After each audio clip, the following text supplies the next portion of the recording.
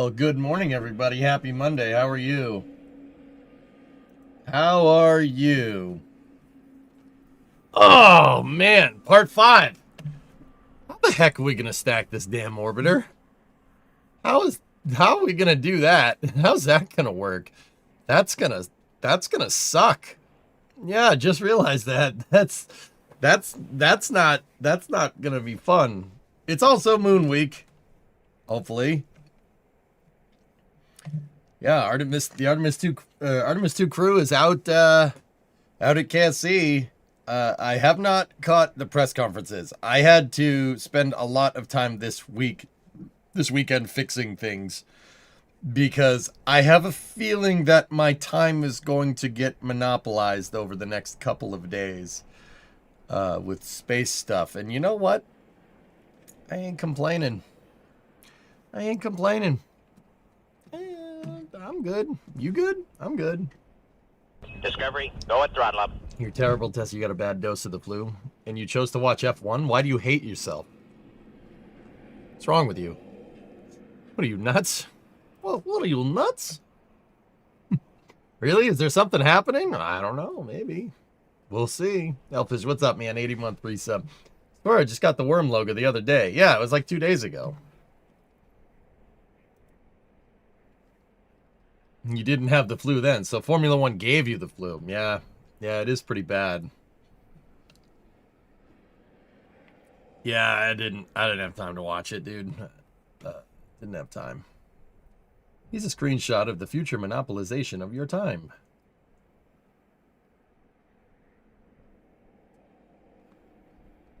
Oh my goodness. Dude, we're gonna be busy. Holy crap. The L-3 presser didn't have anything new. Didn't they talk to the crew yesterday? They talked to the crew in quarantine yesterday. 80% go for weather on Wednesday. Will you be doing anything for NSF or A2? Yes. I do believe I'm in the countdown to launch stream, but I will get back to you on that. So, yeah, I did nothing. Discovery, go at throttle up. I did nothing but get chores done around the house, and, yeah. Did nothing but get chores done around the house. I did take the 97 and the 59 and the Mustang out of hibernation, though. That's good. I got the cars all running. They all run. They run fine. I restaked the tent for the 59. I summarized, I guess. Not summarized. The snowblowers, I drained them all of fuel and put stable in it. And then ran them till nothing was in there. And I still put stable in because I'm paranoid. And put them away. Hopefully, I do not need them again. You have no idea how excited you are for a fully stacked shuttle. Yes. Yeah, but the Bierman crash was not good. Only a matter of time. Yeah, there's, yeah, Formula One's a steaming pile of trash, Tessa. Bierman's crash should be a wake-up call. But Formula One doesn't care. As long as there's good racing on the track. They're trying to make Formula One NASCAR, which just... it's very interesting, dude, because... you asked me 5 years ago, I would have told you I want action on the track. I want more action on the track. No.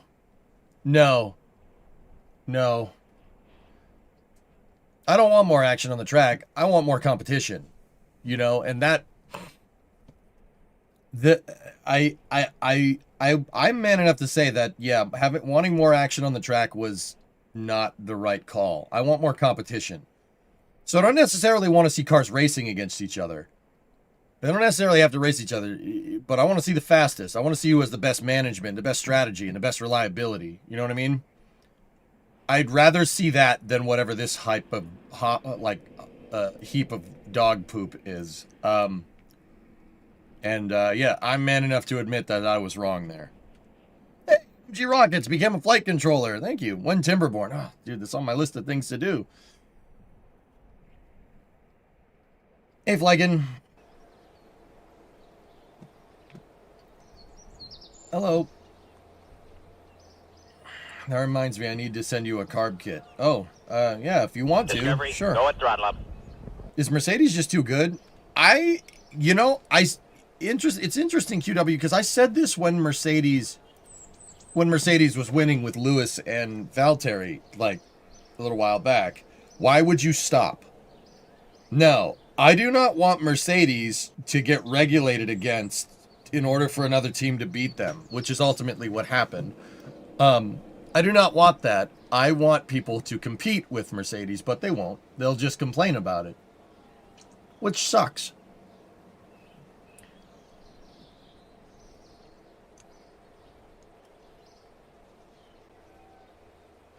Oh, nice, Bob. Yeah, there you go. Hey, 6265, 70-month resub. Thank you. And then Dr. Death had a 61-monther in there, too. Thank you very much, guys. So, yeah, that's kind of where I'm at with F1. Like, you know, you go back 5-10 years ago, you asked me on stream, I would have said I want more action on the track. No. No. No. I would rather have 90s F1 where everybody's going fast, balls to the wall, and it's not necessarily about the action on the track, but who can drive the car and the track the best over the course of the race. I would rather have that. I've seen the alternative here, and this sucks. It's terrible. It's a garbage product, and I'm not going to support it. Yeah. And for what it's worth, I like Formula One, but I'm not supporting this. I'm not watching the race. I'm literally going to do anything else with my Sunday, like make sure the tent doesn't blow over. I restaked the tent. I passivated out my snow blowers. I got my lawnmower running. I started cleaning up my yard because there's sticks and branches still everywhere.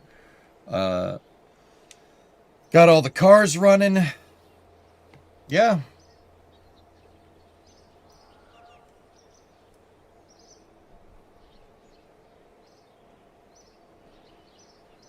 I've been saying it's garbage for about 5 years now. Yeah, Jim, it got worse. It's pretty bad, dude. I don't know. Whatever. Yeah, Rarest. I want cars screaming at top of their lungs performance, and I want competition. I don't want action on the track. That's what I thought I wanted, but that's not true. Yeah, that's not it, man. Yeah, I want competition. I want it to be competitive. Competitive regulations in this particular case means making the rules a lot simpler, but we wouldn't do that.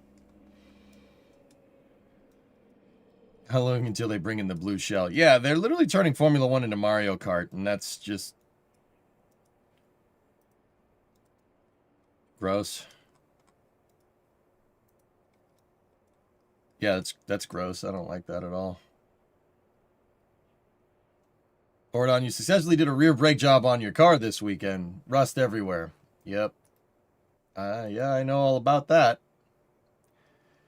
We ever had a 40, 60 mile an hour closing speed. Yeah, I know. It sucks. I don't know what else you want me to say. It's poo-poo.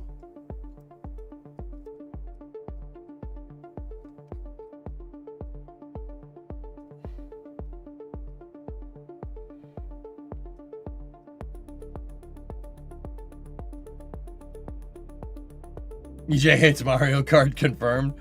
All right, anyway. I don't want to talk about Formula One. It's going to put me in a bad mood. Let's talk about this.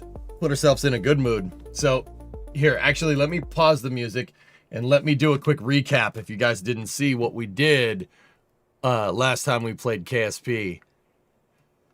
So, we ended up doing an all-up test here with part 5, and here, let me bring this up here.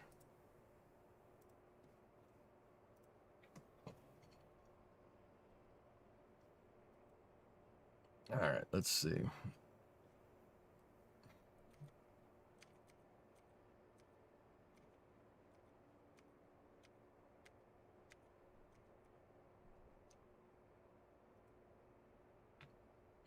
All right, here. I'm going to get over here. We're going to get double EJ. What does it mean? Not that they were making that much of a difference. All right. Actually, it's kind of triple EJ. 10, 9, Actually, that was my replay of the test. Hold on. We don't want to replay. And replay sends all the following shots to the same location. Singular EJ. There we go. Or double EJ, triple EJ. 7. Go for main engine start. All right, so watch. 5, 4, 3, 2, 1.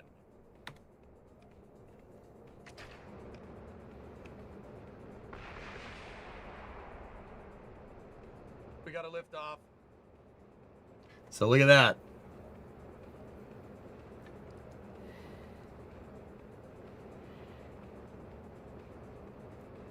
That's not bad, right?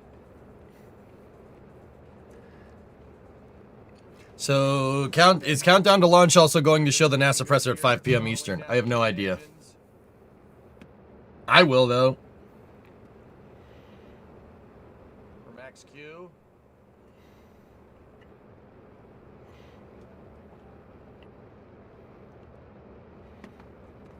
So guys, this thing was working. It worked pretty good. It worked for the most part well. We made it all the way into orbit. However, this something about the Kerbal, the way that Kerbal does struts is not happy here. Yeah. But it is working, and it's working really well. Vehicle supersonic. And we got all the way...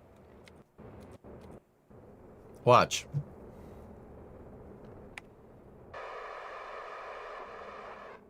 That wasn't the best separation, but it worked. We got a good separation. 103 converge. 103 converge. Yeah. Aiming for a precise target in space for main engine cutoff. Yes. Very nice. So I launched with a kind of uncrewed version of the shuttle, like kind of a Shuttle C prototype thingamajigger, just because I didn't want to launch with an orbiter. Yeah, there you go. Shuttle C cannon to space, that's right. But it made it. It made it all the way. The separation sequence looked good, and we separated off of the pad correctly.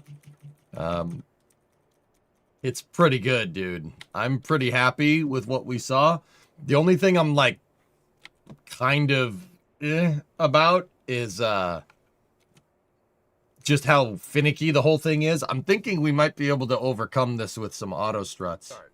6, 5, 4, 3, 2, 1.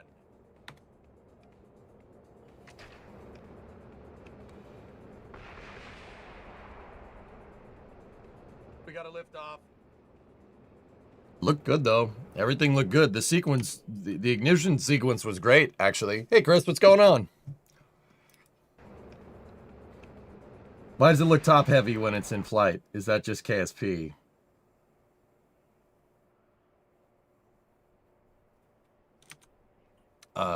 It's the balance is all thrown off because I don't have a full orbiter here. 4, 3, 2, 1.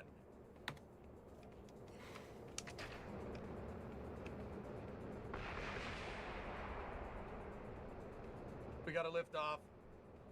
Yeah, baby.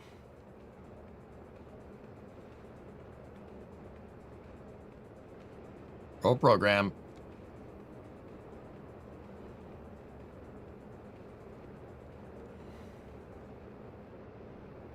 Okay. Everything's looking good here. Throttling down the main engines.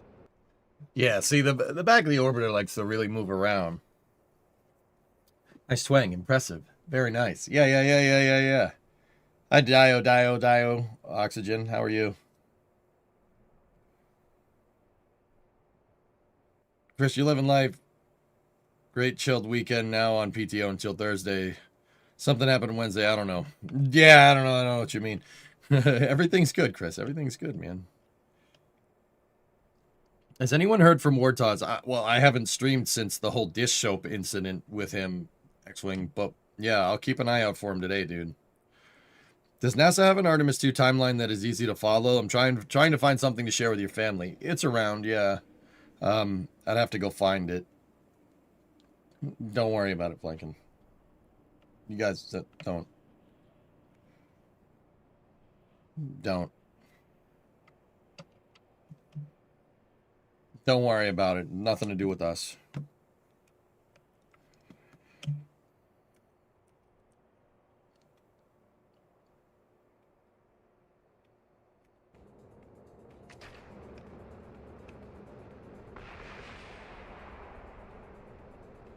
We got to lift off. Yeah. You can hear how nervous I actually am. We gotta lift off. Oh, I'm like, please stay together. Please don't explode on me. But yeah. Impressed the amount of control you have over that ungainly thing. I'd have lost it during the roll. I was very, very careful with it, Terminator. I was flying with the joystick. Because the last couple of test flights I flew with the keyboard and I was moving the SRB gimbals around, and that's what caused it to come apart. So Shuttle C is nice and crewless, but why wingless? More mass for payload.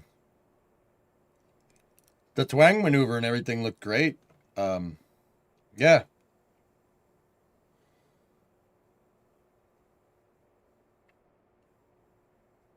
Yeah, everything looked real good. Everything looked very nice.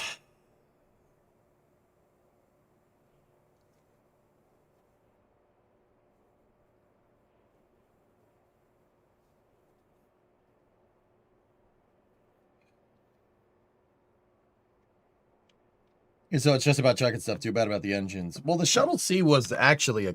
Here, I'll show you. Shuttle C was actually a concept. They never did it. And now I can kind of see why. Oh.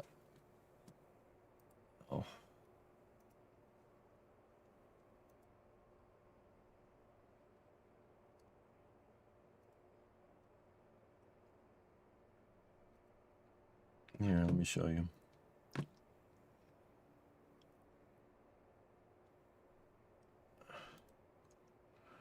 Yeah, they ended up never doing it. What was the reason? I think they said it was probably too expensive to yeet RS-25s if I had to guess, but yeah, that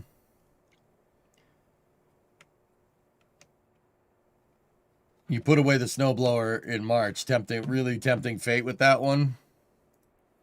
I think I should be okay.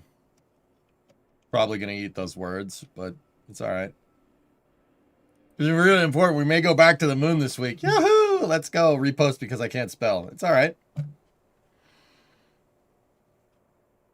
X-Wing, you and Mrs. X-Wing saw Project Hail Mary last night. Let's just say you were right. I told you it's a good movie. I told you, hype aside, it's a great flick. No spoilers. Nobody. Don't say anything. Don't say nothing.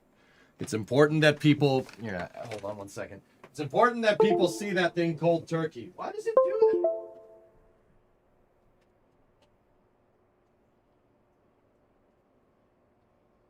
Why does it do that, man? Whatever.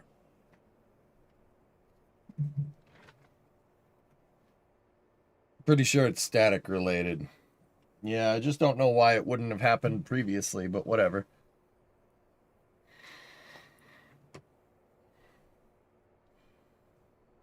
It's all good. Humidity change? I don't know, man. I don't know. But, I, for one, welcome our new Windows USB Disconnect sound co-host. Dude, it's so annoying. I have the system sound shut completely off, and I get it, people. You can rebind it. I don't want it rebound. I want it shut off. And somebody's going to say, oh, just bind it to nothing. It's like, I shouldn't have to do that much work just to get the thing to work correctly. How about it just works correctly? No, can't do that.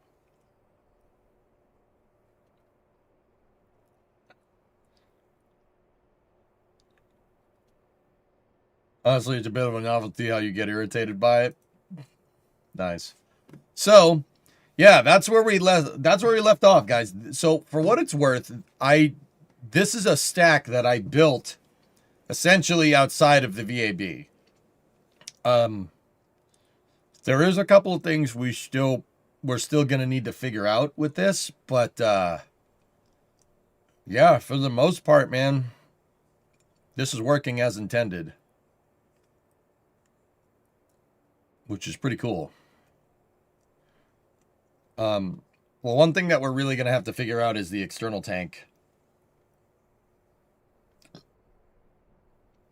The external tank docking port. We got to make sure that all works right, but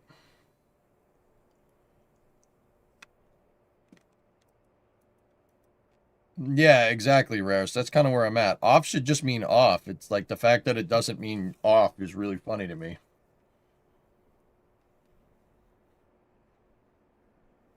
And before, just switch to Linux. Yeah, I know. People suggest that unironically sometimes. I think you should switch to Linux. I did. Yep. Anyway. So that's where we're at.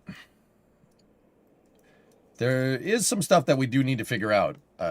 But I'm not going to say it might be high time to build the crane for this thing, but it might be high time to build the damn crane for it. How you feeling about Wednesday? So for Artemis, I'm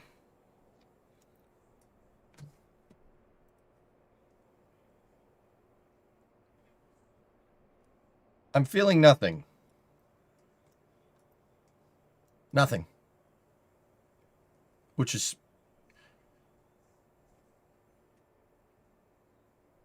I know that sounds weird, but that's not exactly what I mean.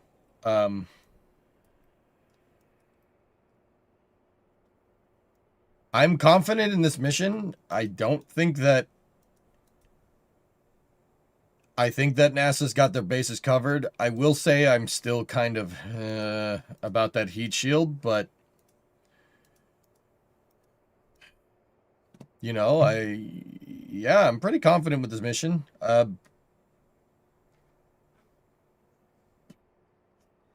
They better get it right. Let me put it that way. But I think it's more important to understand that, like, guys, Apollo, people don't... I've studied a lot of historical context for the Apollo program, and people, I'm not going to say that people didn't care until Apollo 8, but like after Apollo 7 is really where people started to get invested in it. And I think that post-flight is really where it will start to pick up. Yeah, post-flight is really where it's going to start to pick up. These types of missions, and keep in mind, from a primary account, for me, just me, I have the shuttle missions as reference, and every single shuttle mission was a treat. Every single one of them felt like this. Like this. Pretty good. Right? Pretty good. And you don't really understand the gravity of these missions until retrospect. And I spent a lot of the weekend kind of thinking about this, Chris. I'll be excited when they're home. When Jeremy Reed, Christina, and Victor are back on terra firma. That's when I'll be happy. Wait, why are they going to the moon again? Or are they doing a moon base? Well, this is a shakedown cruise, Cope, for their capsule.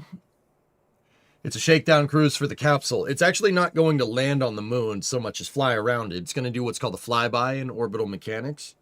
Apollo did a very similar thing, only because the spaceflight architecture was a little different. They actually circularized and captured the moon and stayed in orbit for 3 orbits and then came home. This one is just going to go around and come back. It, like I said, it's a shakedown flight.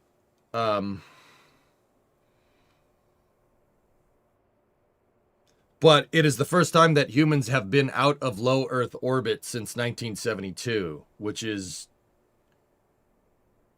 really good news and also a travesty at the same time. So yeah, like I wouldn't say excited, but I'm not like bored by any means, Chris. I really think that this is one of those missions that history is going to judge. And the profound impacts of this, one way or the other, are going to only really be known after the mission.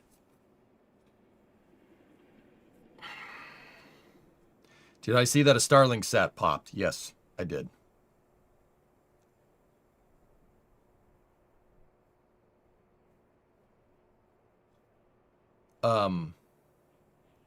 Yeah, so am I excited? No. I mean a little, but I'm not like, these types of missions, yeah.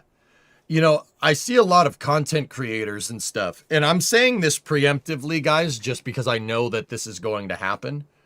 I see a lot of content creators posting about how it's an absolute travesty that the public doesn't know about this, etc., etc. When the mission's done, they will. When the mission's done, they will, because that's how it was during Apollo. Keep in mind, I only have secondary sources because I was not alive then. I talked to my folks about it. My parents were both interested in the space program. And I asked, like, it really seems like the public really didn't care until, like, at least Apollo 7. I mean, there was the Gemini missions, which were great, right? But Apollo 7 and Apollo 8 in the late 1960s are really what kicked the whole thing off. Belfed, the majority of public are stupid. Yeah, I don't think it's necessarily healthy to be cynical like that. I think people will understand what's going on. I just think that they'll understand after. And yeah, I'm not excited. I'm not really nervous. I'm just like, okay, let's lock in. Let's do this. Let's do it, man. Let's do it. Let's get it done. Let's show the world that we can do this. I think that's kind of where I'm at. Just, I'm kind of calm and collected, and I'll be happy when they're back down on Earth after they launch, Yeah. Yeah. Yeah, game face. Exactly. I'm in game face mode, so I'm not really thinking about that. Like, not that I have any bearing on whether this mission is going to do well or not. Certainly have my trepidations about the heat shield. This is the first time they're going to be testing the heat shield with people on board, and they did do an uncrewed test of it in 2022, and it didn't work. So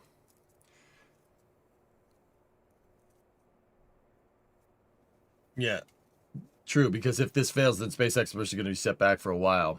That's why I have my game face on, man.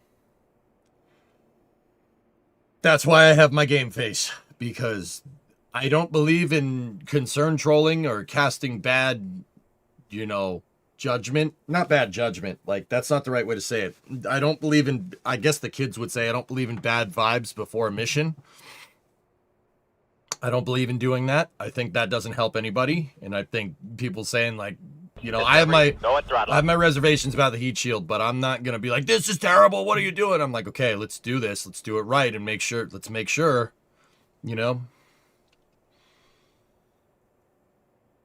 I don't believe in bad vibes during a launch, especially when people are on board. Don't do that. Yeah, Victor, when they splash down, is when I'm gonna break out the cigars and freaking champagne,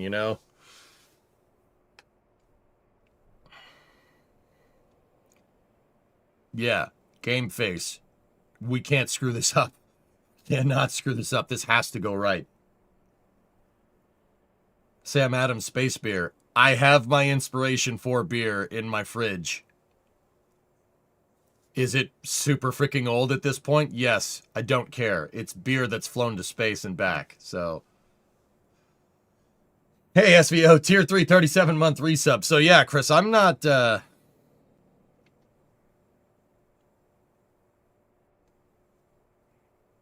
Artemis 3 Reddit has a redesigned heat shield. to prevent the charring and the spalling. So yeah, I don't think it's a big deal. Hippie Joe, you were 10 years old when Neil Armstrong walked the moon. I was watching carefully during Apollo 7 and 8. Yep. Mm-hmm. Chris, I've started playing Kerbal on Xbox. I keep having issues with separation before launch on KSP. All right, so why are you looking for me for help? You already have identified the problem, Chris. Now fix it. The vehicle's doing something you don't want it to do, so fix it. That's the whole point of this game. Use your brain and figure it out. You'll be cracking an elderflower soda. Good, 3LRD. Yeah, good stuff, man. I'm really excited. Artemis 4 and 5. A2 and A4 are cool, but landing on the moon is going to be... A2 and A3 are cool, but landing on the moon is going to be a cool day. Yes, yeah. Well, I mean, Trey, it's going to be nothing but game face here on out.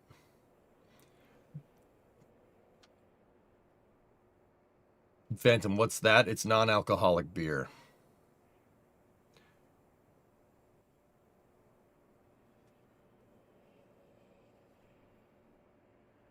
I get, man. I think this is because of my first real human launch to the moon. I wasn't a twinkle in my dad's eye, so I'm a bit excited. Yeah.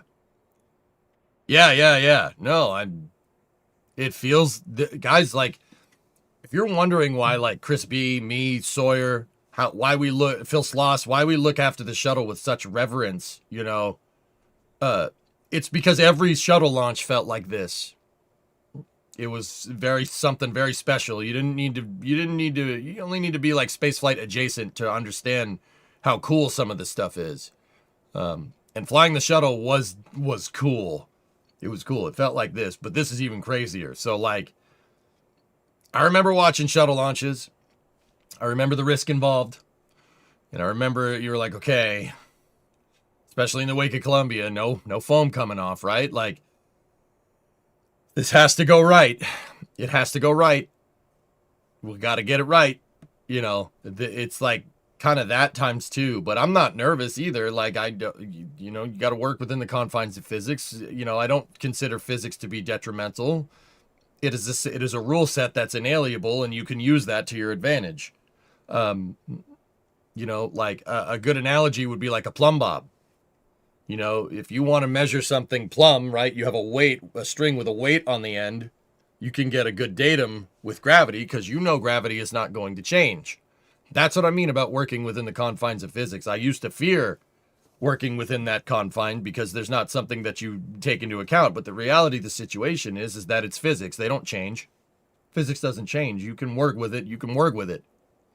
And you can use those rules like a plumb bob. You can use those rules to your advantage. So, yeah. Am I going to go to the launch farm? I'm going to stay local, and I hate that I'm going to stay local, but I'm going to stay local.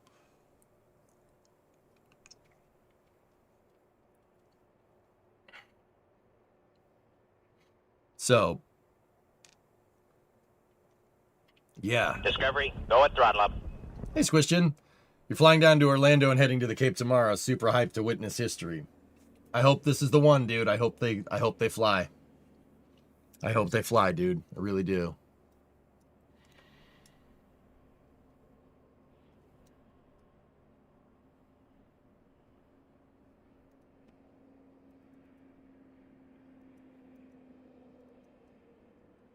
Hope they fly safe. Yeah, Blark. I'm, like I said, I have my trepidations about it, but I will tell you this, you know, and once again, this is the foresight that I can be absolutely sure of. No matter how this mission goes,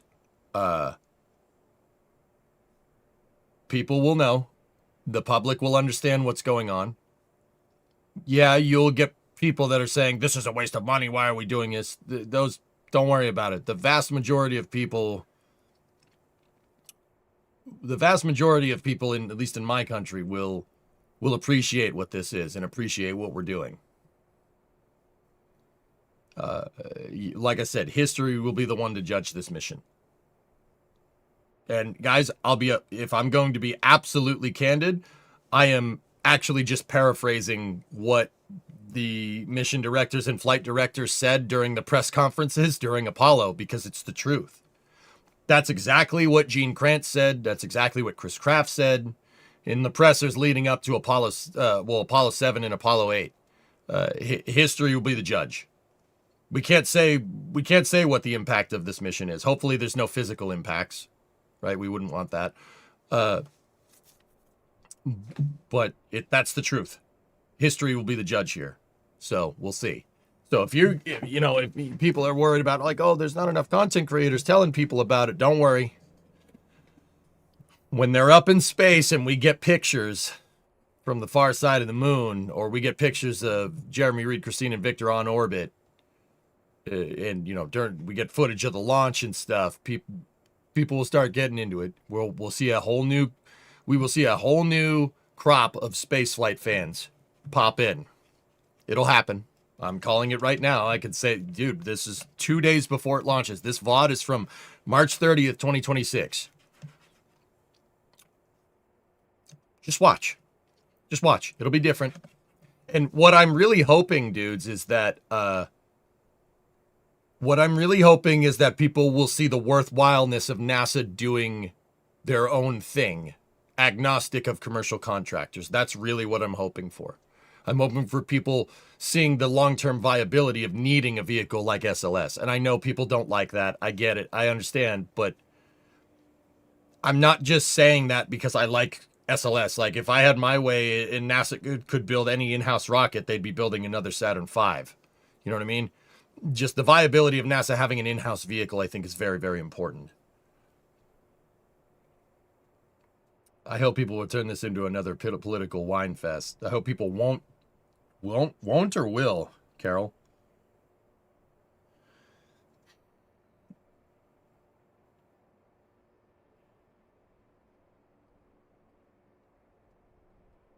You gotta understand that that will undoubtedly happen. People will turn this into some type of political hackery because they always do in this day and age. But understand that people that wouldn't like spaceflight are probably going to end up whining about Artemis 2, saying it's too expensive, blah, blah, blah, blah, blah, blah, blah, blah. That's still press. Good. You're talking about the space program. You can say whatever you want, but these people are going to, it will inevitably happen. People are going to be like, no, this is stupid. And the press will give those people a microphone. It will happen. And guess what, dude? This is space. I'm in space. That's just more people. That's just more people that are going to end up being exposed to the space program one way or the other. Any press is good press in this day and age. I hate saying that, and I really wish it wasn't that way, but that's the truth. Hey, Older Buffalo, give this up to Josh Casey. There you go. This is space. I'm in space. Oh, Carol, don't worry about it. I understood what you said. Yeah, remember... Hey, Nova gifted a sub to Orion and gifted a sub to Carol. This is space. I'm in space. Guess what? If these people start whining about it, the space program is going to live rent free in their heads, and that's all they're going to talk about for the next 3 months. That's good. That's good for us. Once again, I'm saying this on March 30th, 2026, before this mission even happens. I will tell you that this is how this is going to go down.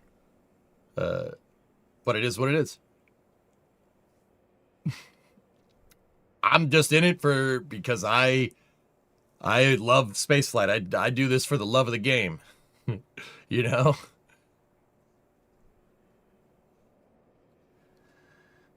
Is Orange Man going down there? I don't know, Cryolox, but see, here's the thing. I remain kind of indifferent to the president on stream because it's not my place to tell you whether you should or shouldn't like that guy. You should form your own opinions. I will tell you this, same deal, same thing. I'm being purely pragmatic here. If he shows up, that's more eyes on the space program, baby.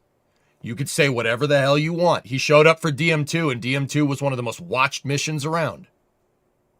You can hate him. That's cool. Not going to judge. I think it is important for me to not give my opinions about him or not. I try to stay professional here. As best as professional as I possibly can. Everyone knows. Sorry. But him showing up, that's more eyes on the space program. That's more eyes on the space program. That's more people getting involved with the space program. That's more people being exposed to the space program and showing how it's worthwhile. It's not a bad thing, man. I'd say that about any president going there. That was a pretty good impression. Thank you very much. I practice a lot looking at myself in the mirror all day. Everyone knows.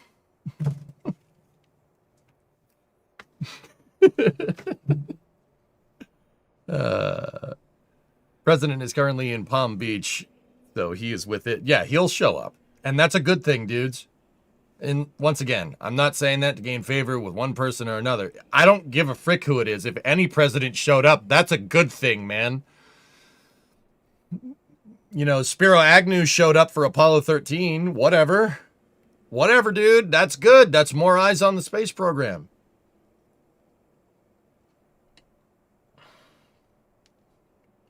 You need to do those inhales. He does. I don't pay it too much mind, Pigzig. I just like doing impressions. Presidential support for the space program is good. Yes. Yes, that's good. You kind of want your head of state interested. Duh. That's the point that I'm trying to get at, Dons. Yep. Spiro who? Spiro Agnew. He was an advisor to Richard Nixon. Like a big time advisor to Richard Nixon. I forget his job title. I'm sorry. I'm not going to lie to you. I do. I don't remember. I wasn't there. It's just history. He was the vice president. Yeah, that's what I thought.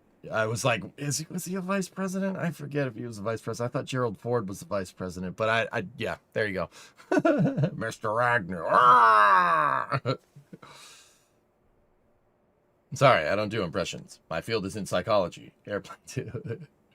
Ford was VP after Spiro Agnew. Yeah, that's right. I wasn't sure and I didn't want to guess because getting that wrong would have been kind of deflated the sales of what I'm trying to say. You know what I mean? Was that you, Zoidberg? Oh, yes. Young lady, bring me the sandwich from the dumpster. And leave the maggots on it. All right, so we made our little Shuttle C rip-off thingamajigger, and we proved the concept here. Basically, guys, in part 5, we showed that this can be done. It can be done. It's a little bit of a complicated thing, but it can be done. Tranquility Base here. The Eagle has landed. Tonight on Top Gear, EJ points at SLS. Geek Nation wears a hat. And Ernick delivers some corn.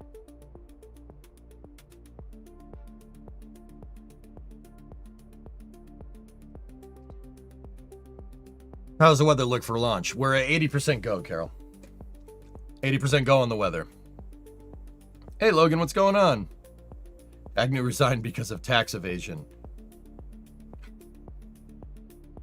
That's right, he did. I'm sorry, that's kind of funny, dude. There's irony in that statement somewhere. That's kind of funny, actually. No taxes on the moon, let's go! Oh, dear.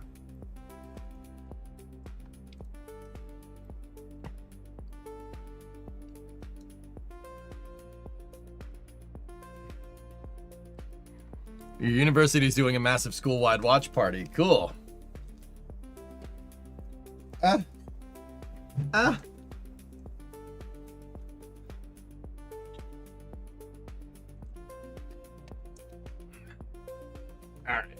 Let's get to this. I'm not. So the big task today is that we proved out that we could make this work.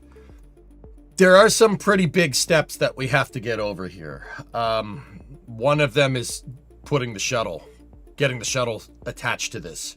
That is going to be not an easy thing to do. Did you see the CAS space footage of their Falcon Heavy like rocket launching? Yeah. Yeah, that's neat. What are we doing? Troy, you are making it very, very difficult to stay professional here. We're putting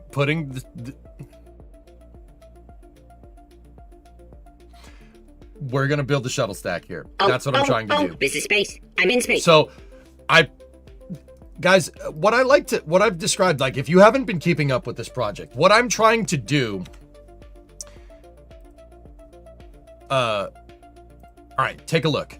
So, just a brief synopsis, brief history lesson that I will probably end up talking way too much about because I love this. I think it's super cool. Okay, the space shuttle program. Everybody knew the shuttle. First flew on 1981. First flew April 12th, 1981. Last flight was July 8th, 2011. Flew for about 30 years. Great program. Only launched from 39A and 39B. It gave us some ridiculously awesome photos like this, like this.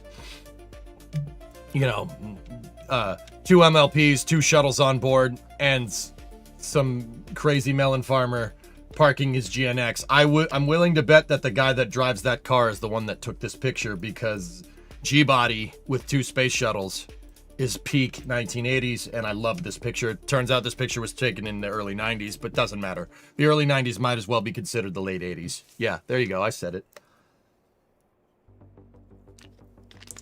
Your stream is like 3 minutes behind. Sorry. Oh, no, Troy, don't worry about it. I was just making a joke, dude. All good. I'm telling you what we're doing.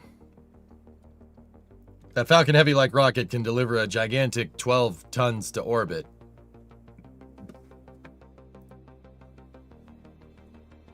That's nice. Very impressive. So, not a lot of people know that there was another shuttle launch pad. But there is another. There was another shuttle launch pad that the Air Force made at Vandenberg Air Force. Well, at the time it was Vandenberg Air Force Base. Now it's Vandenberg Space Force Base. There was another shuttle pad. And it did end up having a shuttle on it, just not a real shuttle. Now, in the 1980s, the space shuttle was seen in the early 80s, in the late 70s, early 80s, it was seen as the end-all be-all. This thing was going to replace expendable launch vehicles. Titan, we don't need no Titan. We don't need no Atlas. We don't need none of that. The white tank looks best, yeah. Hey, make 130-month resub. Quitos. Eve aumenta. Terve. So,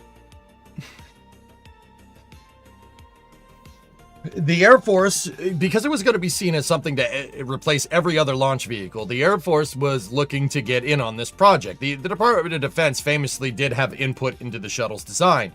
That's why the shuttle's payload bay ended up being 15 by 45 feet, conveniently just the size of a spy satellite and its payload dispenser. I'm sure there's no coincidence there. I'm sure there's no coincidence that the Hubble Space Telescope just magically fits inside of the shuttle payload bay. We won't read too much into that, but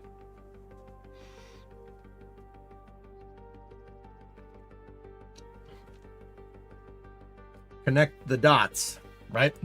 So, I want to build a shuttle launch pad in Kerbal. That's what I want to do. I want to make one. But as cool as this is, this might be a little bit out of the scope of KSP.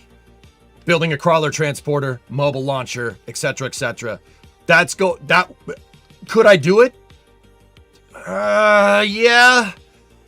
We could probably figure it out. Yeah. That would be an ungodly amount of parts. But could I make that? Yeah. Well, especially now that I've proven out that you can put this stack together and get it to work relatively nicely. Now, hear me out. Double shuttle launch would have gone so hard. Phantom, I got just the picture for you. It's one of my all-time favorite pictures from the space shuttle program. It's called the STS-400 photo. It is one of the hardest pictures from the shuttle program by a long shot. Look at this. Let me get it teed up. Check that picture out here. Let me go to the other side so you can see it. Look at that picture, man. This is the future that I wanted to be a part of, man. This is great. The STS-400 contingency was basically for very dangerous shuttle flights. Have another shuttle stack ready to go just in case. Have another shuttle ready to go just in case. You never know. Better to be safe than sorry. Honestly, that's something they should have done from the beginning of the program. Just my 2 cents, but whatever. Do we know which orbiter those are? Atlantis and Endeavor. I'm pretty sure it's Atlantis and Endeavor. Yeah, it says it right there. Atlantis and Endeavor. So this is for the Hubble servicing mission, STS-125. This shuttle stack would end up doing a ISS assembly mission. Yeah, and a rainbow. There's a rainbow in this picture, yeah. So, yeah, double shuttles. So, here's the thing. Could I do that? Yes, I could probably get this done. The thing is that it would be so many freaking parts, it probably wouldn't be worth the time. I want to be able to rapidly reuse my shuttle because that was the point of the shuttle program, rapid reuse, as best as you can, right? Now, I don't have to worry about industrial supply chains. I can just conjure another external tank out of midair and SRBs. But the real goal of this project, and Troy, I'm telling you this because you asked, the real goal of this project is to reuse my orbiters. That's where the shuttle really was supposed to thrive. Reusing the vehicle, the orbiting vehicle, the OV. So, you know, Columbia, Challenger, Discovery, Atlantis, and Endeavor. That was the whole idea. Reuse those. And the SRBs too, if you can. Right? So, what I'm trying to build... Where's the picture? Ah, there it is. What I'm trying to build is this. The Air Force's shuttle launch system.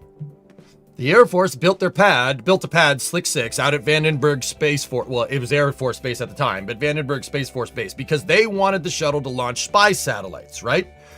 Now, Vandenberg Space Force Base, I don't know if you guys know, it didn't have a Complex 39. So the shuttle out at the Cape, it reused the Saturn V's architecture. It reused the Saturn V launch pads. I just showed you pictures of them on the old Saturn V launch pads. There you go, right? But at Vandenberg, they didn't have anything like that. So Vandenberg was the only ground-up shuttle pad that was built specifically for the space shuttle. It was built for the shuttle and nothing else. It was a purpose-built shuttle pad rather than being retrofitted Apollo hardware. And what they built was very, very, very, very, very good pad. It basically got around a lot of the bottlenecks of the shuttle program. Shuttle program utilized the mobile launchers. The mobile launchers, as we know from Artemis 2, they take a second to get out to the pad, right? And then you had, out at the pads, they had the rotating service structures here to load out payloads on the pad, etc., etc. See this whole structure right here? This whole structure moves on a kingpin. The kingpin is right here, and that whole thing rotates around, and this piece hugs the shuttle's payload base so they can install payloads. It is a little bit of a contrived system, right? Vandenberg is supposed to overcome that. That's what the whole idea was, to overcome the bottlenecks so you could actually rapidly reuse the vehicle. So Vandenberg, instead of making the shuttles roll to the pad, they made the assembly buildings roll to the pad. That's something you can get away with. They couldn't do that in Florida for, well, the biggest reason is because it's from the Apollo era. They wanted to reuse the VAB because why wouldn't you, right? So they had to build pad integration facilities on the launch pads, right? You had to build all this stuff out. And fun fact, they made the fixed service structures out of retrofitted Saturn V architecture. This tower right here, fun fact, that tower is still there. That's what SpaceX was using to load crew into Falcon 9. This is a Falcon 9 launch pad. And SLS is, the 39B over there is an SLS launch pad. Artemis 2, the Artemis 2 stack is sitting right where that shuttle is, in the exact same spot, for what it's worth. Fun fact, the SLS is up here somewhere. The top of the SLS is up there. So, a little bit of a comparison between shuttle and SLS stacks. Right. So, actually, another fun fact, the kingpin structure is still there at 39A. It's still there. They just got rid of the rest of the rotating service structure, but the fixed service structure and the kingpin still there. SpaceX never got rid of it. There's no need to get rid of it.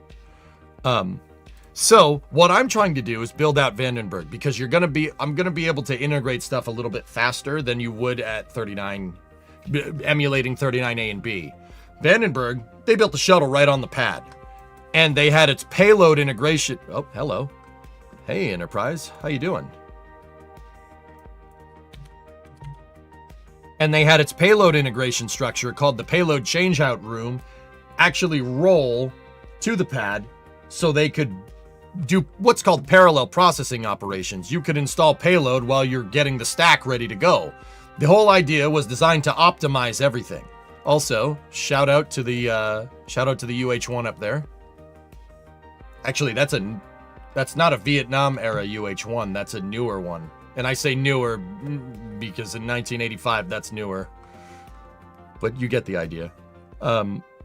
So the Air Force built out a whole shuttle launch complex on the West Coast to the tune of $2 billion in 1985 money. And it was a great pad, really, really good, really could work with very consolidated shuttle integration. There's the pad right now. That's an old picture of it, right? The payloads were manufactured and built right on site, and they could roll it right to the pad. Shuttle stack got built right on the pad. Integration buildings could move back and forth, right? It's a purpose-built shuttle launch facility. And the Air Force built it out. They built it out. They did fit checks, which is just a picture. I'll take pictures that go hard for 500, Alex. Alex is still alive in my mind. Be quiet. Yes, I watch Jeopardy. Does that surprise you? Shouldn't.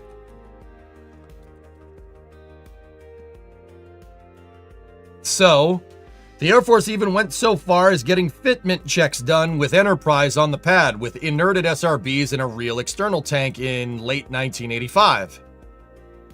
They were doing pad deluge tests, and if you've been following Starship, you know good and well that pad deluge tests are pretty much your pad's good to go when you're testing the water systems on it.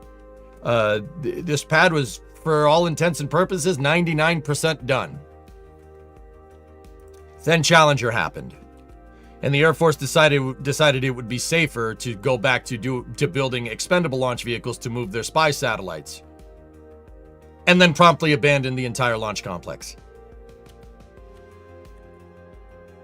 The brand new, 99% of the way completed launch complex.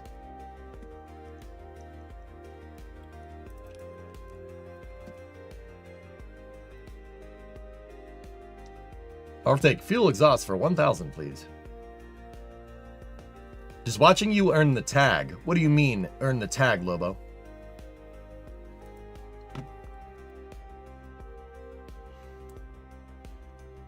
Yes, they built a fully functioning 100% operable shuttle launch pad and then abandoned it because it was quote-unquote too dangerous. Which is, dumb. Yeah. That doesn't strike you as dumb? We're family. We're going to be doing a lot of dumb stuff together. Wait until Christmas.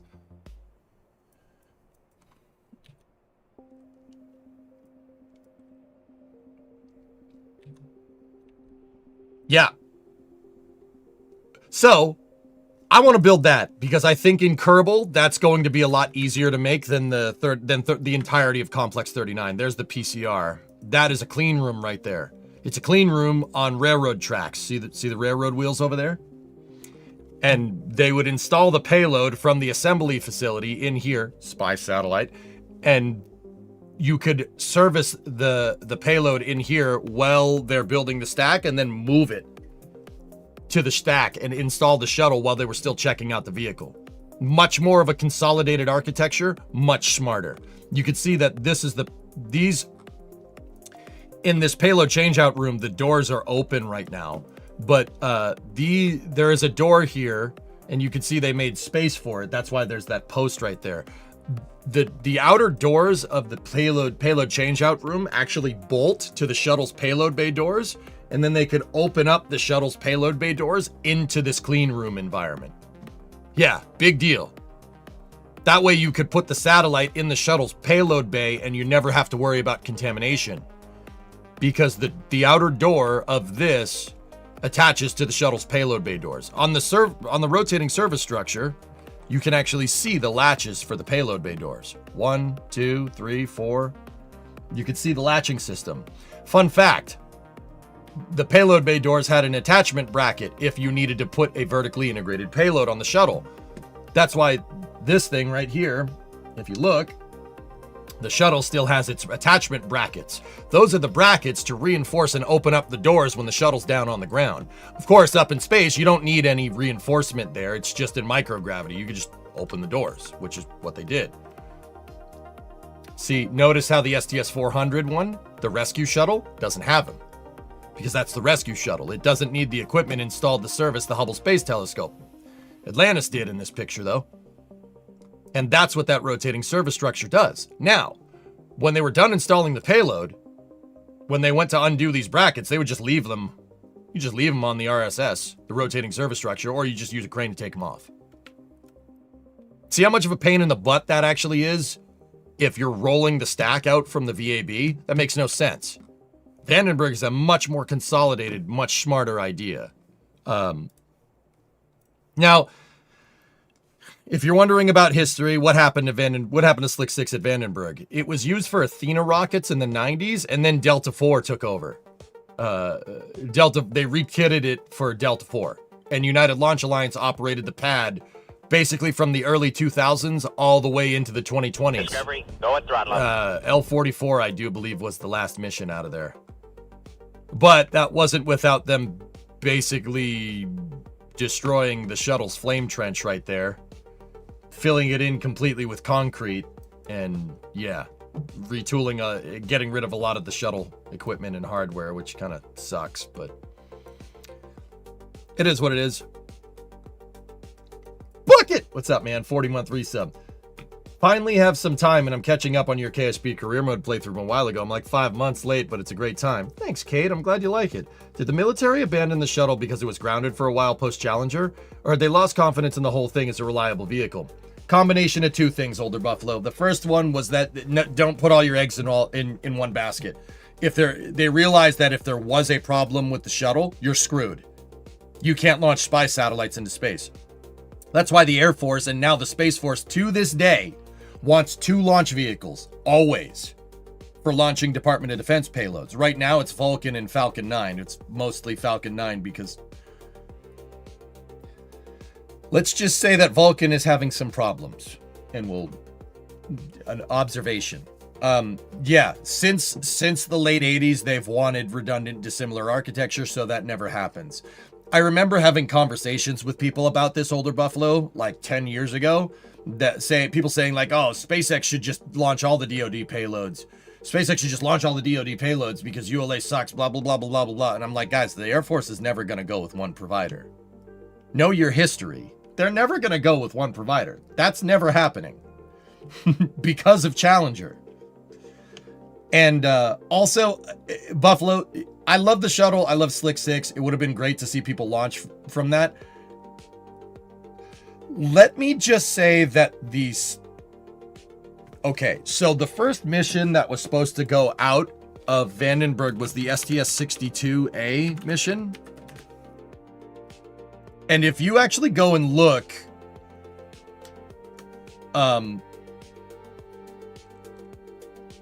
If you go and look what that mission was actually about, so look at the planned orbital parameters for this mission. 312 by 320, inclination 4845. Period, 90 minutes. So that's low Earth orbit, 48.45 degree inclination. Actually, that's not too bad, but what they were basically going to do is deploy a satellite. They were going to do it once around. So, actually, 4845. I thought this was supposed to be a polar orbit once around. Anyway, so what its trajectory would have looked like is actually something similar to what we see Falcon 9s do. It would have gone like this, right? And if you're targeting a 48.45 degree orbit, shuttle would have done this. Actually, very similar to what Falcon 9s would do. Yeah, and then if you notice, right, see the way that, just keep in mind, Buffalo, see the way that thing goes over Baja California Sur right here. So southern Baja California, right? If you look, see the way that line is going? That is about the inclination, or the azimuth on the compass that you need to get to a 48 degrees inclined. Yeah, that's close enough. Look at Vandenberg's runway. Look at the heading on the runway. Part of the reason why the Air Force mandated the shuttle to have gigantic freaking wings on it is so it could come back. They were going to do a once around mission. So this mission is going to be 90 minutes. Now, I'm not saying that can't be done, right? I'm not saying it can't be done. It can be done, right? That is an extremely ballsy mission to do with the space shuttle on its first try. So they would have gone up, got into space, opened the payload bay doors, deployed the payload, closed the payload bay doors, gone through re-entry after one orbit, and came back down and landed. That is that's a lot of shuttle operations to do in 90 minutes. Let me put it to you like that. That's a lot to do in 90 minutes. To the point where, and this is what I mean. This is the other reason why I think the Air Force pulled out of this, because dude, I love the space shuttle, and I really don't like talking bad about it, because I don't think it's the vehicle's fault if it does something you don't want. It's your fault for making sure it doesn't do something you don't want it to do, i.e. the O-rings with Challenger. That's not the vehicle's problem. All right, that's your problem for not fixing it, right? Like, that's why I think, like, I don't like talking bad about the shuttle hardware, because I don't think the shuttle hardware had anything to do with why the space shuttle didn't achieve its objectives. Space shuttle didn't achieve its objectives because programs being run by morons. Like, now, can I sit here and tell you that I would have made any better decisions than them? I think with hindsight, I probably would have, but at the time, probably not. And I have the balls to say that. I don't think that's out of line. I'm not an aerospace engineer. I'm just a spaceflight historian, if anything, at this point. With all that being said, a once around mission with the space shuttle would kill someone. Yeah, that's asking a little too much of the space shuttle. Now, maybe towards the end of the program, when the shuttle was a little bit of a more mature design, sure. Doing that in 1985 with the state of the shuttle program would have killed someone. I can say that with pretty reasonable confidence. And I love the space shuttle. That would have killed somebody. And I think they knew that. They didn't want to say it, but I think they knew. Like, I think they knew. Yeah, Buffalo, I think that contributed to it. Once around missions, somebody would have died. That's a lot. That is a lot of risk. That's a lot of risk for a once around, especially at 48-45. You would have had to rely on the shuttle, thousands of nautical mile cross range capability from the shuttle here. That is a very, very complicated mission. And if something doesn't go right, you're stuck. You're stuck up there. You boost, and then you're stuck on orbit until you get over Vandenberg again. So, here, let me show you why that's such a big problem, okay? Now, let's go with path here, and let's draw a line. We'll draw that trajectory again. Yeah, the shuttle would have to go south. It would have to go around the Channel Islands, right? Because there's people that live there, right? It would have had to gone down here over Baja California. Something like this, all right? Now, let's follow that trajectory, okay?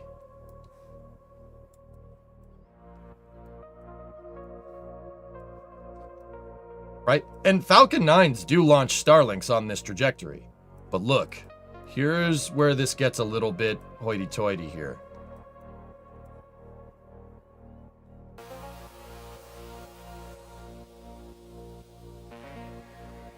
See what I mean? Okay, so The next orbit around, or orbits always precess left, because the Earth has precession. It's a non-uniform sphere, so you're never coming. If you're on the ground and you're sailing in one direction, right? You could sail all the way around, right? Obviously, you just follow the straight line as best as you can. You're more or less going to come back in the same spot. That doesn't work when you're flying in orbit. When you're flying in orbit, the Earth's spinning underneath you, and it wobbles around. And because of this, you're not coming back in the same place. You're coming back shifted probably 1,000 to 2,000 nautical miles out to sea. If something goes wrong here, you got a big problem. There's a big issue here. Now, the shuttle could stay on orbit for a week. If something goes wrong, you just stay up and wait until your orbit precesses back over Vandenberg and then land. Could they have probably turned to land at Pearl Harbor? They could probably land at Hickam. Maybe. I don't know if the runway is long enough. But, yeah, you might have been able to get away with it. You need a 15,000-foot runway to land the space shuttle, or else the brakes will destroy themselves because it's heavy. It's a big thing for the brakes. The brakes are smaller than like a 737, and the thing weighs as much as a 767. It's a big, bulky thing, right? So something goes wrong, you kind of have to wait a little bit, right? And I'll be honest, a 48-degree inclination like this, not too bad. But once again, this is why the shuttle has the big wings, so it could do this. So it could come back to Vandenberg. It could basically, the shuttle can drift through re-entry like this. It can do this. The shuttle's wings are there to compensate for that exact problem. Now, once again, if something goes wrong, you're screwed. You are screwed.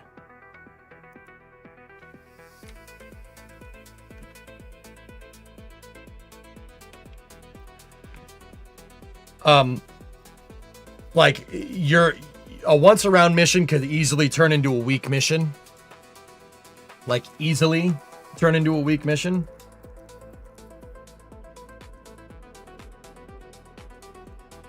Like, this is give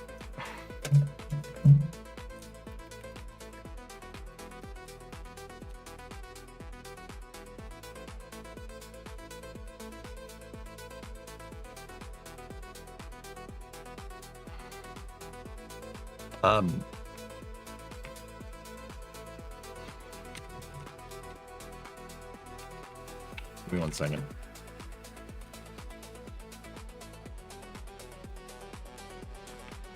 Do you think Starship could do a mission profile like this? Guys, I don't think Starship has the cross-range capability that the Space Shuttle does. I really honestly and truly don't. I don't think it does. Starship is bigger, but the shape is not good for cross-range. I mean, I know people are going to be like, well, it has some cross-range capability. Yeah, I know. Everything that flies through re-entry that's controllable can have some cross-range capability. I don't think it has as much as the Space Shuttle. Space Shuttle was designed to take into account the shift in precession for doing once-around orbits. Its entire shape is denoted by that one stakeholder expectation. That's why the damn thing is so big, and that's why it has those gigantic wings, right? I'm not sure if Starship could take the turn. It probably could, but oh my gosh, there's a Slow's Lab. Ua's Lab raid. Holy crap. That's a big one.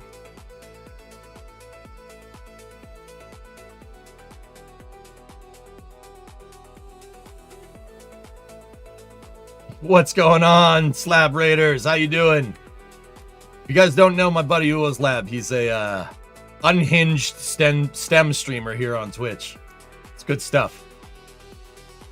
He makes things explode in his lab and poops in a bucket. No, I'm not kidding. Why would I kid about that? Hi, Spaceman. What's up, Candace? How are you? When did he do that? I do believe he did a marathon stream, Corvine. He did a marathon stream a little while back where he stayed entirely in his lab and pooped in a bucket in the corner, which is really funny, actually. Sorry. Discovery, go at That's the throttle. kind of unhinged science I'm looking for, you know? It was the Timu shed. Yeah, exactly. Hey, Nuclear, what's going on? 60-month resub. You got your worm logo. The shed stream was peak. The shedathon. No, I'm not joking. No, that actually happened. Hi, I'm here from the raid. What's up, Steger? So guys, if you don't know me, I'm EJ. I am not as much of an unhinged STEM streamer as Flab is. I play Kerbal and I teach people about space and space flight. Right now, we're trying to build a shuttle launch pad, which I assure you, building a launch pad in Kerbal Space Program where they give you no launch pad parts is... I'm not going to say that's a little bit unhinged, but it's a little bit unhinged for KSP gameplay. But that's what I like doing. I like breaking stuff, just like Slab does. You didn't see the pooping. Well, that's just a shame. What are we paying him for? This is ridiculous. But anyway, Ooze Lab does all kinds of cool backyards. We'll call it backyard science in his lab, guys. And it involves explosions. So I like rockets. If you don't know a lot about rockets, rockets are an explosion that's being channeled out of a funnel and it explodes in one direction. But it is a constant explosion. We like that here. So yeah, I'd like to think that we get along.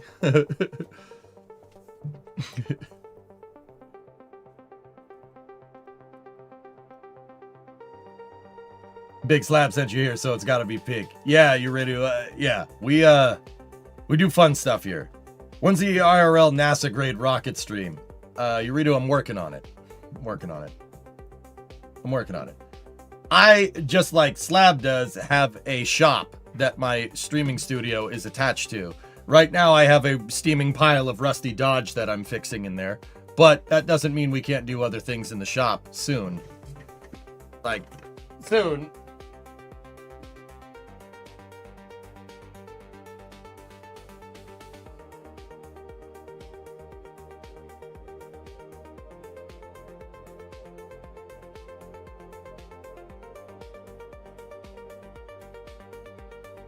So, yeah, we like making things. I don't want to make that explode, but that might happen. I don't know. Yeah, don't worry. Most of this car is in my vacuum cleaner over there. Yeah, because I vacuumed it up off the floor. Because when I went to take the back of the car apart, I don't know if you guys see, most of it is black. Any metal that's painted black here is new metal. That's metal that I've had to replace. So I bet you could put 2 and 2 together how much of that was rusty. I also found a beer can in it because somebody used a beer can and fiberglass short strand to repair it. Here, I'll show you.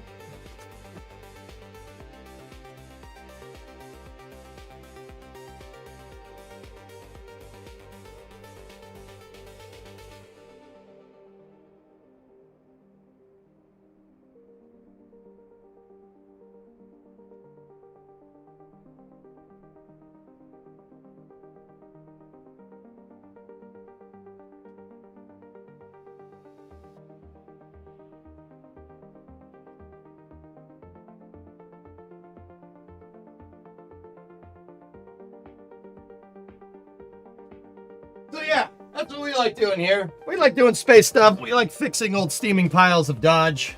I mean Rust. I mean Dodge. Kind of both. Yeah, Core's extra gold because the people that drove this car around were extra classy. High five.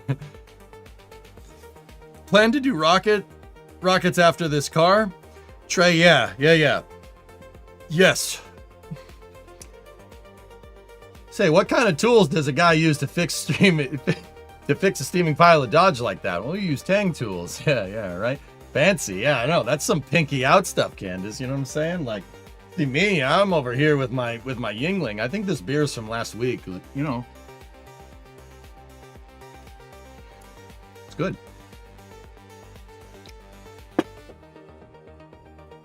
It's beer. It's just old.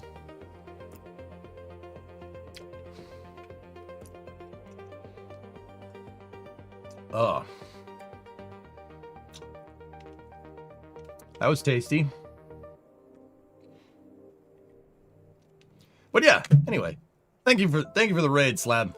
That guy's awesome, guys. Go give him a follow. He's, dude, unhinged backyard STEM stuff on Twitch. It's good stuff. Trust me, I wouldn't steer you wrong. Said the guy that just drank like a week-old beer. It was aged like fine beer, wine.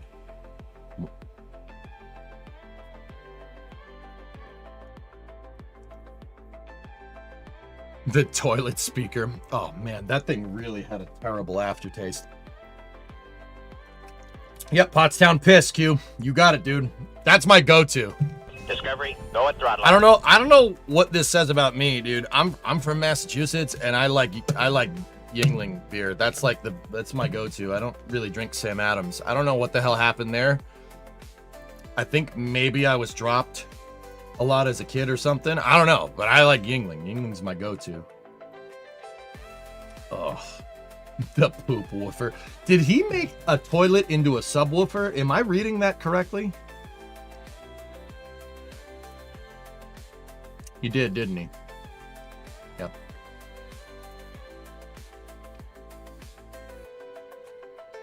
Every day, I like Uo's Lab more and more. That's why the poop bucket is needed. Oh, that makes perfect sense. You also an Eagles fan? No. Didn't get dropped that much, man. I do like the Eagles, though, but they ain't my team. You know who my team is, and yeah, we're probably not friends anymore now. We're probably not friends anymore.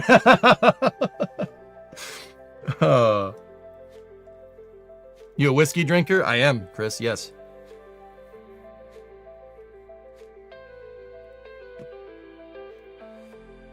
All right. So, I'm working on building a shuttle launch pad in KSP, which, like I said, that is, for Kerbal, that's unhinged. This is an unhinged project. Hey, Urban Venture with the raid. We got double raid. Everybody just raiding up in here today. I normally sit on my subwoofer when I go to the toilet. It's all about the bass.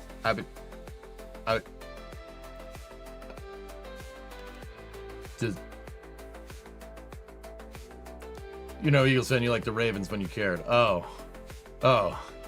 Baltimore fan, yeah. I'm a Patriots fan. I grew up, like, not far from the stadium. Like... Sorry, man. Sorry. We come for bad content. What's up, Urban? Yeah, so we got to build this sucker out. What I really need to do is build a crane. I need to build a crane because, like, okay, so if you, just a little bit of a primer for the US Lab and Urban Raiders. Urban Raiders probably know this a little bit better. But the space shuttle, I'm a big space shuttle fan. I like the space shuttle.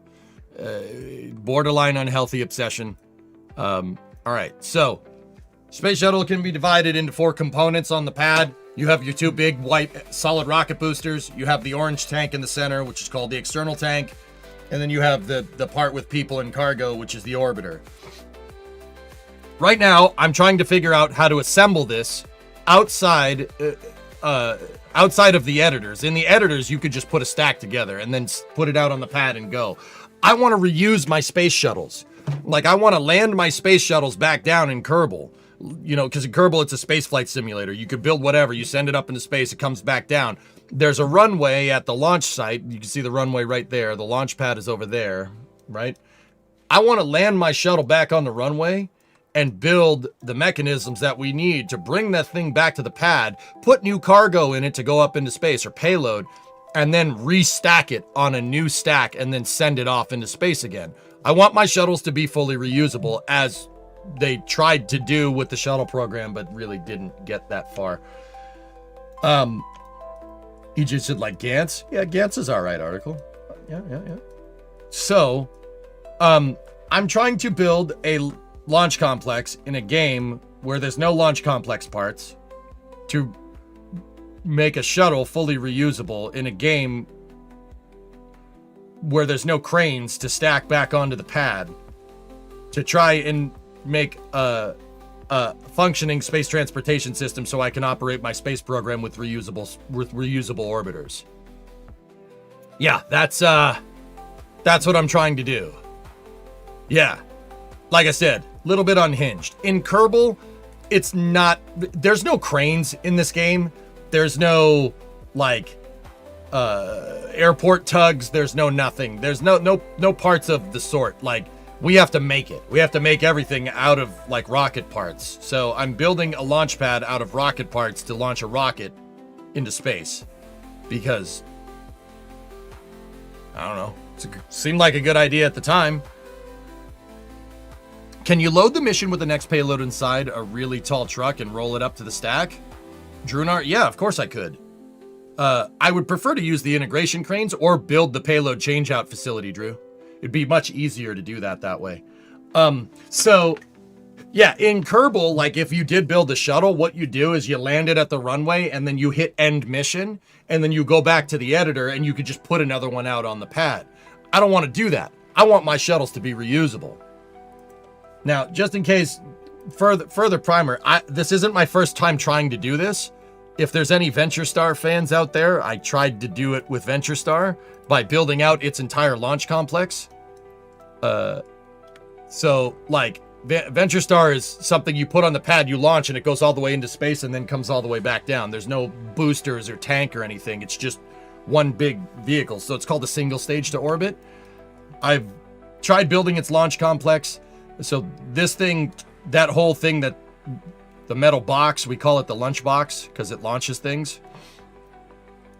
This whole thing turns, right? And then we back the vehicle up, it attaches, and then we turn the whole thing up, right, and launch it. This blew up in my face. We like explosions, just not that kind of explosions. So that design is, you know, it exists.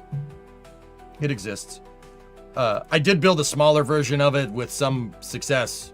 Yeah, there's the small version of the SSDO on there. Yeah, that one kind of worked. So now I'm trying to do it with the space shuttle, you know. But do you have a render of the box? Well, this is a 3D. This is in Kerbal is rendering the box right now. No, I can't show you the real one. It's just a render. I'm not going to put this pad out. We're not going to put the pad out. You could just enjoy a render of the box. Is this a Max or Sawyer challenge? No. No, it's not. This is just me being unhinged in Kerbal. That's what I like doing. Yeah. I have built out supplementary vehicles to support stuff. If anybody's familiar with the high expendable mobility tactical truck from the Army, I built those. Really, really easy for moving stuff around. Most use that this truck has is going and picking up parts from spaceships that I crashed. It's being used as an SR vehicle, which is probably not what you want, but, you know, I do have a crane version of it that can lift things up, kind of. Ish. Yeah, so I try to use all stock parts. I do have one part of mine that I did put in the game that I built myself. I modeled it. It's just a hinge piece to make stuff, the hinges a little bit stronger, because this game wasn't designed to have telescoping cranes in it, but here we are. How is it even possible that Max doesn't play KSP? I don't know. So is this like BF6 with the Flame Trench crew unhinged? Something like that, yeah. As a crane op, I did chuckle at this. Crawler guy, it is a telescoping crane. Yeah, this is based off of a... Oh, what was it? It's a Liebherr telescoping crane. Whatever the four-wheeled version of it, you know, there's the three-wheel and the four-wheel. But, like, to be 100% fair, I do like cranes, so I know the difference between, like, a rolling telescoping crane and a lattice crawler. And, you know, I know what loof is. I know what boom weight is. Like, I know what all that stuff means. There are other crane operators that watched this when I was building it and laughed at me hysterically. So I decided it'd probably be better to learn how cranes work before I actually went and built a crane. So, you know, you're on the crawlers? Hell yeah, dude. Like, yeah, no, we're big crane fans. I love heavy industrial equipment at the end of the day. That's like mint. Like down at the Cape, there's the Saren CC 8800. that's working, was working on the mobile launcher. They stopped because they canceled it, but whatever. Hey, whatever. SpaceX operates a couple of Liebherr 11,000s, and then there's a Liebherr 13,000 with a power boom. I love that stuff, man. That thing's so damn cool. 12,000 if you want to Google. Yeah, I know what a 12.5 is. Yeah, absolutely. That's a big crane, man. 11,350. Yep. Yeah, dude. Those are awesome. Yeah. See, I know what like a pin is. I know what the house is. If you have when you have the detached counterweight off the back of the crane, what is that called? I forget what it's called, dude. Yeah, I love heavy lift equipment. I think that's super cool. And like, if I'm going to build stuff that's going to move shuttles around, I got to learn how to do it. You got to learn how to big this. Sponsored by Big Crane. You're damn right I am. I love big cranes. Liebherr, Manitowoc. Manitowoc is how it's pronounced, but yeah. We're sponsored by Big Crane because it is a big crane. I've tried to build lattice crawlers in this. The best I could muster was a lattice roller. And the boom is too heavy. It's too heavy. There's just not lattice crawler parts in KSP.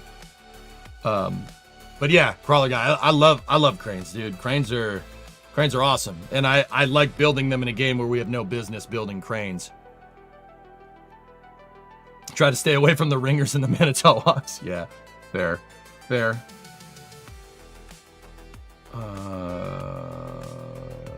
Hang on. Let me find it.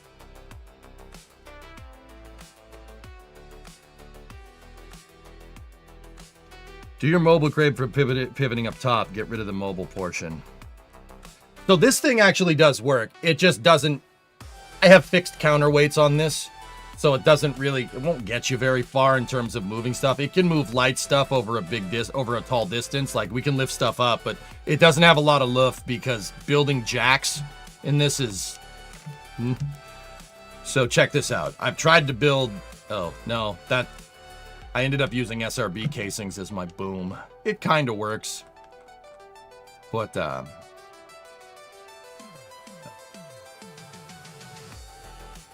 now there are two of them. Yeah, so my buddy Goalie that watches the stream from time to time, Crawler, he's a lattice guy too. He's operating some of the big stuff down in Central Florida. This could be too. Oh yeah, there's this thing. So check this out. This one actually stays pretty damn strong. So I have outriggers that go like that. I forget which one we based this thing off of, but this thing works. So Crawler Guy, this is another telescoping crane. It is based off of that smaller telescoping crane I just showed you, but this one has the... Oh, forgive me, dude. I know it's not jibs, but it has that, and it can... I have pendants. So I have the pendants, and you actually have to hook the pendants up for it to work, or else it's going to fall apart. Oh, I forget what these things are called. They look like rabbit ears on the back of the boom. LTM 1750 by the looks of it. Yeah. Yeah. Let me see. LTM 1750. Yeah. That's the guy. And it has those things. These bad boys. I don't know the name for them. Forgive me, I forgot. Those are there so you don't get boom deflection, guys. That's the other reason why cranes have to be cognizant of wind, because if you get deflection on the boom, you're dead. Yeah, if the boom starts to do this, like say you have a boom that goes back and forth like this, if it starts doing that, you're screwed. It's not going to end well. Y guides, there you go. Yeah, that's what that thing is. And it does work. Like, it works pretty well. Like, as far as a game that has no cranes in it works okay. But what I'm really working on here today is a bridge crane.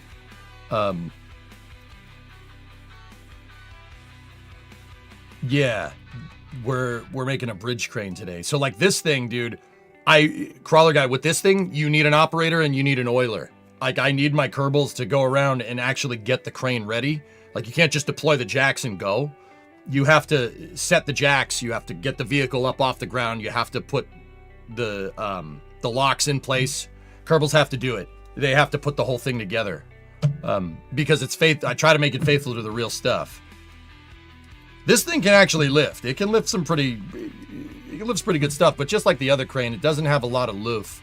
No luffing out back and forth. It's really up and down. Kind of, you got to stay close. You got to stay close to the pin, which kind of works. Kind of how the real stuff works, but yeah. But yeah, man. What I'm trying to do now is once again, guys, this game has no crane parts. I built this out of the parts that they give us for spaceships, which is not easy, but what I'm trying to do is build a bridge crane. I need a bridge crane for my shuttle because we need to put the SRBs down. I got to set the SRBs on the pad, and then how the shuttle stack works is that you got to hang the external tank. You got to hang the ET from the SRBs. And what my testing was in past streams was us figuring out if that's a viable thing to do. And it does work. I'm trying to figure out how we're going to get the orbiter attached to this. That's not going to be easy.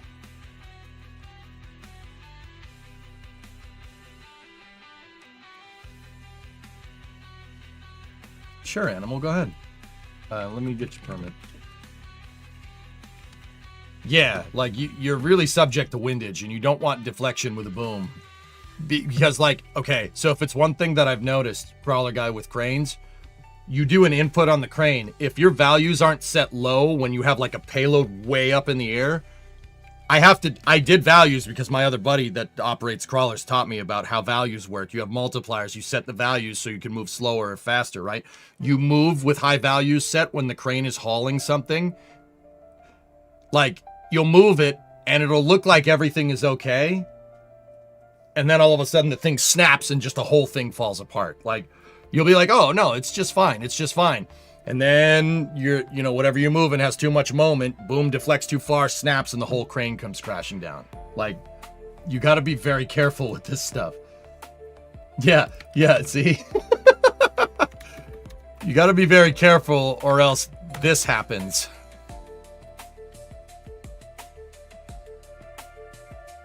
And if we're gonna, oh, dude. Yeah, how's the roof of that building working, Animal? The LTM 11,200 have big troubles with that. Yeah, you don't set your values right. You don't have your values set on your mast right there, or the jib, or the derrick, you're boned. Like, it's not good. There's a reason why the cranes go slow.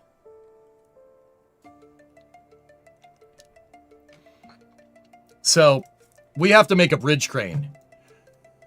Crawler guy, what I need to do here today is make the bridge cranes from Vandenberg. Primarily two buildings here. In this design, it's the SAB, the Shuttle Assembly Building, and the Mobile Service Tower. What they're doing here is they have two gantry cranes. One is a bridge crane. So a bridge crane is, for the uninitiated, I'll say. I have some nice pictures of the shuttle in here. So if you notice this building that the shuttle stack is in, building number 4 here, see how it's kind of like an upside down L?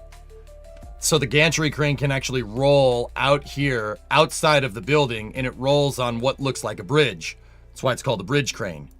The reason why I need to be able to do that is because with the Vandenberg design, no, that's not the right picture. With Vandenberg's design, here we go. You have a lower crane inside of the shuttle assembly building, and then you have the bridge crane. Bridge crane picks up the nose of the orbiter. Lower crane picks up the rear of the orbiter. So you could take the shuttle, lift it up, and then both cranes start pulling upwards, right? But this one doesn't pull upward fast. And that turns the whole shuttle vertical, and then they let the lower crane off, and then they pick it up, and they attach it to the stack. I have to do that. I have to figure out a way to do that.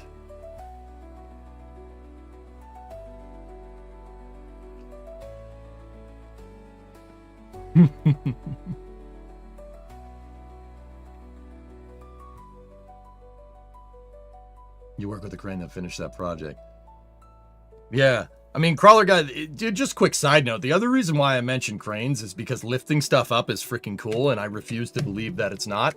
I mention cranes, and I try to show people different types of cranes because, look, when we were all kids, when we were all like 5, 6 years old, we were playing with cranes. Every single one of us. No exceptions. Cranes or front-end loaders or bulldozers, all right? Like, I know I was, dude. This stuff's cool, and you can get paid to operate this you can get paid to operate these cranes pretty hefty, like, and we need crane ops. Crane operators are huge. And, dude, you can go get an oiler job, right? You can walk into that. They'll teach you how to do it. You know, hoisting is cool, man. It's good stuff. I really, really like it a lot. In another life, that's what I'd be doing. That or heavy equipment operation, man. Yeah, because operating a D9 is cool. You know, lifting things up is sick. Holy cow, how much does a shuttle weigh? That's crazy. About 60 tons, dude. Shuttle's heavy. Very heavy. You got, on the back of the orbiter, you have those 3 main engines. Dude, each one of those is like a Mack truck worth of mass. Like, shuttle's no joke. She's heavy. Very heavy. So, like, yeah, think about this, dude. A Greyhound bus can fit in a shuttle's payload bay. Like, the whole bus. Like, you could take a school bus, put it in the shuttle's payload bay, and it could launch it into space. You would have a Komatsu 355A? Well, of course. That's what happened to Big Blue. That's right, Drew, yeah. Don't op in the wind. The crane operator was right for refusing that work. 60 tons, that's about our hook block. Yeah, right? Yeah, dude, the blocks on some of the big lattice crawler cranes are just... Respect the mass, man. It's no joke. A magic school bus. Well, the shuttle is the magic school bus. But yeah, dude, each one of those things weighs about as much as I'd say a Mack R series. I don't know how much you guys like heavy equipment.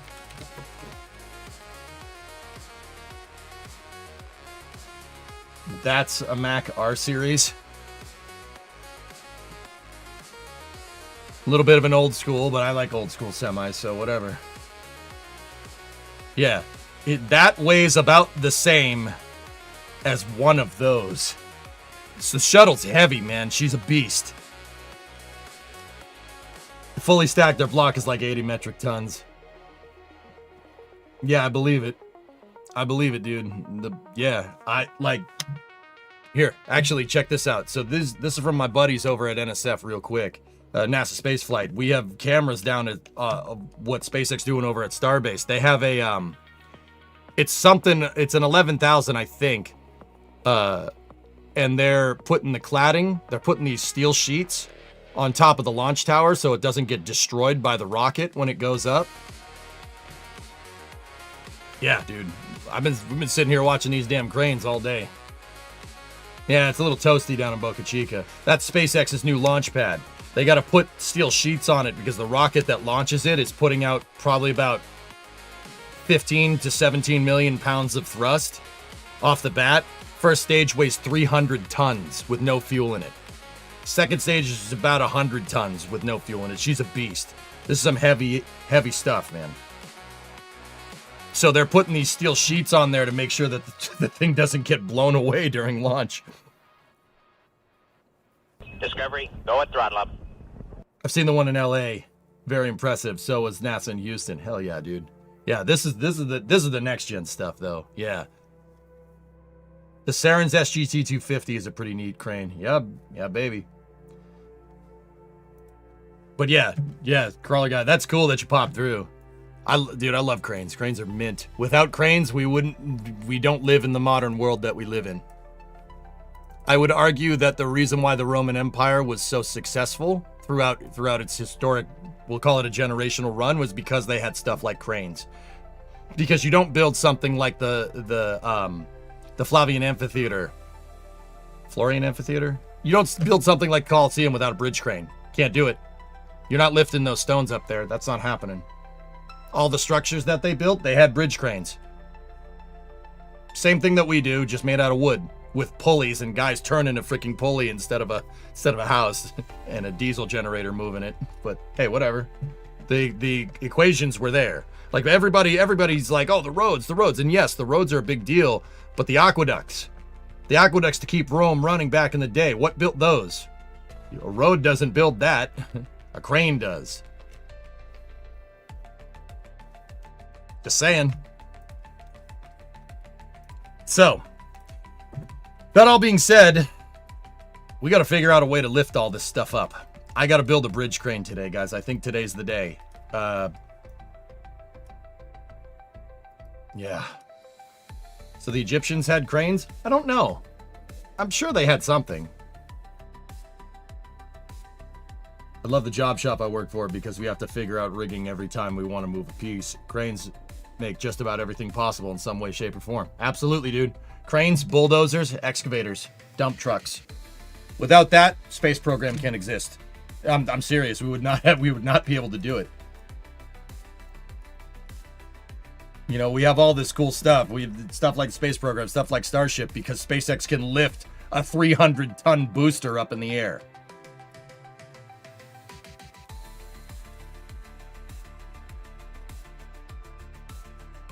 You ever finish A Pillar of Autumn? No, it's weak.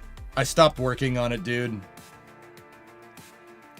We should finish it, especially since Satisfactory 1.2 is coming out. Should finish it.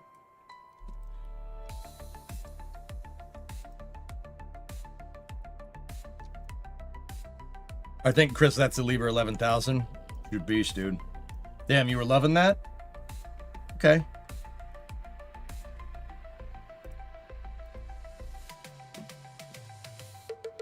I instantly think either pistons are having a boom arm that rotates with a fixed load line. See, nuclear, yeah. Building the crane for this. All right, Crawler guy, you gotta go. Need to give the missus a call. I'll catch you all later. All right, brother. Hey, thanks for popping in, dude. I'm always down to talk cranes. Love cranes. It's good stuff. I'll see you around, man. All right, so let's jump back into this. So nuclear, the big thing that we're gonna have to deal with here is that, well, we're frankly building something that I've never done before. I do have gantry cranes that are multi-axis, right? But with these type of cranes, right, what we have to do is I have to build a crane that can pick stuff up and move it to the left and then move it to the right for the SRBs. So we need a crane that can move left, right, also forward, back, and up and down. We're multi-axis. Because in the past, guys, I've built bridge cranes that are very similar to, not the Shuttle's cranes. I've built the bridge crane from Complex 34, which is this big trapezoidal red structure here, which is just a crane that moves back and forth that picks up the rocket and sets it down, right? You don't need sideways axis for this. Oh.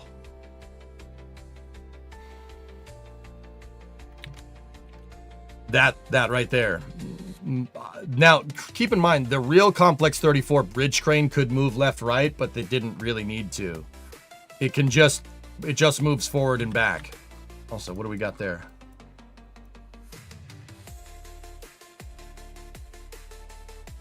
A Dodge long bed step side. All right. Cool. Never noticed that before. Pillar of Autumn is cool, but I didn't watch it nearly enough. Sadly, mostly people didn't appreciate it. Yeah. Started watching it because people kind of got bored. I stopped doing it because people got bored this week. I was ready to see that project through. Now, granted, I'd probably still be working on it right now, but whatever. Did I ever tell you about Toucan Hobby RC? No, Shy, what's up? So see the bridge crane up there? Gonna need to figure out a way to do that. Yeah, see, they have two hooks right there. Their crane could go left and right. I gotta figure out a way to do that. Now, let me go find any multi-axis cranes that I've built. I'm pretty sure I have one, but it's not the right size nor shape. I did build out the processing facilities for my gigantic SSTOs. I built its processing facility a while back. We ended up building out the processing facility right when it exploded. OPFC, here we go. Now this had a multi-axis crane on it, meaning the crane can go left and right, and it could also go forward and back.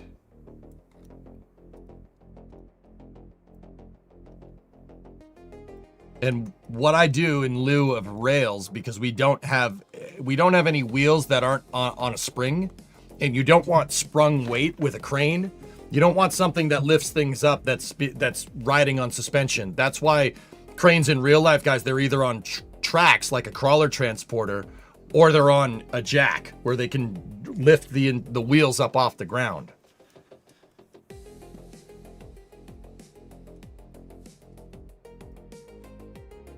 Yeah, I understand, Hellfish. I was prepared to do it because, yeah, at that particular point in time, Kerbal was kind of on its way out, so yeah, I was prepared to do it, but yeah, people weren't into it. It happens.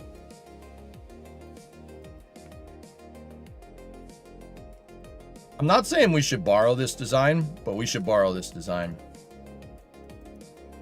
Will you make a crane to lift the orbiter on a carrier aircraft? No. They make 1/14 scale RC machines with hydraulics, so big mobile cranes like bulldozers. You could look up Toucan Hobby. Oh, don't tell me that. Don't tell me that.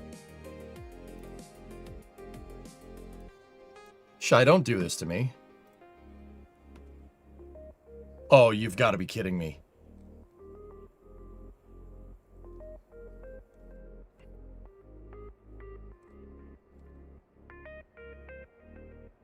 Don't show me this!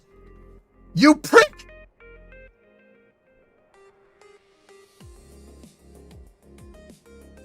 Oh, okay. We don't have to worry about it. I can't afford it anyway. All right, cool.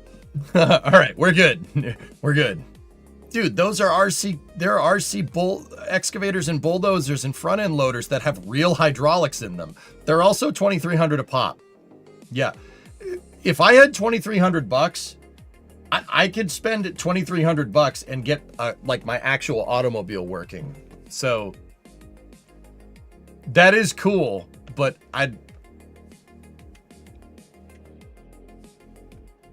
that's super neat though.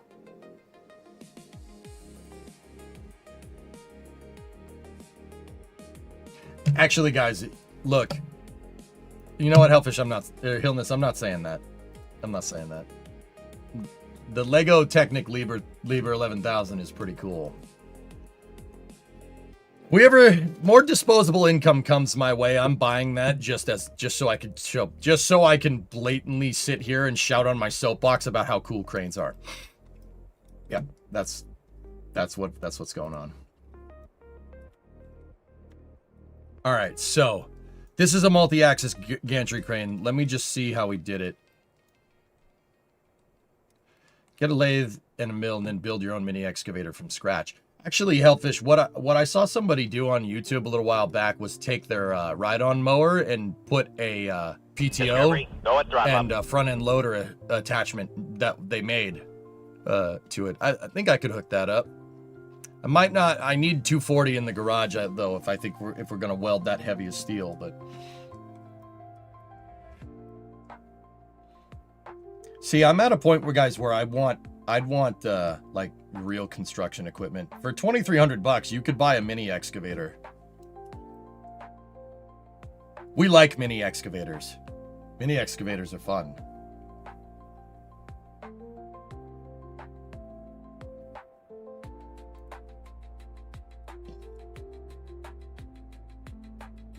We can fund the mini excavator. Don't fund the mini excavator. Let's focus on one project at a time. All right? Imagining having an RC version of Roadcrafters in your backyard. Dan, I'd rather just buy a real excavator with a blade on the front. Some mini excavators have a blade. The problem is the blade doesn't have pitch, so we'd have to grade stuff. But we'd have to grade stuff manually. But yeah, how about we just buy real construction equipment and build an actual road in my backyard that's useful for going to the garage. I'm just putting it out there that might be a good idea. Because at the end of the day, that probably is going to cost the same amount as buying one of those dang RC things. I'm just putting it out there. Like, I'm just a thought. Just a thought. I'm just putting it out there, dudes. All right. Anyway, let's build virtual stuff for now. Any excuse to buy an excavator is a good excuse. That's what I'm saying, man.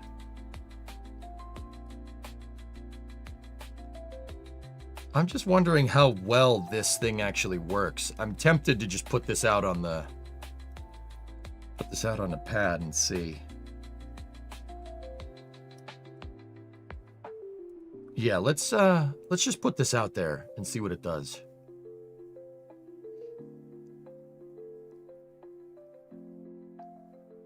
I know, I've already rented an excavator. Hi, what is this building for? Hey, no one. So, okay, precursor. This is not garden variety Kerbal gameplay.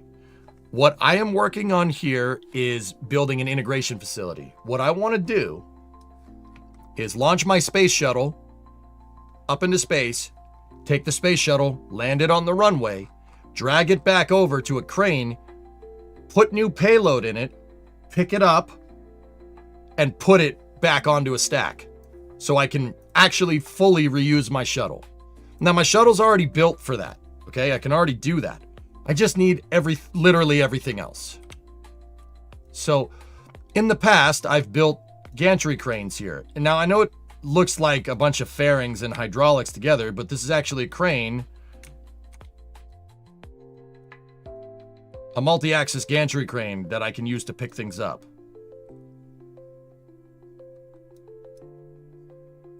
See, I have hydraulics that can control left, right here. And then I have hydraulics that control our forward and back axis. Now, the gantry crane, we don't have rails. So I have these structural fuselages riding on a fairing. A fairing that's shaped like a track. So it kind of works like a monorail almost.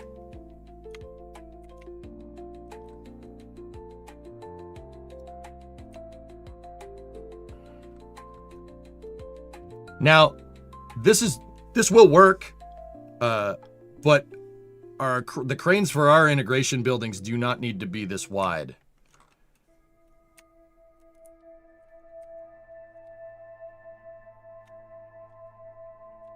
See, and then we don't have cables in KSP, so I just have a bunch of hydraulics that can go up and down to pick stuff up.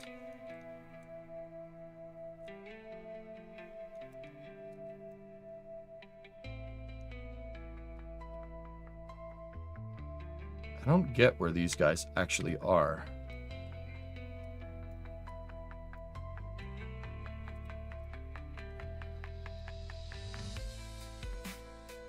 Oh, they're right there. Okay.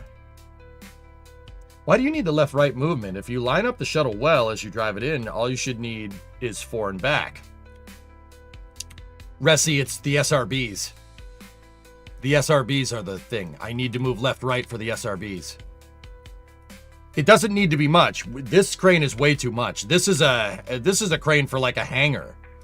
I built this for my gigantic SSTO. The gigantic SSTO basically fits in this footprint. Yeah, the SRBs are my main driver here.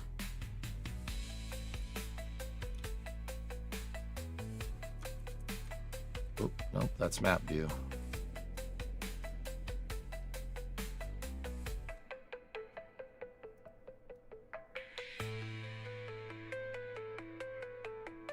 The real question would be how much weight can this lift? Well, why don't you need this crane for the SRB? What do you mean, Aitor? It's basically a 3D printer. What is a crane? What is an integration crane but a 3D printer for a rocket? What? You load materials into it like a second stage and a first stage and it builds you a rocket. I'm just saying. It's not making the stuff on site, but, you know, you get the idea. Does KSP have native joystick controller support? I wondered. Yeah, you can bind joysticks. Sure, Kyron.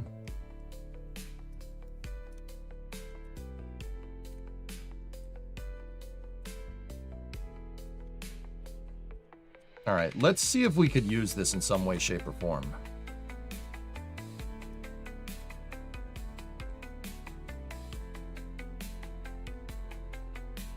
So that I can understand, how would you add the SRBs to the shuttle ideally? Nuclear, we found out something very interesting, dude.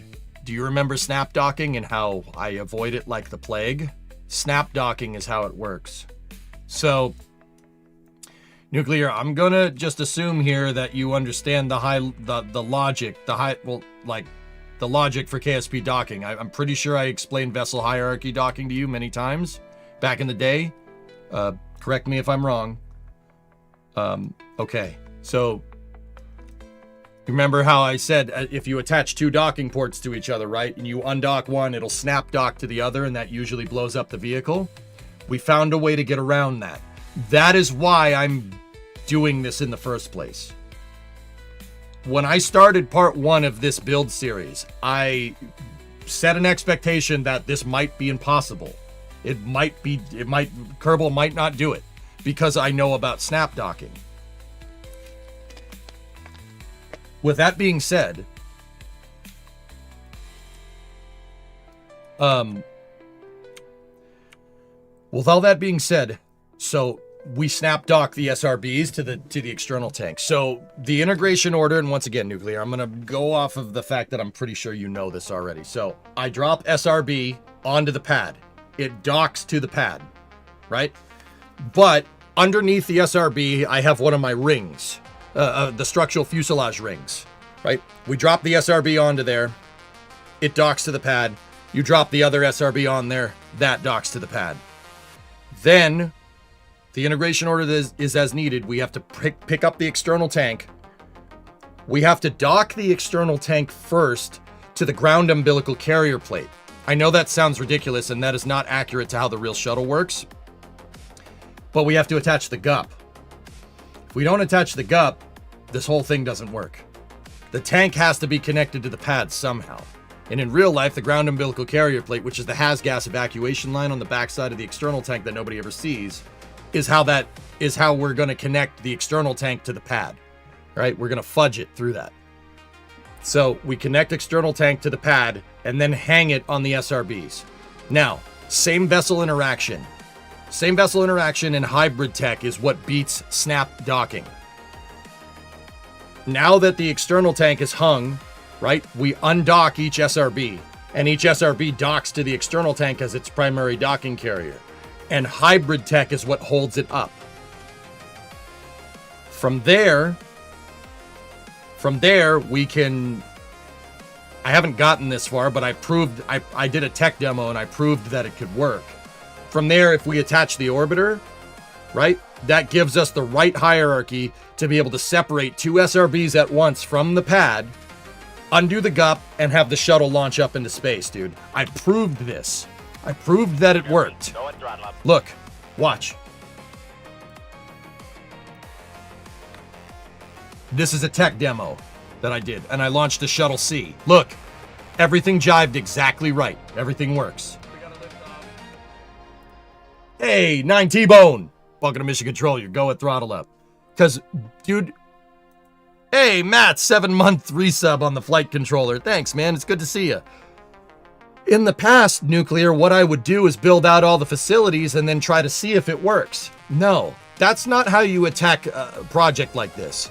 We have to prove that the logic works first. So I identified that as a primary stakeholder expectation for this project. If I can't get it to do that, then there's no point in trying to build everything. There's no point in trying to build the gantry crane, right? So this time around, I did a tech demo. How this all worked, and I have no gantry crane, how this all worked is that I used the docking port logic to mimic dropping this thing down with the crane and building the stack with the crane and utilizing the snap dock. And it works. It works. It works really well. The only problem that I really ran into is, look right here. The only big problem that I ran into is that the struts that Kerbals attach with in Kerbal construction are a little bit wonky. So we might need to utilize auto strut on top of the Kerbal attached struts. If you look, the whole stack is kind of shaking around. I zoom in here during the launch here and watch. I induce the vehicle. I induce a pitch moment on the vehicle, or a pitch rate on the vehicle, and watch the strut. See that? I'll show you again just in case you didn't see it.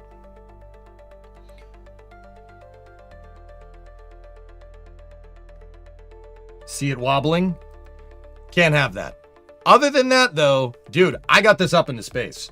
And I built it on the pad. So there's a way to get around it. And snap dock plus hybrid tech is the way to do it. And there is feasibility here. So I'm moving to the next step. How do I actually build this stuff out on the pad? And I need the crane to do it. There's really no way getting around it. That's why I've been sitting here talking about cranes. We need a crane to do it. There's no way to get around. No way to get around that. Discovery, go at throttle up.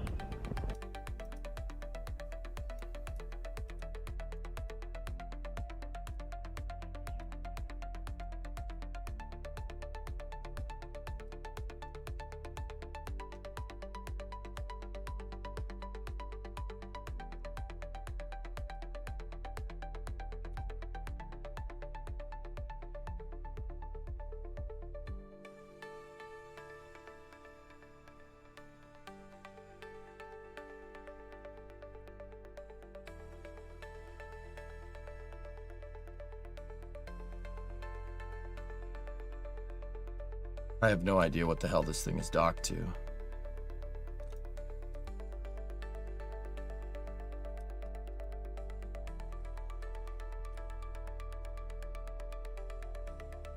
I'm not sure why we can't pull this thing up. Did you see Twitch is going to give global Twitch badge of the NASA logo to watch the Artemis 2 launch? No, that's cool though.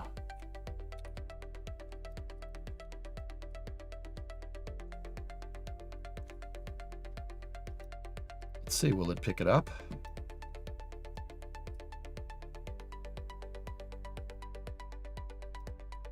Usually when you start stretching out parts like this, yeah,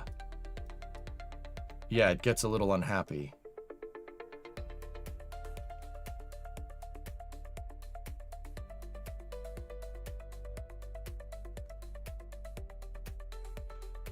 This piece is acting like it's still attached to something.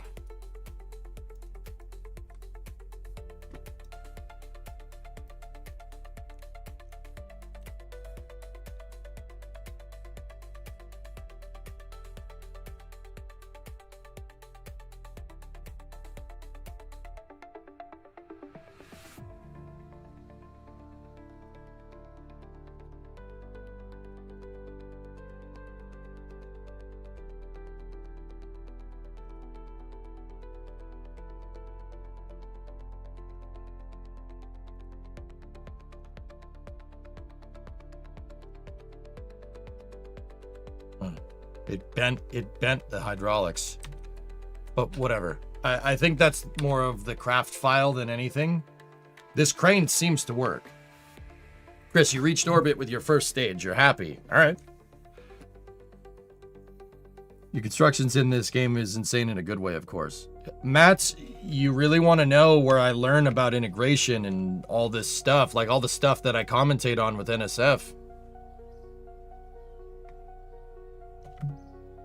Do I get it right all the time? No. Should I? Yeah, probably. But yeah, doing nutty projects like this really is what taught me how this all works, dude. What's up, Wartods? How are you? How you feeling? The external tank is hung. That's right. Yeah, how they did shuttle integration is hanging the external tank from the SRBs. Yep, I can show you. So the first thing that they would do is put the SRBs out, dude. They'd stack the SRBs. The SRBs are stacked in segments like that. Yes, I know. It looks weird. You're missing some pieces, right? And then what they would do is hang the external tank. So the external tank, let me get a diagram of it first. That would probably be better for you to see. The external tank on the shuttle has three principal components. It's the, you have your oxygen tank in the front, right? Your oxygen tank in the front, hydrogen tank in the back, and then you have your inter-tank, the inter-tank attachment system. Now, keep in mind, guys, SLS uses this. SLS has the same thing. It's a little bit more reinforced because you got 4 shuttle engines instead of 3, a little more spicy. But it has this exact thing. Inside of the inter-tank, there is a gigantic crossbar. It's an aluminum riveted crossbar strut. And each hold down point is gusseted to the inner tank, right? And it's connected via that big strut in the center. It's gigantic. The thing's about probably, I don't know, maybe a meter thick. It's big. It's big. So that when you go to put when you go to put this thing together, that is your primary structural pathway. Meaning when the SRBs launch, when the shuttle's launching, the aft attachment points on the SRBs are just there to hold the SRBs straight. They're there to just make sure that one doesn't do this or that when it's flying. They're just basically for triangulation to keep it rigid. Now, up here, that's your primary structural load pathway. So the interesting thing is that the SRBs aren't so much as pushing the hydrogen tank and the orbiter up in the air as they are pulling them up in the air. Weird, huh? It's only pushing the liquid oxygen tank. Now, I know what people are going to say. How can it do that if it's pulling? Well, the 3 shuttle main engines are what's making the external tank, what's keeping the external tank from ripping in half during ignition. But yeah, it's pulling the ET and the shuttle up into space. Weird, huh? So, because of this, when they went to build the shuttle stack, they stacked the external tank first. Or they stacked the boosters first, and then hung the external tank from the SRB forward attachment points. You can see this strut is here. That's there because in this, what they were doing here is moving this stack to the other high bay. So what they did was they had a bare bones truss segment with no external tank to make sure the SRBs stayed true when they were moving it to the other hangar. That's what these pictures are. So, yeah, you hang the external tank. The external tank is a really cool design. Really, really smart, dude. It's pretty damn well thought out even by today's standards. So, what I need is a crane to be able to pick it up. Now, that's a picture of that forward attachment piece. For the nerds, the crane picks it up here on this gusset plate. Or, well, this is one piece cast aluminum. And then it's bolted into the inner tank, and it's bolted to the inner tank structure. You can see it because there's bolts. I know. The crane picks it up here. It picks it up on the top here, because when the external tank's sideways, the external tank rolls sideways into the VAB, because why move it vertically, right? So this particular one is from ET-94. That's the external tank that's at the California Science Center right now, that Endeavour is attached to. So they pick it up from the top. This pin right here, if you notice, there's a throughway all the way to the holder piece here. This is the piece that holds the external tank up when it's being transported vertically. It's part of the jig. The crane picks it up and they back up the vehicle and it slides out. In here, there's a throughway, and that houses the explosive bolt that attaches to the SRBs. The SRB forward attachment strut picks up right here and clips into this. The SRBs have pins on the insides of the forward attachment segment. They're pins, and you hang the external tank on it. So, like, the reality is, like, when they picked up the external tank, they actually picked it up, quote unquote, from the side. I know it sounds weird, but look. Here's a picture of NASA integrating a stack. Look where the pin is attached. It's attached to the side, because they got to hang this thing out they got to hang it on the SRB, so you can't have the center pin, right? You can't pick it up from that. That's why that piece exists. Now, I know what people are wondering, well, what's this piece for? That has the electronics to trigger the explosive bolt. Yeah. And then the gut plate is right there too.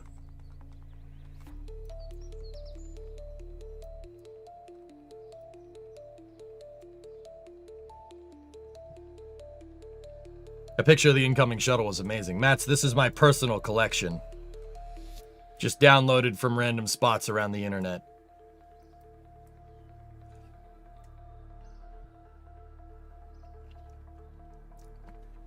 What sort of truly annoying compromises were made in the initial development of the shuttle? Not after it was flying. I mean, when they were designing, building, and testing it.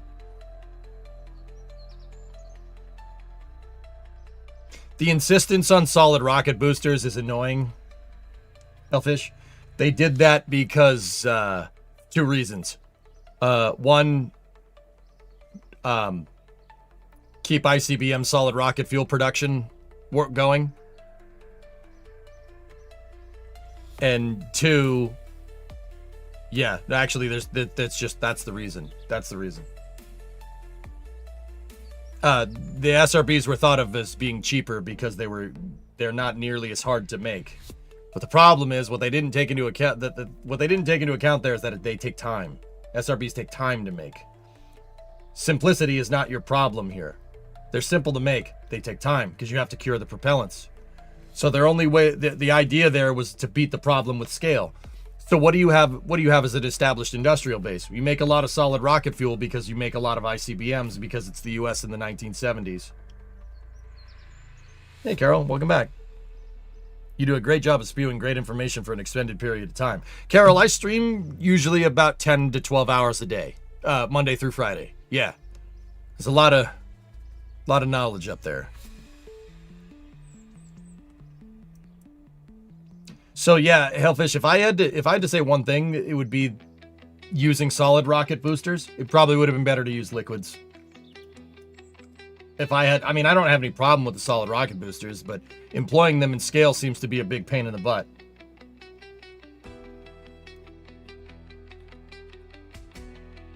Centaur. Like, how bananas would it be if the shuttle had 2 like Falcon 9 boost back and landing boosters next to it? No Navy, no drone ship landings. Like, keep in mind, Falcon 9s aren't powerful enough to be side boosters. If anything, you would need 4 of them. So it would look like a Falcon 9 being used as your boosters for a space shuttle style vehicle. You'd need 4 Falcon Heavy side cores. Is that doable? Sure. I don't see how that would be much more complicated. You'd have to redesign your forward attachment points, and I'd be worried 4 Falcon 9s can't hold up an external tank and a shuttle. So I've theorized about this before. They would have to be Falcon Heavy center cores dressed up to look like side cores. But yeah, 4 Falcon Heavy center cores should be able to do it. Yeah, I don't see why not. It would end up looking like Energia. Yeah, that's right. A super heavy? If you could somehow put a super heavy on the bottom of the external tank, yeah, a super heavy could do it easily. Oh yeah, that would, yeah. Yeah, duh. Super heavy would... That'd be pretty sick, dude. That'd be pretty damn cool. Yankergia, yep. Mm-hmm.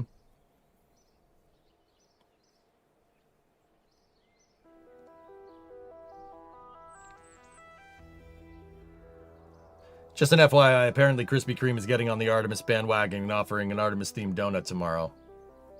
I don't have Krispy Kremes near me, Rarest Iowa. Iowa, I don't have those. We don't have those here. We have Dunkin'.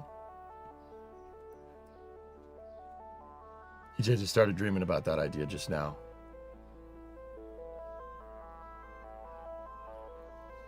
No. What makes you think that?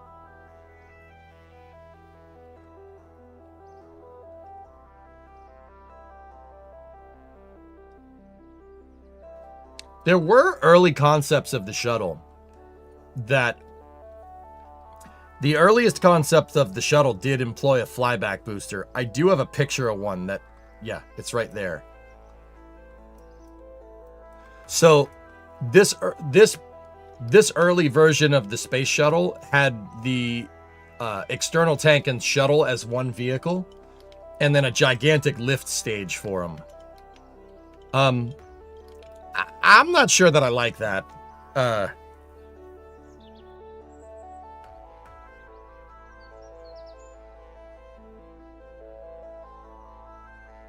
Yeah, I'm not sure how to feel about that.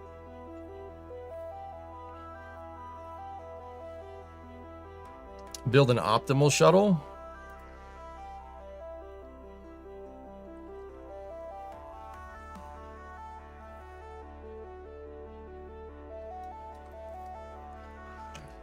So Hellfish, where my mind went is that if I want to do a boost back and landing booster with the space shuttle, I'm thinking about how it would work in KSP. So how do I do it with my Falcon 9 style boosters? I do have boosters that I can boost back and land, guys, with landing legs and everything. We made them in KSP.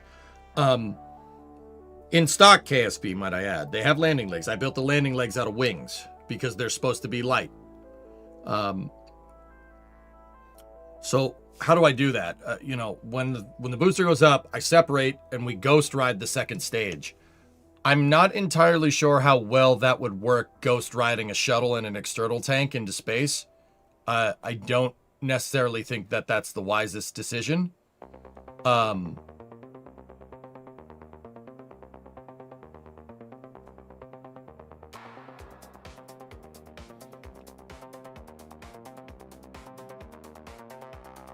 Yeah, a flyback booster could work for your boosts for your booster stage, because I could just fly the thing down and turn it around. But if we were going to do something like that, it would need jet engines, so it could fly back to the runway. Shuttle would need to get up into space before that happens, and then we would have to complete the trip back to KSC. I would have to make sure the shuttle gets to its nominal orbit before that thing re-entered, which...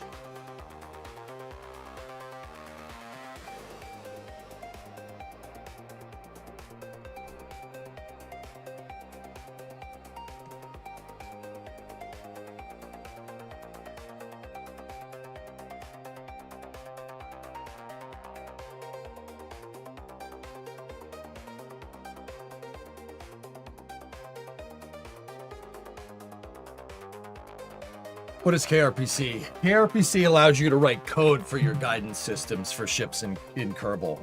Pigeon. I do have it. The problem is I suck at coding.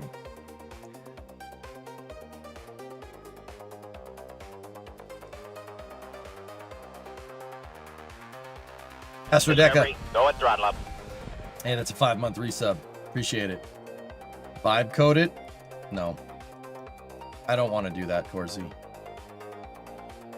Because querying an AI to figure out how to do an advanced guidance system for a booster is probably something I don't want to do. Yeah. Yeah, how about we don't do that?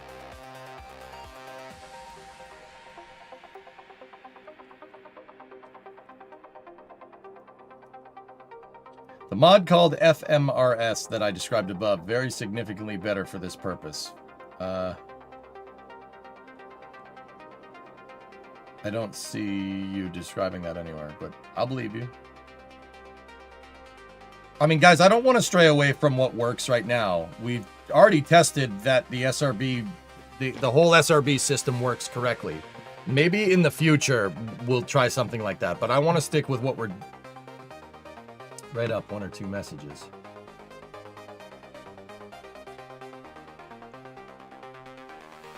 Oh, okay. Disagree on KSP, signaling overhead, FMRS, a flight manager for reusable stages, which creates save state at staging events. Oh, yeah. Yeah. I don't know. That ruins continuity for me, Gravshark. Yeah, it ruins continuity. Anyway.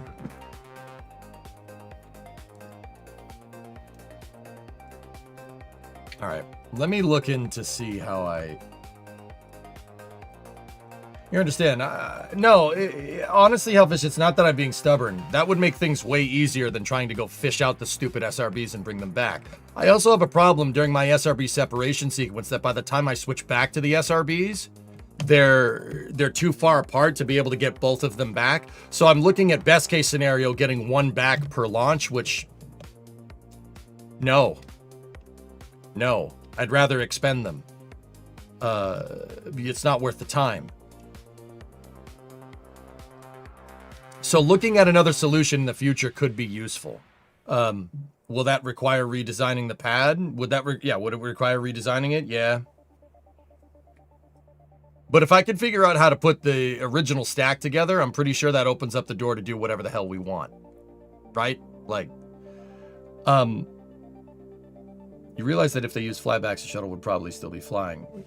Dude, I don't know how. Yeah, probably. I mean, that's why you said, what's one gripe with the shuttle engineering? Well, one gripe that I have with the shuttle engineering is that they used solids. Not that solids are a bad way to do things, but hold on.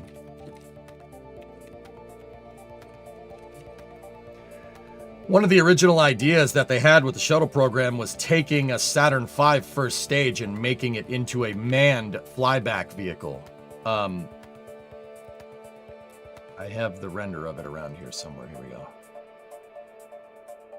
Which I really don't think would have been particularly a bad idea. This is still when they came up with the idea of having the shuttle and the external tank be one vehicle. That is a flyback S1C, manned flyback solid rocket first stage, or liquid rocket first stage.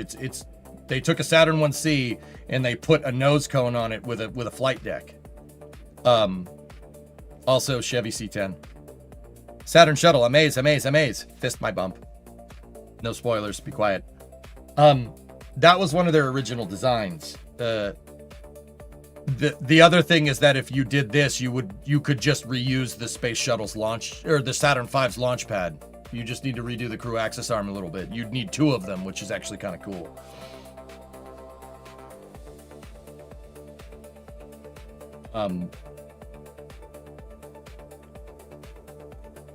Fist my bump.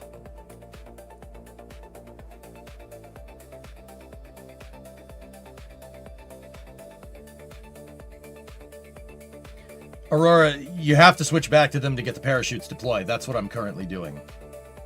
Problem is I can't get to both of them. I can't switch to both of them. And you pick one SRB and go. Whatever you could switch to faster.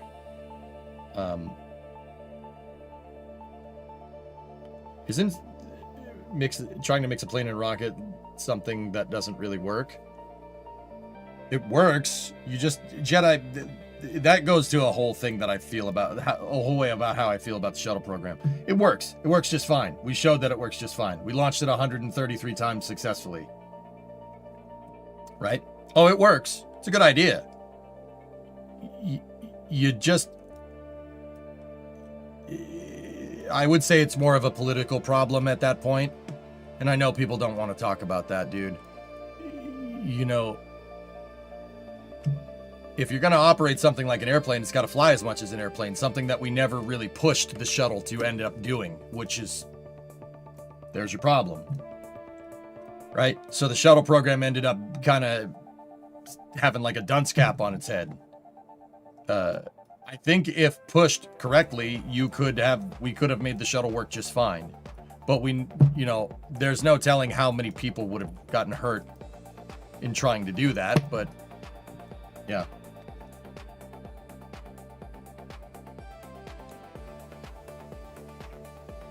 I've heard the cost of the space shuttle were too high. Yeah, Pigeon, that's something that people like to say. That's something that people like to say to try and justify something else besides the space shuttle. The reality of the situation is, okay. All right, Pigeon, do you know what an excavator is?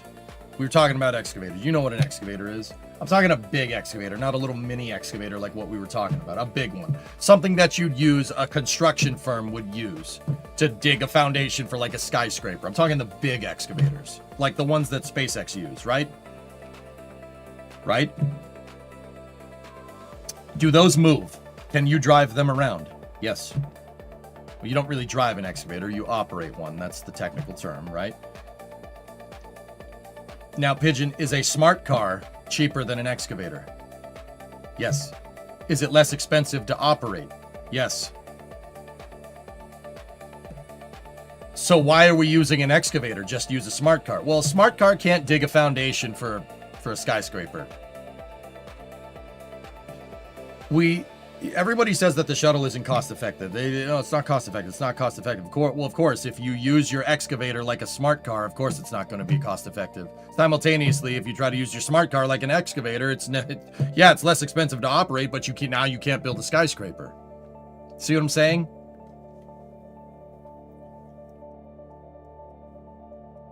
See what I'm talking about? It's not that the shuttle is overpriced for what it is. It's just that it can do a bunch of things. And people say like, oh, it's a jack of all trades, but it's a master at none. That's bull crap.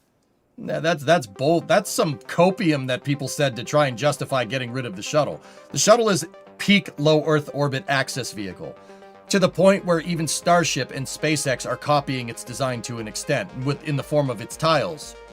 It is peak low Earth orbit reusability. Starship is going to have payload bay doors. And those payload bay doors, I'll bet you dollars to donuts, Artemis 2 donuts, that it ends up working in a very similar fashion to the space shuttle. Now, if you want to go further than low Earth orbit, yeah, probably would be better in any other way, right? I see your point, but maybe make the excavator cheaper. The point, well, yeah, of course, but making the excavator cheaper is not a justification for the high cost of an excavator. If you can't find a cheaper way to dig a foundation for a skyscraper, in which case the excavator is the cheapest way to do it, then what are you doing, right? Think about it. Everybody says that, oh, the shuttle is too expensive, it's a jack of all trades, master at none. It's too expensive to operate, etc., etc. So we replaced it with something that does somewhat of what the shuttle can do, but we lost the capability. We couldn't build another ISS right now if we wanted to. NASA even admitted that in the ignition presentation. We couldn't build another ISS right now if they wanted, because they don't have a space shuttle. That is a very unique on-orbit capability to be able to build things in space. That's why the shuttle is so expensive. The only way to beat that with the shuttle program is to launch it more, something we ultimately never did.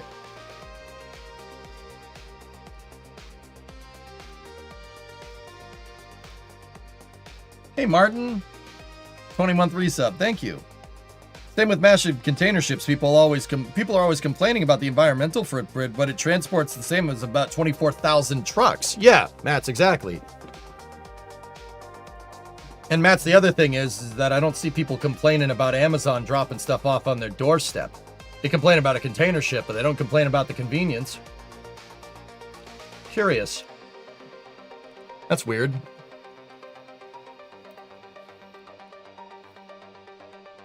So Pigeon, did it have high cost? Yes, of course, it had high cost. Because we ended up using that excavator to go get groceries. Can you imagine driving an excavator to a grocery store? That doesn't work very well, right?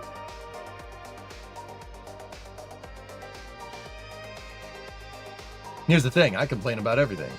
As long as you're consistent, Corsi, that's all I'm asking for.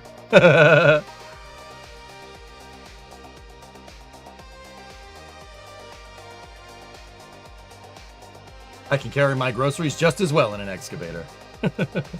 Right. All right.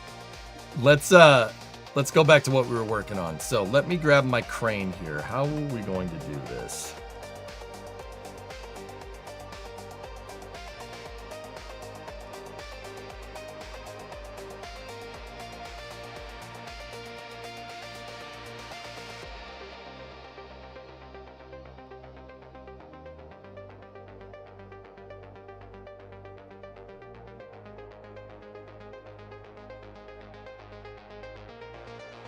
Okay, I build the chassis for these buildings out of girder segments.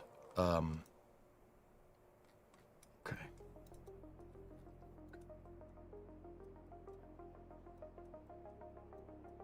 Bressy, you drew an idea on how to set up the cranes? Going back to Super Heavy for NASA, once a V3 Super Heavy and V3 Starship is mature, do you think NASA could pay SpaceX to build them a launch tower and buy one or two? 3LRD, I wouldn't have a problem with that. Yeah. In fact, if SpaceX in the future was just like, here, have 39A and here, have 4 Super Heavies and 5 Starships or something, use the VAB to store them.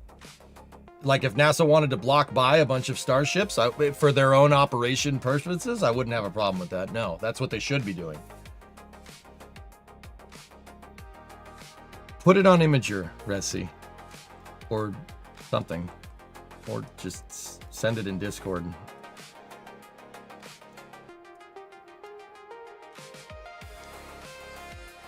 All right, let's build a new crane. Let's go back into the shuttle stack master file here.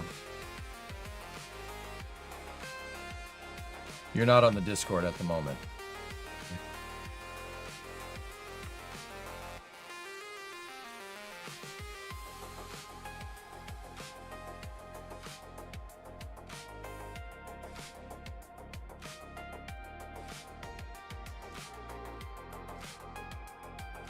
See, the thing is that the crane needs to be up here somewhere.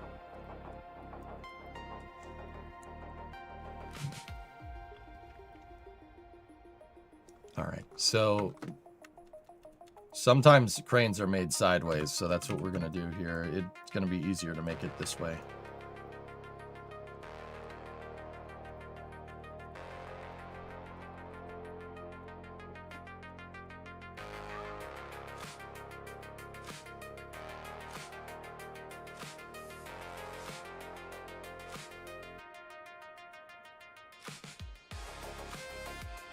All right. Now I need to look at Vandenberg here. I have some pictures of them putting the crane together. They're putting the tank together. There it is. There's the SRB integration facility.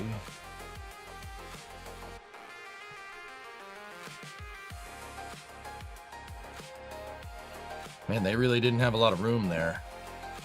In the VAB, they could pick the external tank up way above the stack and drop it back down, but it doesn't really look like they have a lot of space. See, that crane right there is what picks up the ET and drops it onto the stack.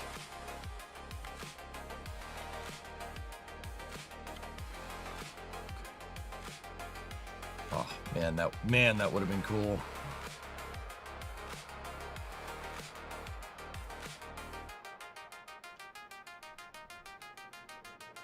Resi, I can see the link.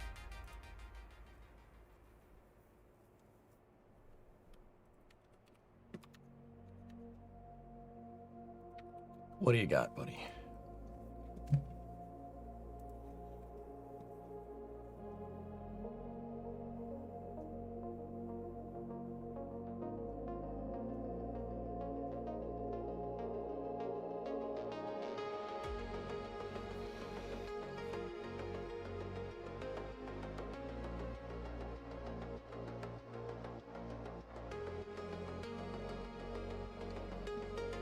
Oh, okay. I see what you're saying. So, all right, look. Check this out, dude. So, with Vandenberg, we have two buildings that come together. You have your shuttle assembly building and your mobile service tower. What you're saying is my shuttle assembly building crane does not need to be a 3-axis crane. That one can just be single. The mobile service tower is the one that's going to have to move, right? In your diagram, they're kind of stacked on top of each other. But with this, here, let me show you. Where's the picture? It's the new one that I got the other day. I got to sort these things.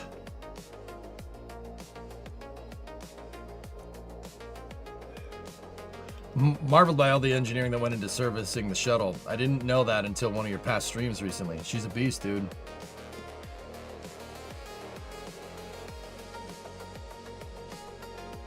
Where the hell is that new picture? I could sort them by date, but I'm already invested in finding it. I know it's down here somewhere. Yes, and it's also one-sided, so you don't need 2 different structures.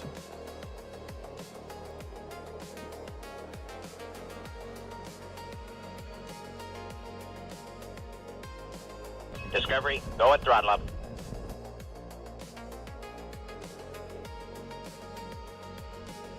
Resi, is it bad? Is it bad that I want to do 2 structures because I want to make it look like Slick 6? Is that bad? That's a good idea, and that would work. But I want to make it look like Slick 6. So, my idea, dude, here, you're because you're getting a little bit ahead of us. My idea was to have when the Discovery, go at throttle hey, up. Snackless, 82-month resub. See, we're back to the good old days. Oh yeah, I'm just back to my mischief here. Zizap, 101-month resub. Thanks. Where's that doggone picture? I know it's down the bottom somewhere, so. Well, there's a real life picture is what I'm trying to do. So, Resi, what I think I want is the 2 cranes to be able to dock to each other and become one vehicle. That's the idea. They become one vehicle.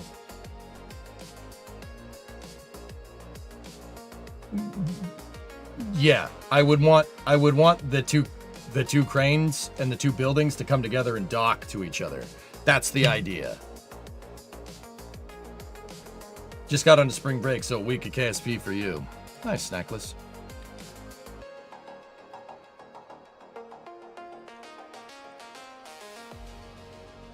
All right. Well, we'll start with the mobile service tower first, I suppose. How in the balls are we going to do this?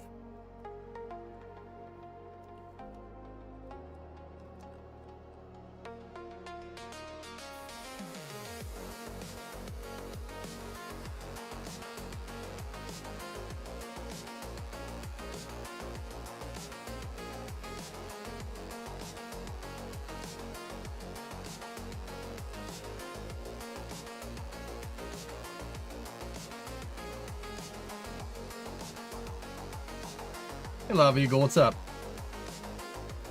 All right, well.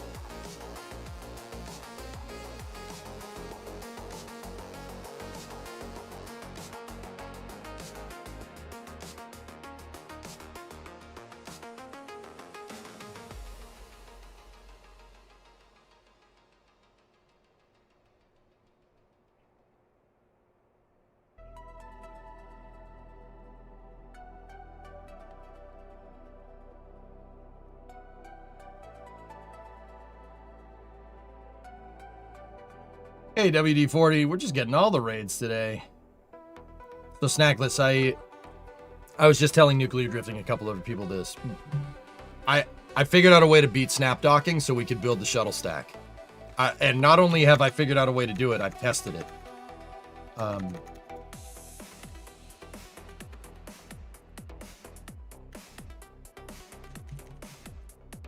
Look. Now, I didn't use a crane to make this. I just put it together. I put it together in the SPH to mimic how we would put it together with the crane.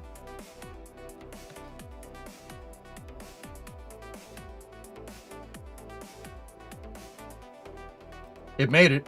I launched a Shuttle C because I didn't want to risk breaking an orbiter.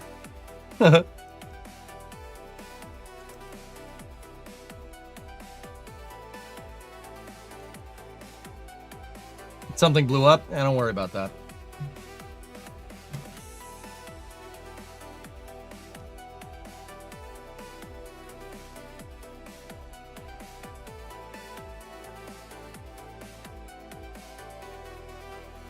Yeah, you don't need to worry about that. It's fine.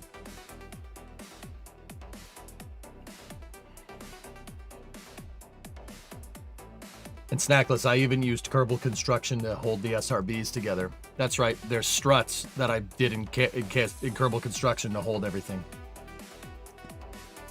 Now they're a little flimsy, so we're gonna need auto strut on top of it, but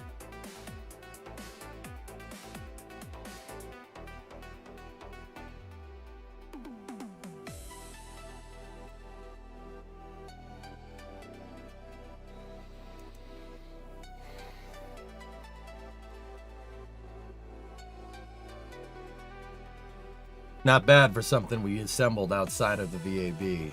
It's pretty damn good. I launched a Shuttle C because I'm too much of a wimp to put an actual orbiter on it. If it failed, I don't have the heart to see a shuttle explode. I'm sorry. I hope you understand.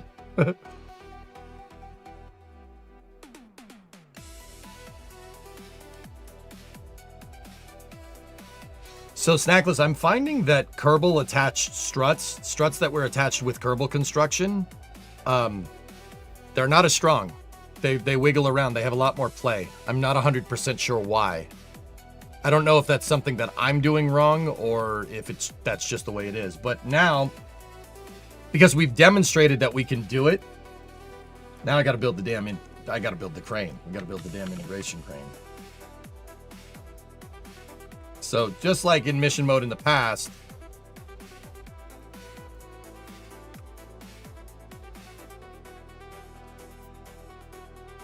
we got to build a mobile service tower. The structure that I'm planning on building is right. Well, it's this back building here.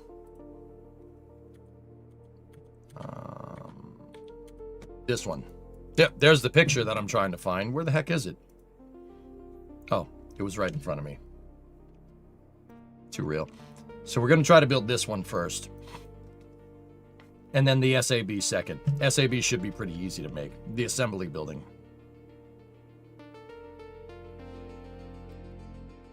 Shuttle C makes infinitely more sense as a test vehicle configuration anyway. Yeah, agreed.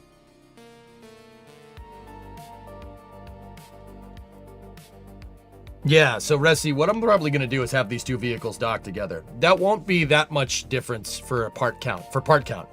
The big singular integration building is going to need to be this big anyway. Having them undock and separate like the real ones, I think, is cool.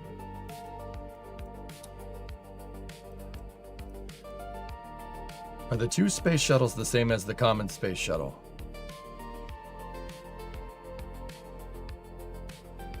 I don't understand what you're asking. In Armageddon. Oh, no. Those are some sci-fi version out of the space shuttle. That is a science fiction vehicle.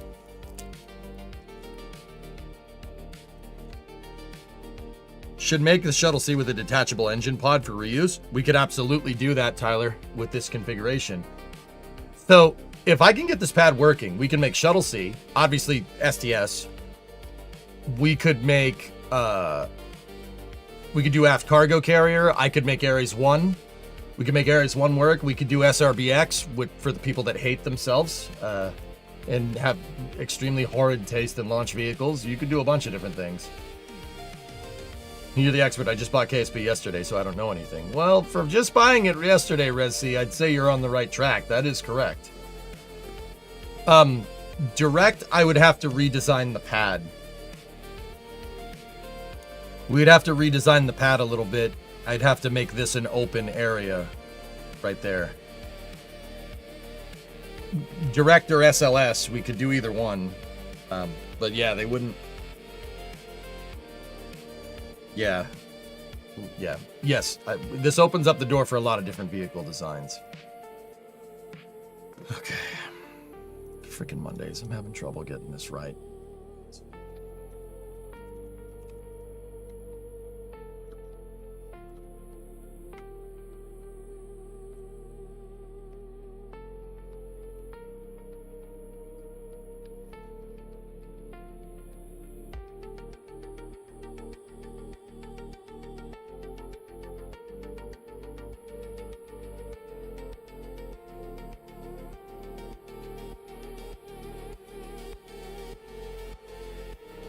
So, Tyler, I've never made a clean pad design.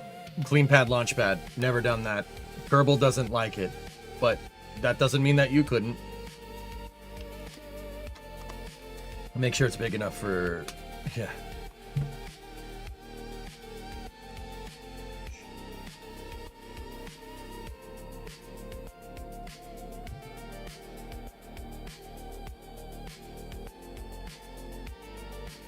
Oh my god, Rockets, have you ever made any evergreen Kerbal content covering the basics of the game? Many times. I used to have a bunch of tutorials, Rockets. They got all deleted when Twitch decided to enforce DMCA on VOD content. It got deleted. But yeah, I've gone over it many times. I have nothing up right now though, which sucks. But you could do the weird SDLV design with the shuttle engines on the side, but the inline stack still. Yep. Yeah, we could.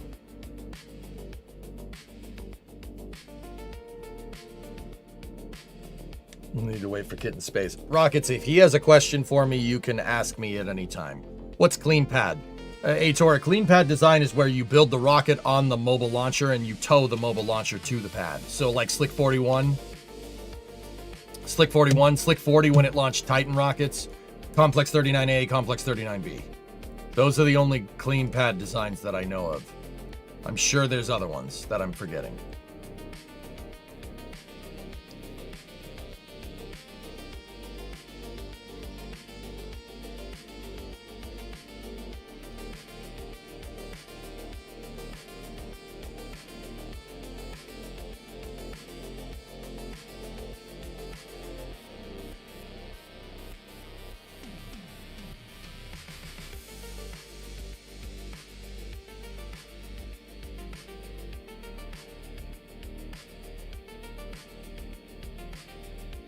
What's up, dude? I'm looking at how the fixed service structure works with it.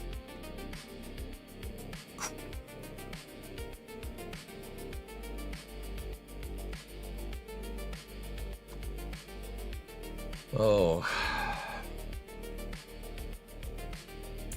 So guys, in our integration architecture, we have the tank attached to the ground umbilical carrier plate. In Slick 6 design, you can't do that because there's a mobile service tower in the way. Damn. I can't do that.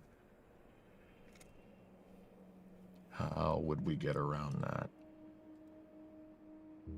How would we get around it? Shit.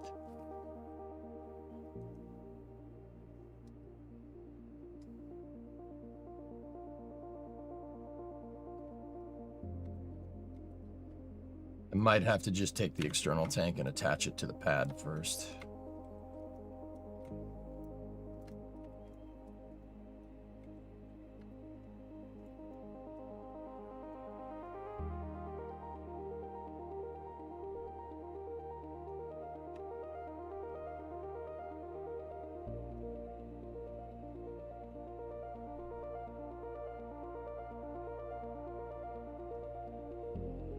Sorry, sometimes this takes a little bit of thinking about how you're gonna make it.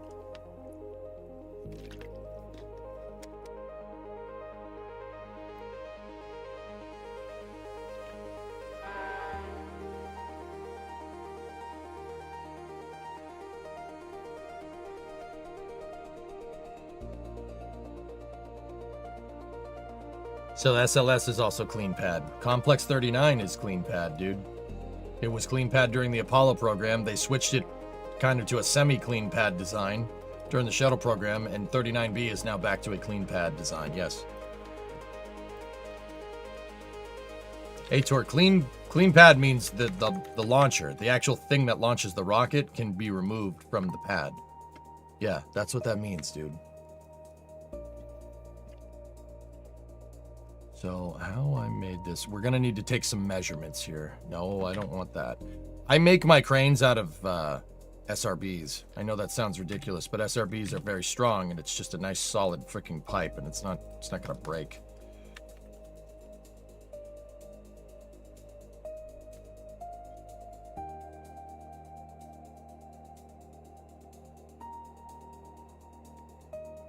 So I'm doing this to get measurements here, to get the widths that we're looking for. In my other gantry crane design, I gotta see how I did the edges of this.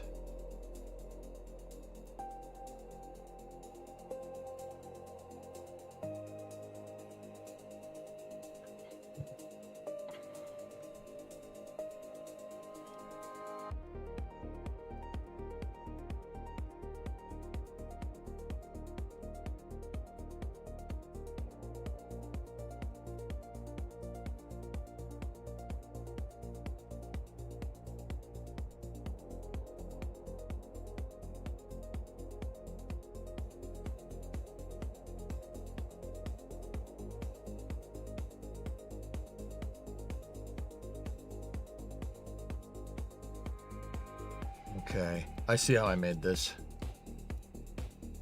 Nice. Okay, that's pretty smart.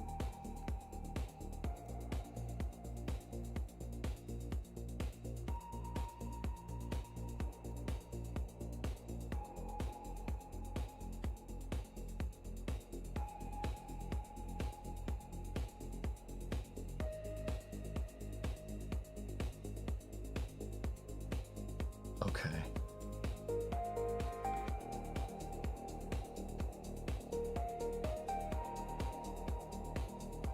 Yeah, it fits together like a Jenga piece. So the center column here holds the entire bottom of this, right?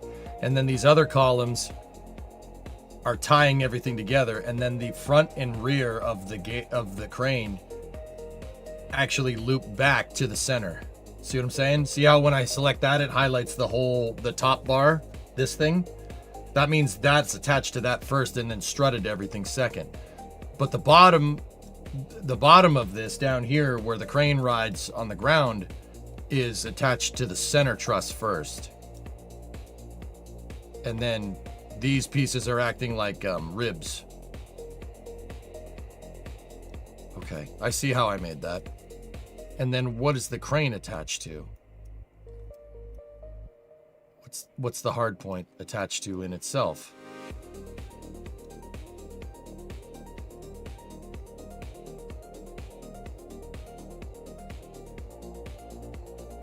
It's attached to the back post first. And then strutted. Because it's a gantry crane. Okay. Alright, I see how I made this. The reason why I'm copying this design is because I know this works. I know that works. It's very easy to make the gantry crane explode if you don't do it right. If you don't build it in a certain way, it'll bend, it'll break, it'll explode. Got to basically make a truss structure out of SRBs.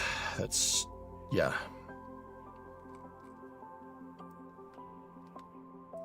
What I could do is just lift this thing. But I'll probably end up lifting more components from this. Hey, Bio.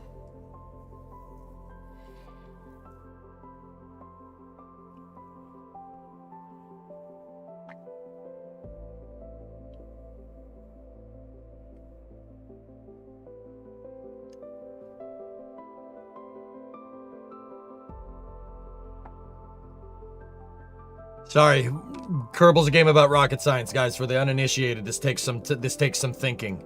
Sometimes I gotta sit here and let the hamster wheels run. I did, Bio. That's cool. Don't say nothing.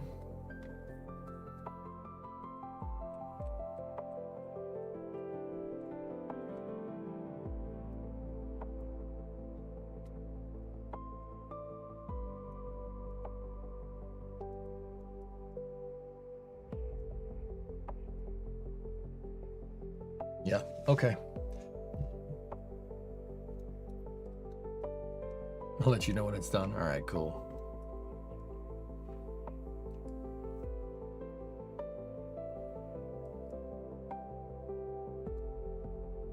Okay.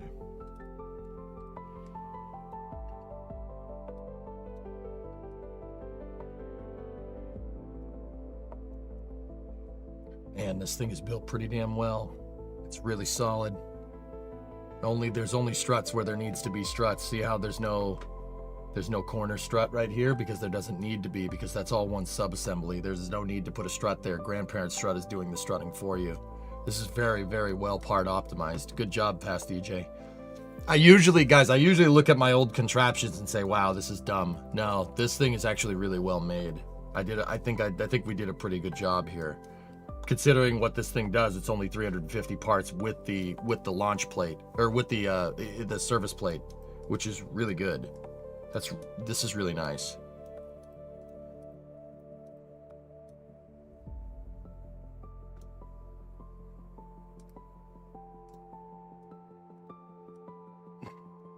Thanks, Ethereal. I appreciate that, man.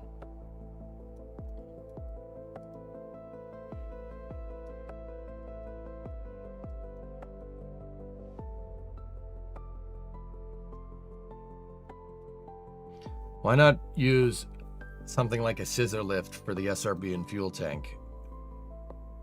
I don't understand what a scissor lift is going to accomplish. Also, copying the con ops from Slick 6 is probably the best way to do it because... Yeah, no, I'm not doing that, Nuclear. The scissor lift? What are you talking about? Then I have to make 2 different scissor lifts for lifting the SRBs. No, we're going to go with gantry cranes. That's tried and tested. We know this works. From mission mode. We know it works. Don't change it. I want to lift this thing. This thing is actually super cool.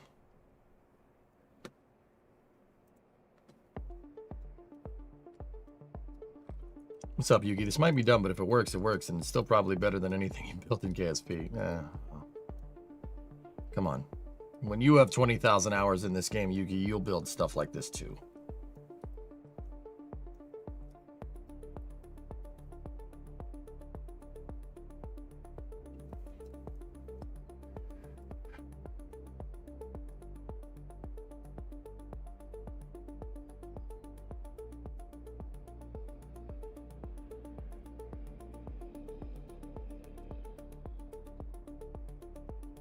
So what I really need to do is we need to establish how tall this crane is going to be. We got to take some measurements. So in the SPH, it's too tall. So I build the cranes in the editor on their side. The reason why, I know what people are going to say, why not use the VAB? I can't move the camera like this in the VAB. You can't pan and tilt the camera in the VAB. Well, you can tilt, or no, you can tilt, you can't pan. You can't move the camera left, right. That's why I like building in the SPH. All right, so in the editor, it'll only let you move a part so far away from another part before the game gets a little annoyed. See, I can't move it any further. So what we're gonna have to do is go to the root part here.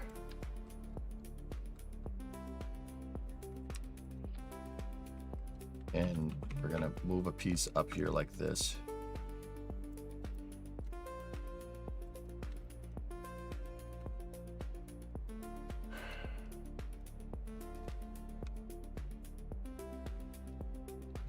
Discovery, go at throttle up.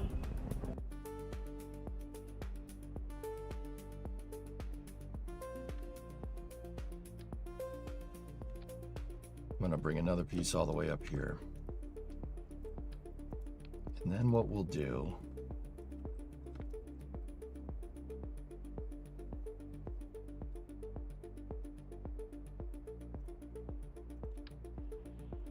just put a docking port there. And then attach my first crossbar for the crane there.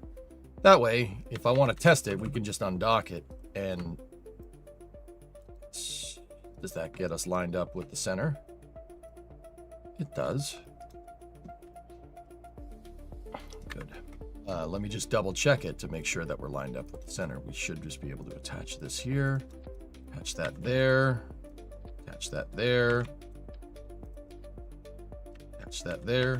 Verify that we're lined up with the center of the external tank stack. Good. Cool. We are lined up. Save. All right. So, how tall do we want this thing to be? Really? It doesn't look like the assembly buildings at Vandenberg are any taller than what you see here, but I'm going to give us a little bit of breathing space. It's going to make this a little bit easier, especially when we go to put that tank on there. The further up I can get the tank, the higher up I can get the tank, the easier it's going to be to integrate it into position. Now, like I said, at Vandenberg, it doesn't look like they had a lot of room there to the very tip top of the tank. Man, if only that picture was zoomed out a little bit. See, they didn't have a lot of space to the axis for the crane. It's up here.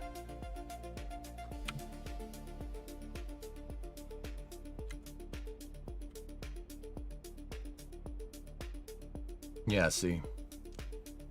It's only just a smidge higher than yeah. Okay. That's a concept picture. I don't know how that snuck in there. There's STS-1.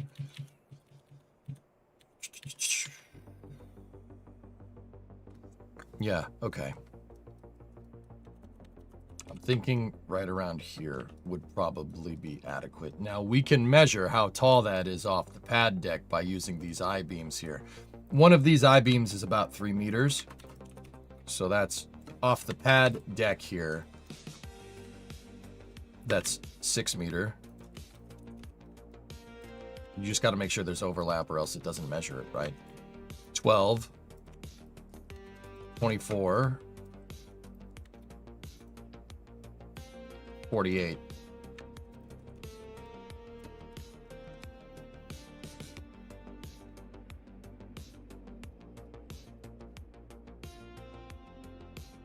We're almost 45 exactly. Yeah. And keep in mind, this is the top of the building. The gantry crane's probably going to run right here at 42 meters. Yeah, that makes sense.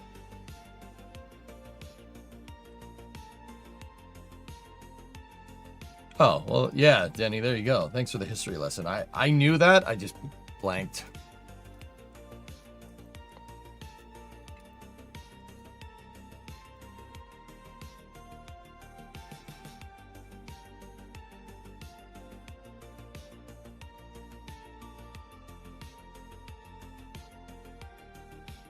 So that's 45. That's 42. Yeah, we'll make the crane ride at 42 meters. I'll put one of these here just as a reminder of where I want the crane to be riding.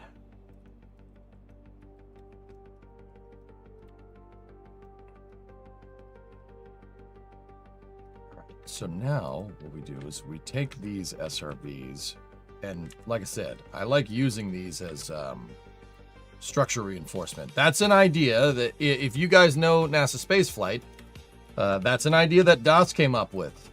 Yeah, Das from NSF, the guy that hosted the ESAR cast the other day. This is his idea. He called them Das conduits, using SRBs for structural reinforcement. Yep, that's his idea. Not a lot of people know that. If you're an NSF viewer. But once upon a time, Das was a Twitch streamer just like I was. Or it was M.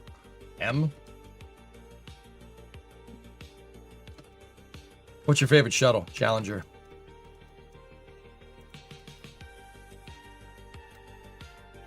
Are you now? Is the Twitch streamer in the room with you now? Yes.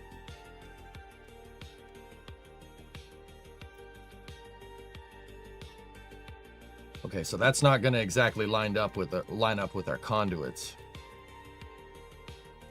Because this is where the ground is. That's where the crane needs to be riding.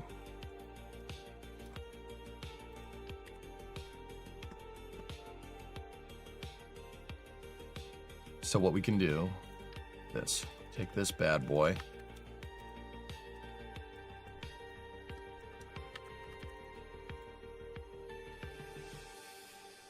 Move it into that position, give or take.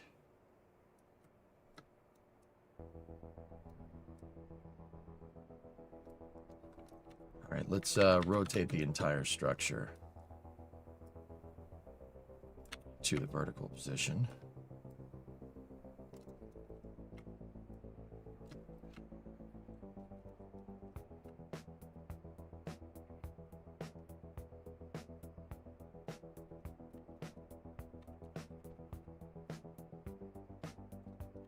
Yeah, all right.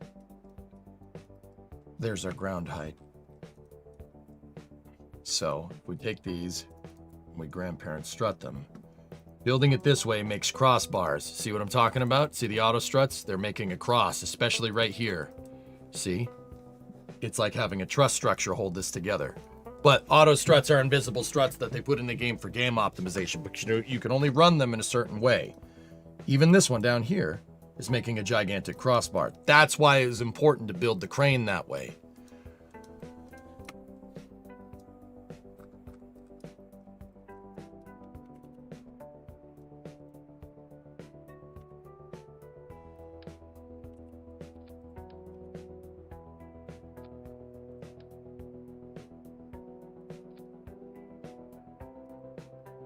Sure, we're aligned. Okay, center crane rung is on the center axis of the vehicle. It's just better for the hierarchy to be built that way. Does Das still stream on Twitch? No. Not very, it's very rare that he does that, Aurora. He's running NSF, dude.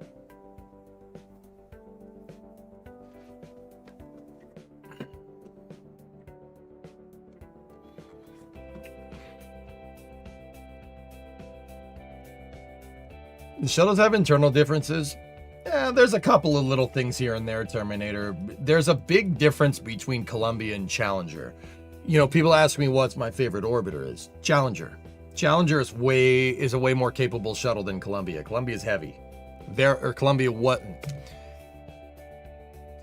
It still flies in my mind. Excuse me.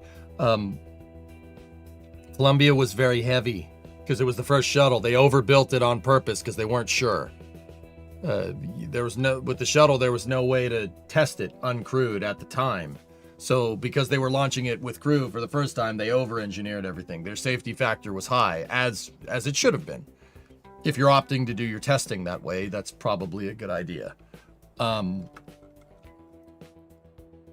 Yeah, just food for thought.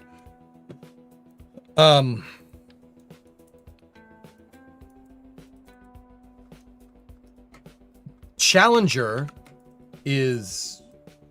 was much different. It was Challenger was built off of what they learned from building Columbia and flying Columbia. So it really was a lot lighter of an orbiter. So think of Challenger as shuttle version 1.1. Challenger is really what Challenger to the shuttle program is what Falcon 9 1.1 is to the Falcon program.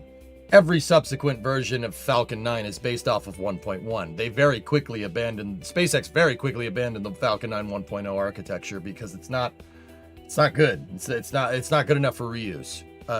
Falcon 9 1.1 led to landing the first stages, and that led to, fast forward all the way to 2018, you get the first Block 5 booster, and that's what SpaceX has been flying since. Every subsequent piece of architecture is based off of the 1.1 design.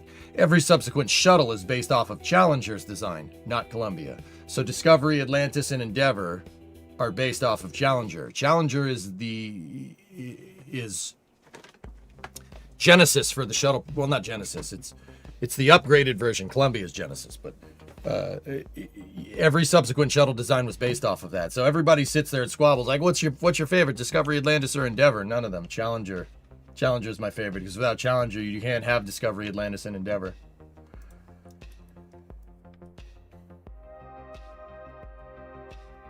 There you go.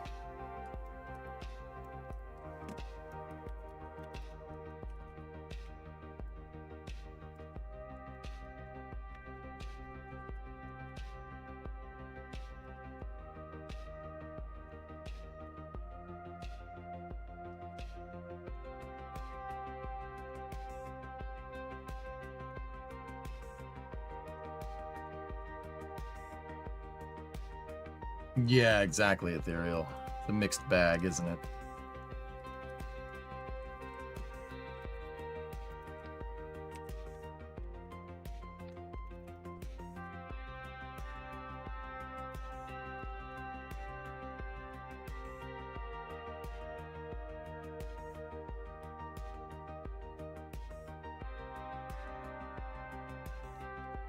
All right, let's set the spacing on our crane rungs here.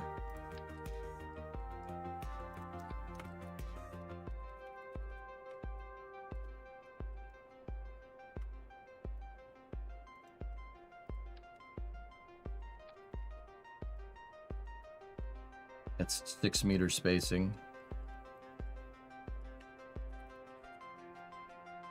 Is that too close for the service tower?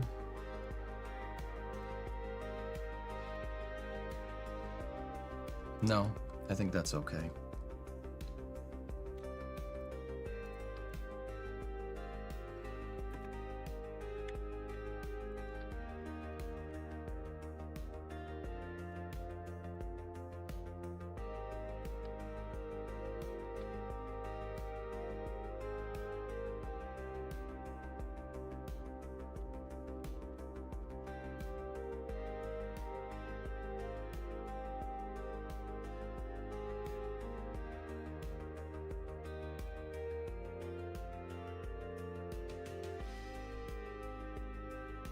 All right.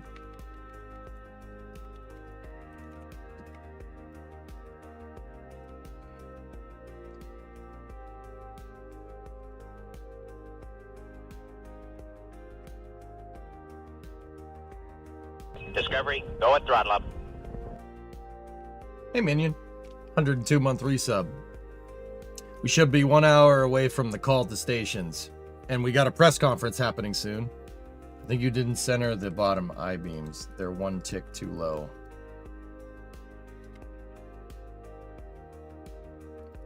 Bottom I-beams.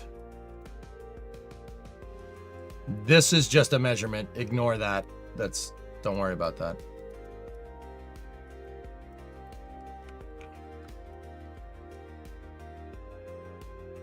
Sorry, I meant at the top of the crane. Sorry.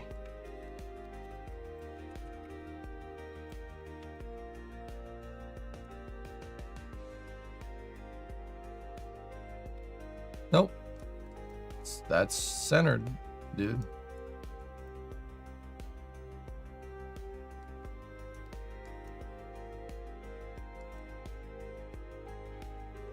What I'm really wondering is if we need that big of a structure at this point. I'm not entirely sure we need that last rung. We'll keep it there, though, just to see.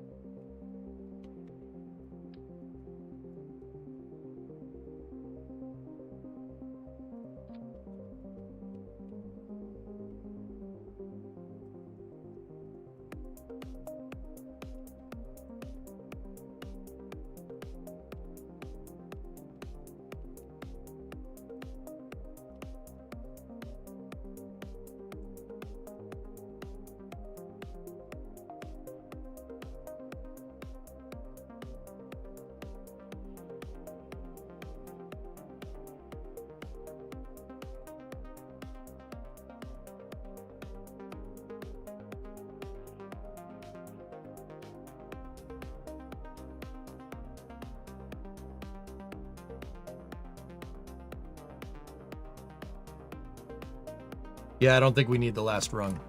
We don't need that. What we do need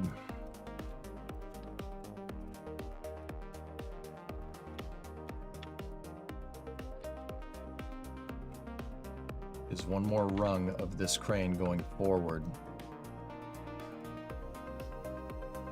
But this last piece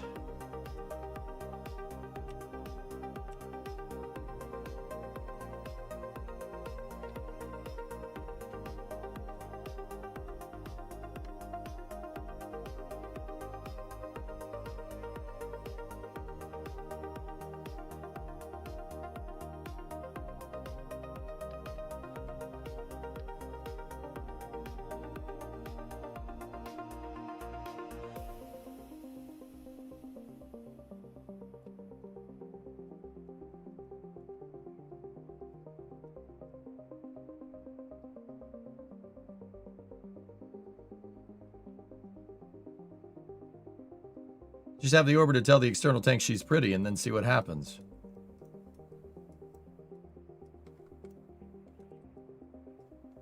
It's not a bad idea.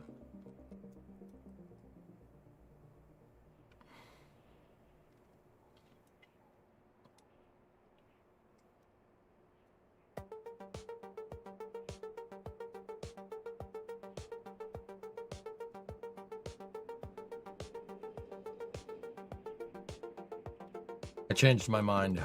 We should have, this should be 5 rungs. Yeah, I changed my mind.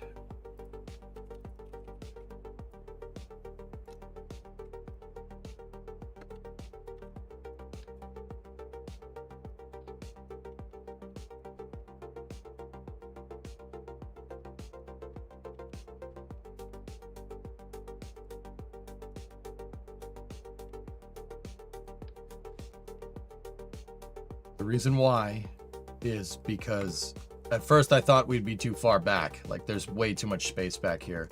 We don't need a lot of space on the back of this vehicle, or the back of this crane. However,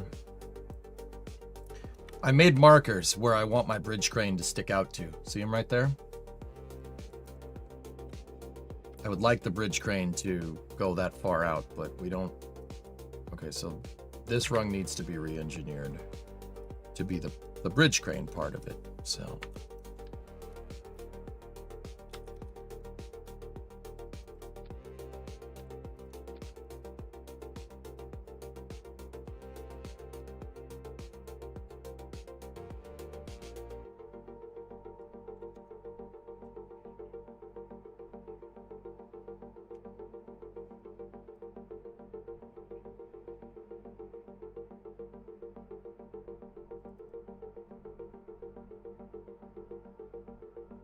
there's them doing a deluge test.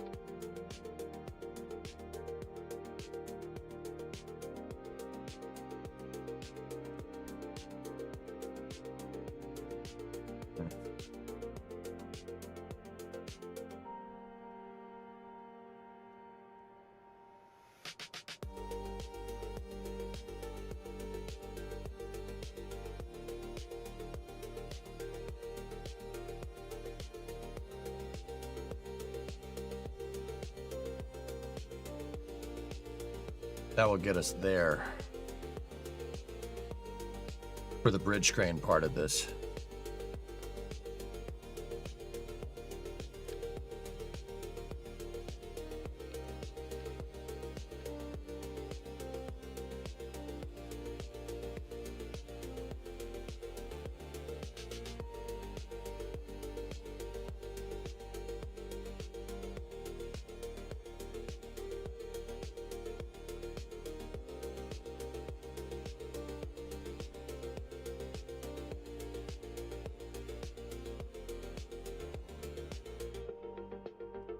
Okay.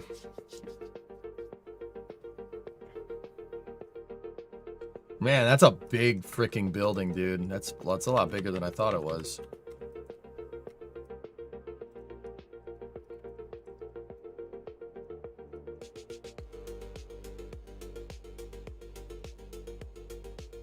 I might adjust the spacing here.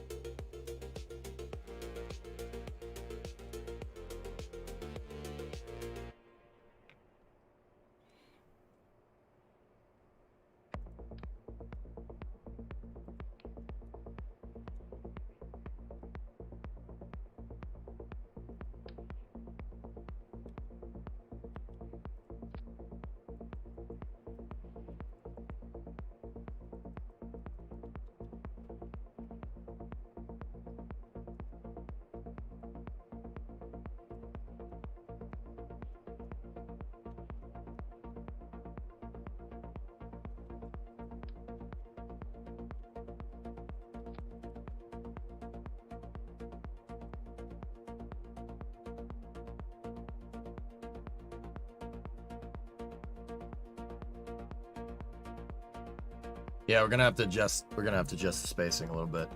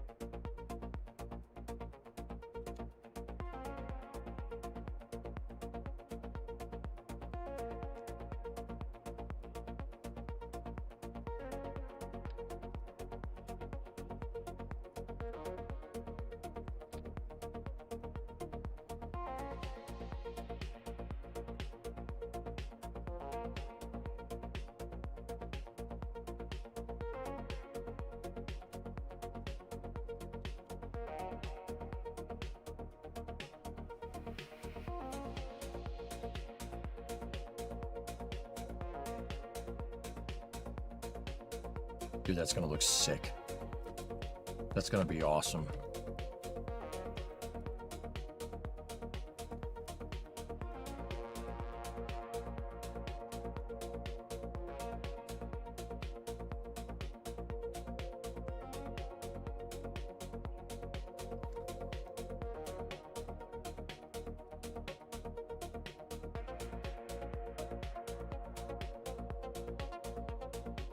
I'm gonna adjust my spacing here.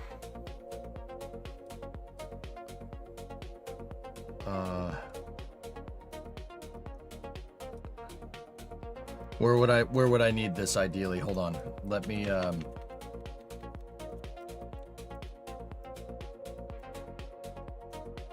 So I like having the center brace. We'll call these ribs, right? The center ribs I like being over the stack. But that's going to be a little bit of a weird thing to do with the asymmetry of this bridge crane. That's the problem. Not the problem. That's the thing I'm kind of running into here. I made a marker right here. That's what these panels are down here. I made a marker for where I want my bridge crane to be. Like we need to be able to extend this crane, the crane that goes over the shuttle stack, the one that's actually doing the stacking, it needs to be able to reach out here.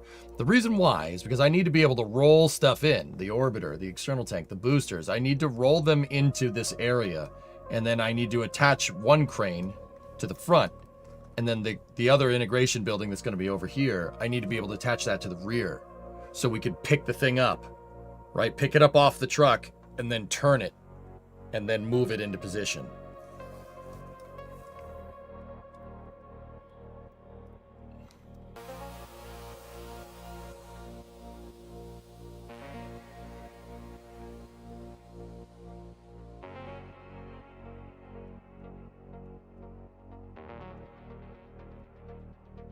Right now, I do believe we are in the...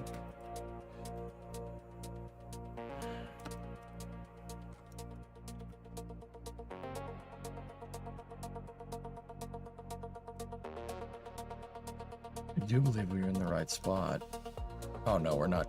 No, we're not. We're not close at all.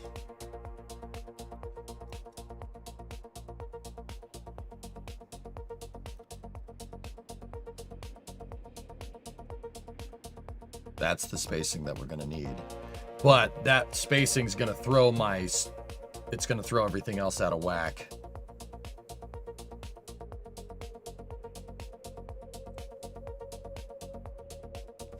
I'm okay with doing the out of whack spacing. That'll help us spread the load better.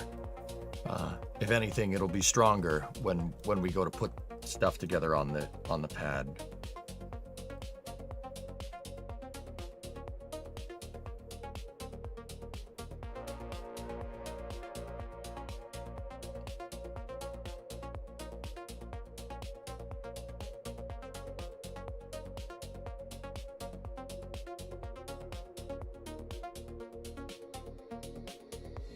Yeah, okay. I gotta redo my spacing a little bit. It really should be more centered around these. So let's just put those there for a second and figure out what our meter spacing is. Actually, I'm gonna say get rid of the rungs. What would be a good way to do this? All right, get rid of those and get rid of those. Down here,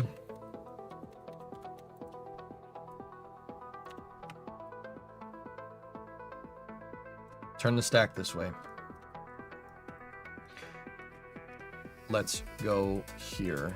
Nope, not the Clydesdale. We don't need those.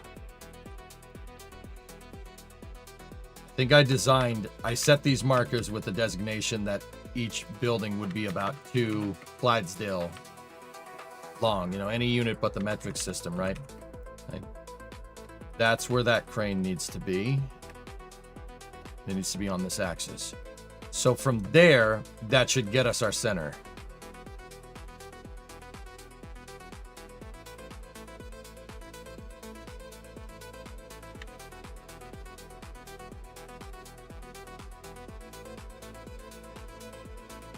That's where the center axis needs to be. Now what I got to do, I already got my height indicator, so I can take this bar that I've been using, and we can use it to measure the length of the crane here.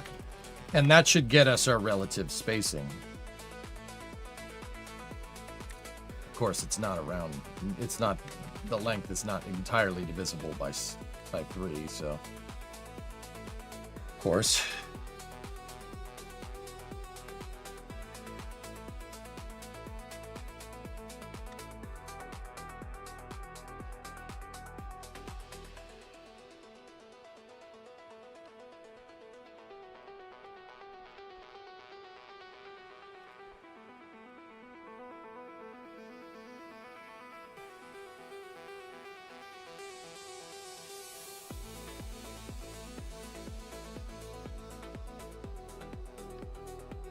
Love using I-beams to measure things. It's like one of my favorite measuring tools in this game, dudes.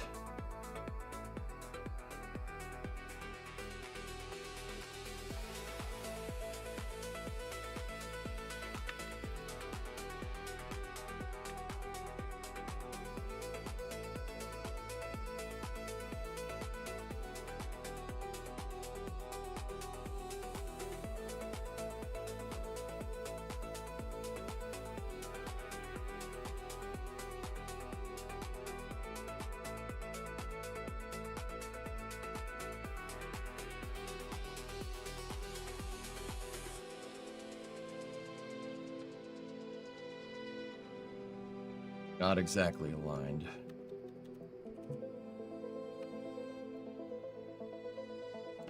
There we go. Cool. All right, we got good alignment. Now, we can use this to discern our spacing. How tall are we here? Actually, measuring length of one Clydesdale out should probably get us what we're looking for.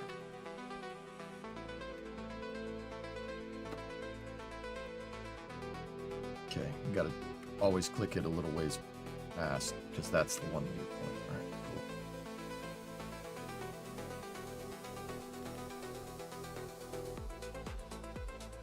cool. All right, so 3, 6, 9, 12, 15.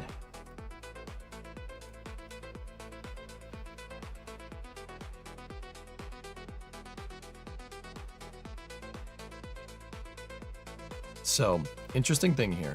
The long I-beam is 3 meters. The short I-beam is 1.5. So if we do 1.5 there.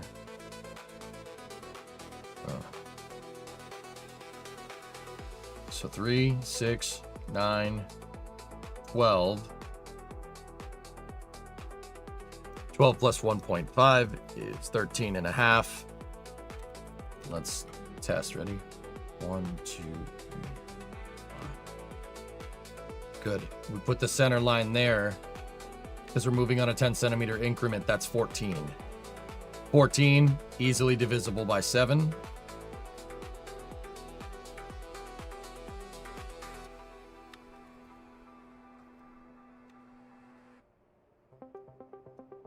Cool. All right, excellent. Cool, so 7 meters apart. Each rung should be 7 and not 6. We were close, but we didn't get it exactly right. So let's do this. Ready? So stack these two, center line it to make sure the bottom of the I-beam is lined up with our center line there.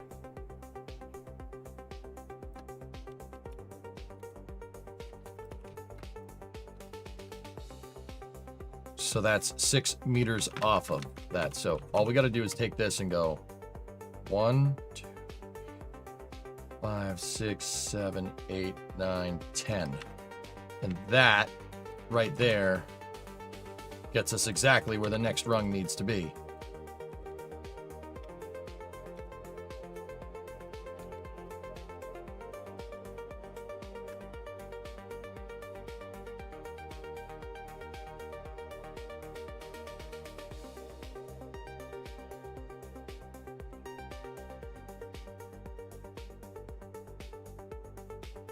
There. And now, do the same thing one more time.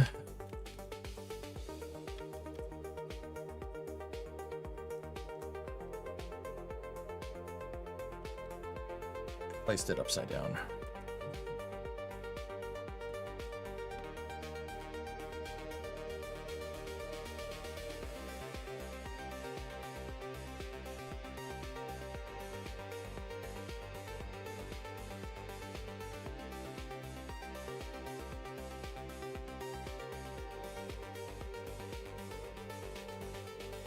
Perfect. Okay. We can get rid of that. We can get rid of that. But keep that measurement right there. So now we got to do that for the other way. The other way on the crane. So go down here like this. Hey, just so you know, when are you starting up the coverage for Artemis? Met what time? I don't know. We have a press conference. There should be a press conference coming up soon, yes?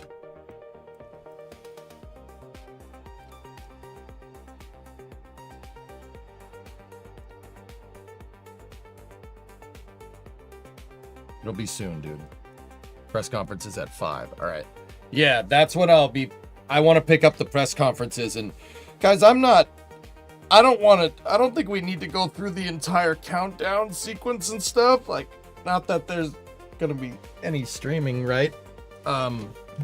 It's the mission, guys. The mission is really what I want to be here for. I was thinking what would be kind of cool is to sleep when the astronauts sleep.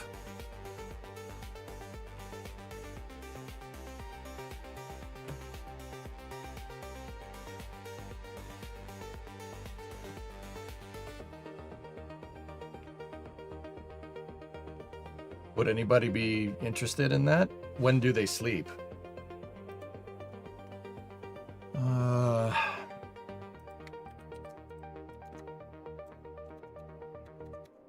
Well, I have their whole schedule right here.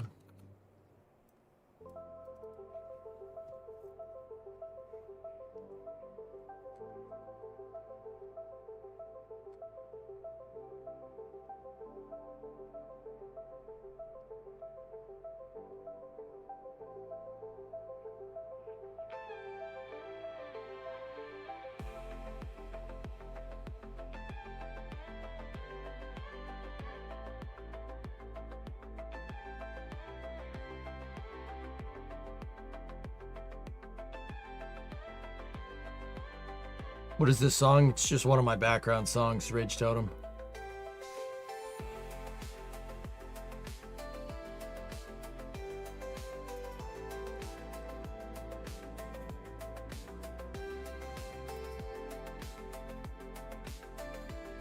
Jeepers creepers. What am I getting myself into here?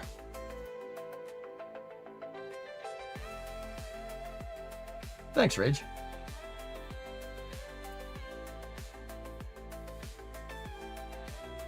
EJ, you'd love to see me with creations coming up in Empyrean Galactic Survival. Yeah, maybe. They run on UTC, don't they? Doesn't seem like it, dude.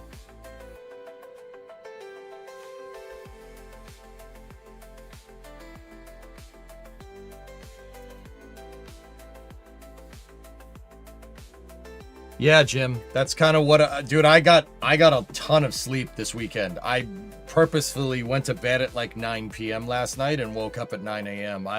I'm bulking up on sleep, which I know good and well, guys, that's not really how that works.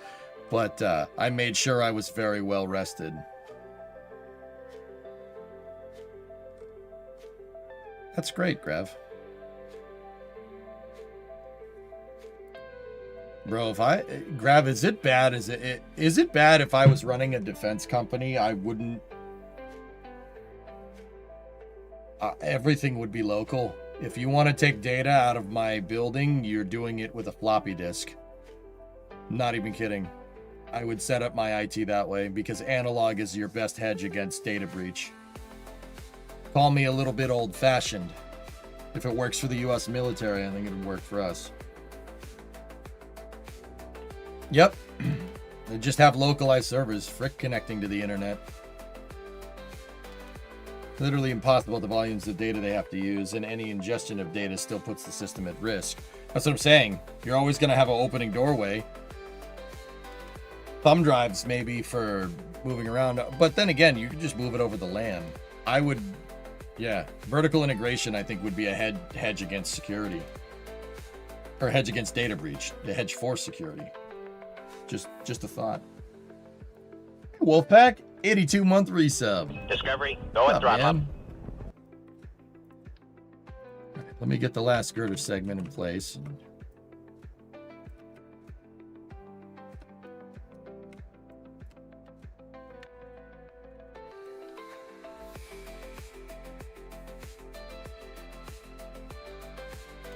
Never mind, just got done working out and getting a writing session in. Right on, man. That's cool. And that right there is where the front of the bridge crane would be. And it lines up pretty perfectly. Good. Good. Good. Good. Now with this part, we're gonna need... Get rid of that. Get rid of that on that rung. And then what we need is something like this.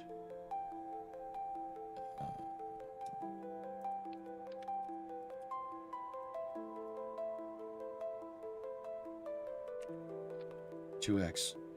Send. You know what? Attach that first. And then go down there like that.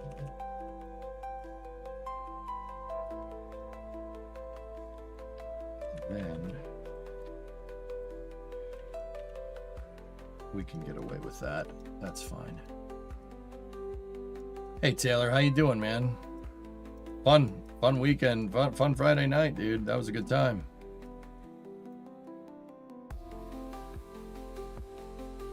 Right, there's your MST, or at least the basis of your MST.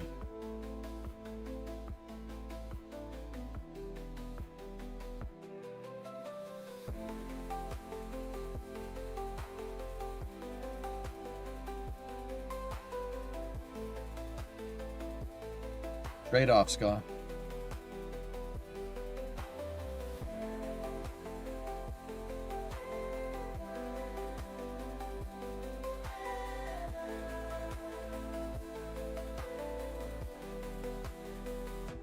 Okay, so how I want this set up is I'm going to need a fresh Clydesdale, or kickback, excuse me. And what I need is that Clydesdale to be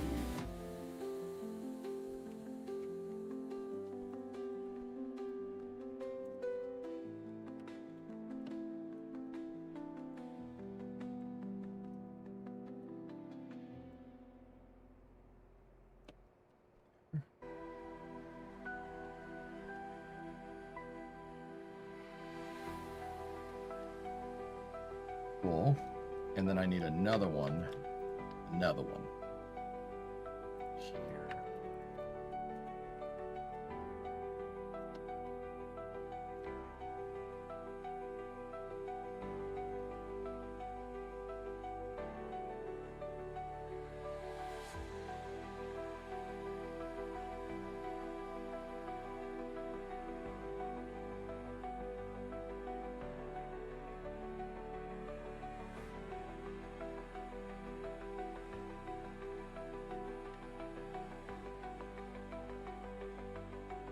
Like that.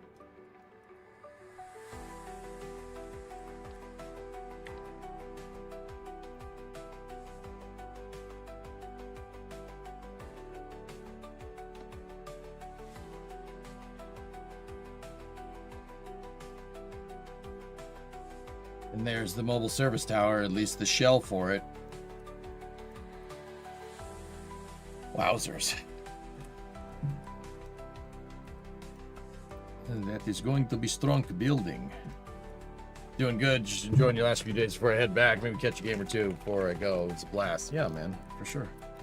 Well, you're doing some space news tonight. Yes. Hopes of Artemis going? Yeah. I think we have a pretty good shot. I think they'll do it.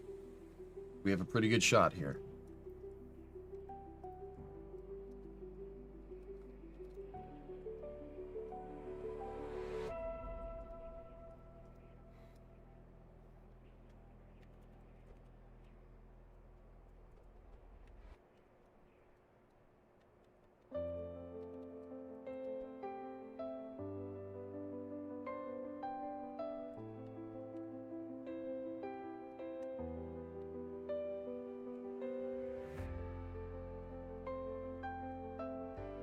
Okay, so what we need to do here for the crane itself now is build the bottom of the structure together. Just join. Are you Slick Sixing?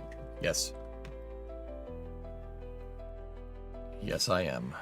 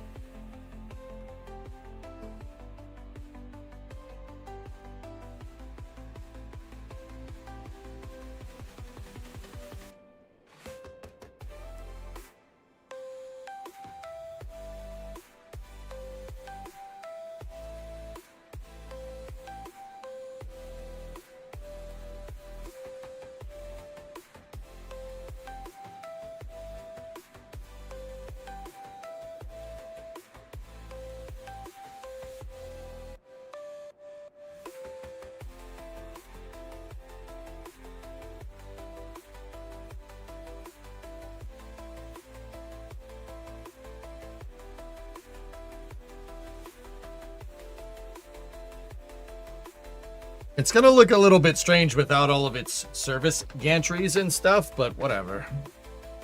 What are the shuttles SRB called? Shuttles SRBs called? In game, they're called Clydesdales.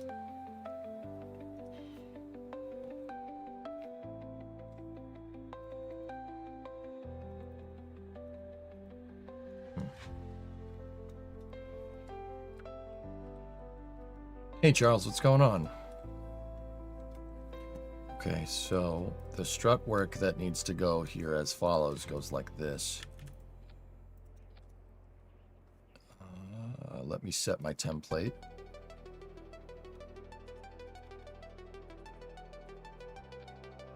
No, that's too big.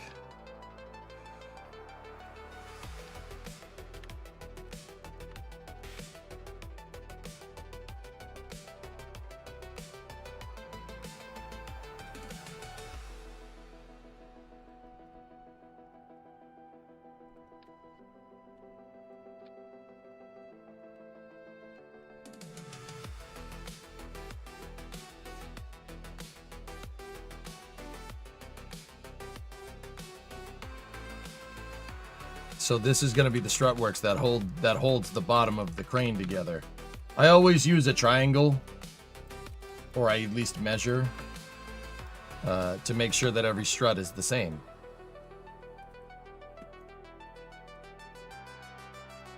Now it probably doesn't need those because it's coming down from that part, but I'm still going to do it just to make it look nice. It's only 4 extra parts doing that way.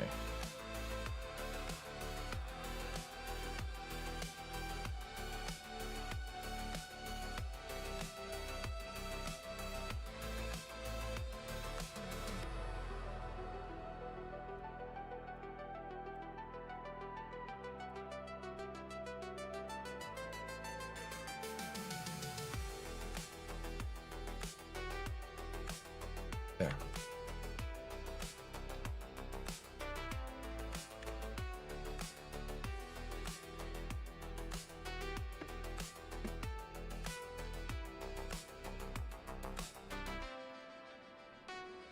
And I enjoy watching you building. I try to build, never turns out good. The builds are fun to watch. Thanks, man.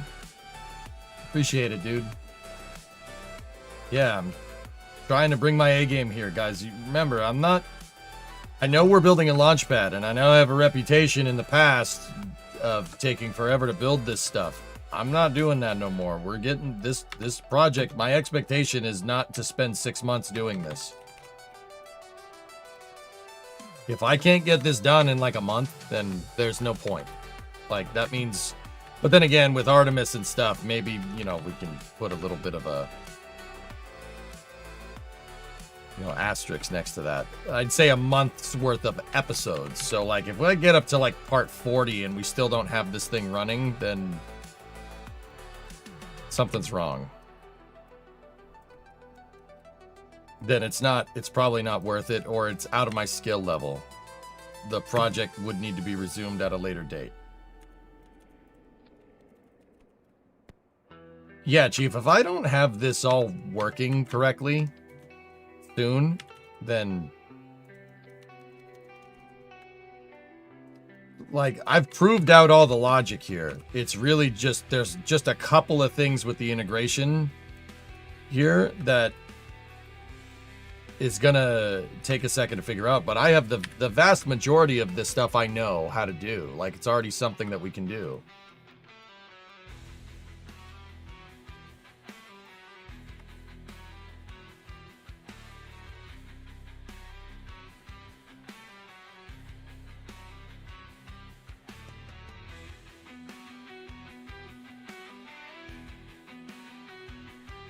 No, I'm not doing 100% KSP X-Wing. No, I said a month's worth of episodes.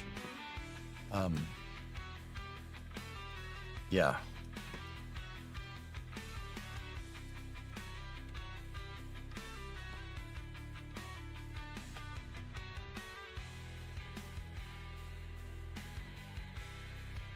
Still scheduled for the 1st, man. Yep. Discovery, go at throttle up.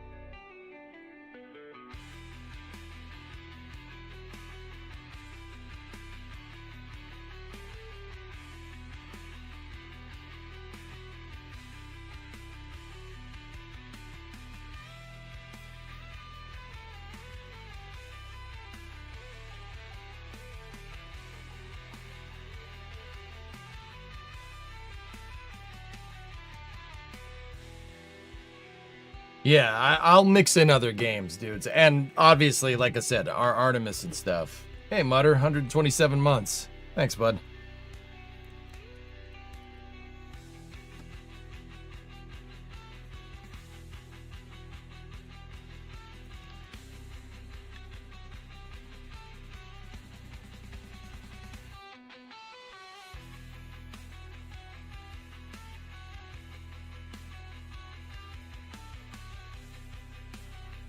This upcoming launch to the moon, it's like Apollo 8, dude. They are going to the moon, yes. They're flying by, just like Apollo 8 did.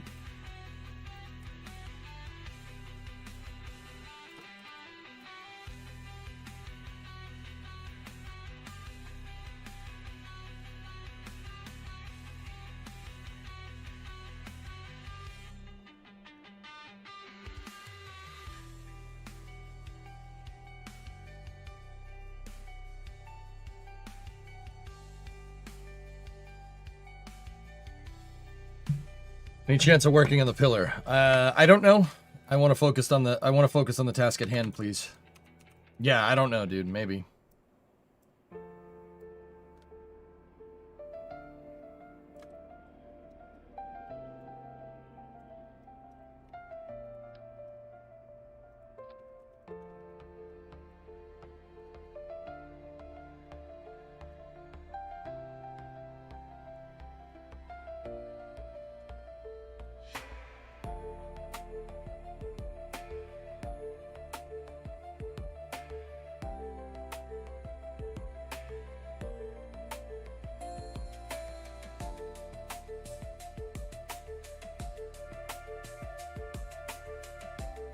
Should have added these before I freaking put it all together. That's okay.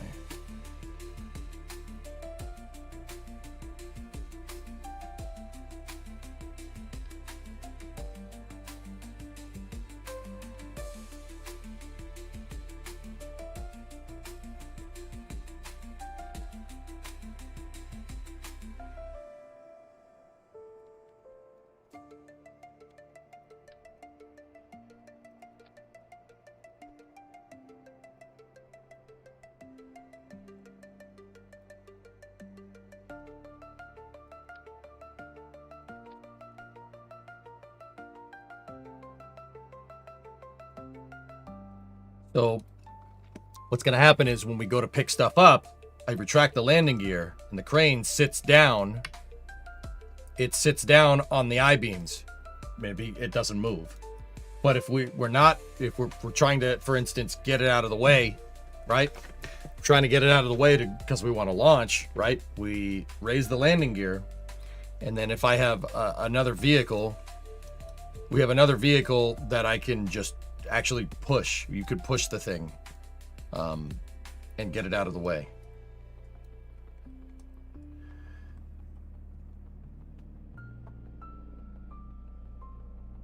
Okay, Bree.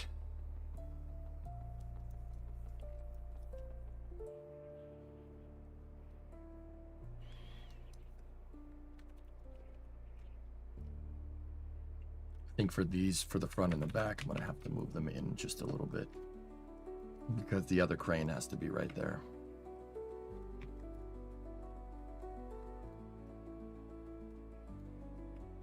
Put it away, Ray. Put it away. Fasting day.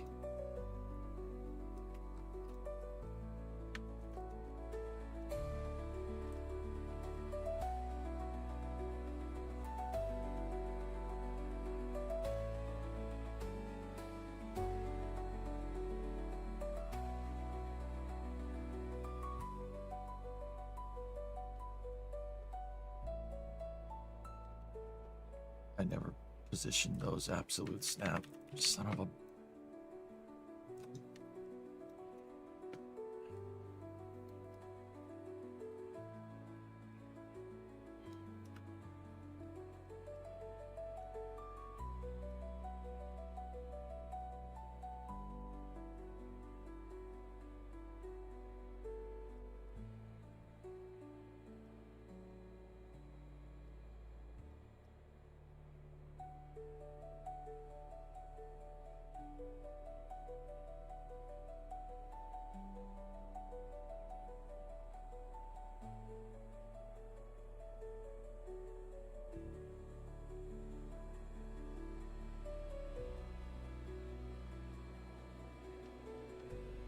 I do look to have lost some weight. Guys, at the beginning of the year, I was 276 pounds. I was 254 on the scales this morning. So, yeah.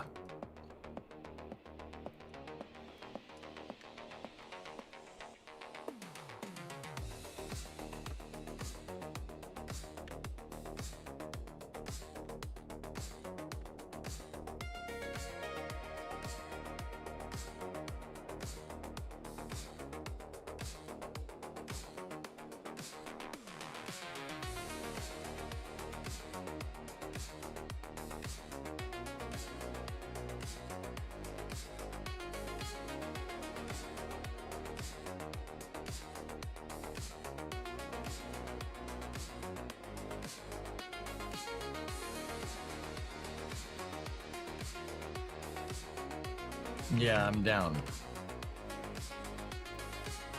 Down a lot, actually.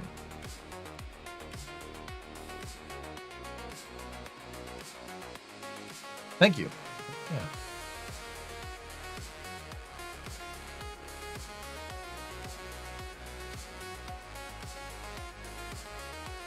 "1067 is going for the 34th flight in an hour. Will you be able to cover it if you're not too busy?" Well, Flavia, I wanted to switch to the Artemis press conference, and it looks like the launch is in the middle of the press conference, so yeah, I'll be here.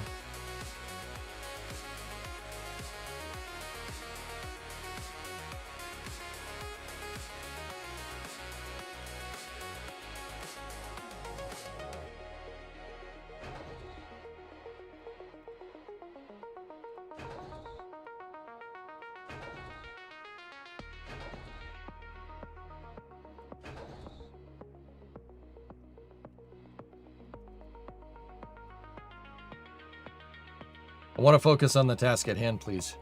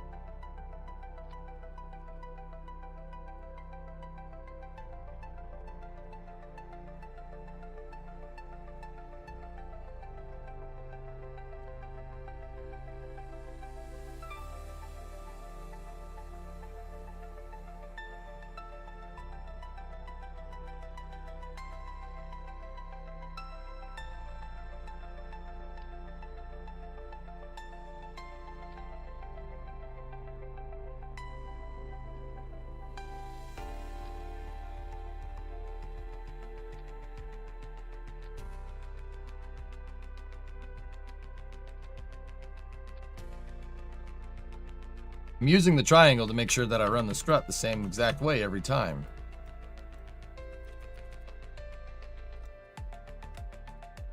And if the length of the strut is parallel to hypotenuse, I know we're right.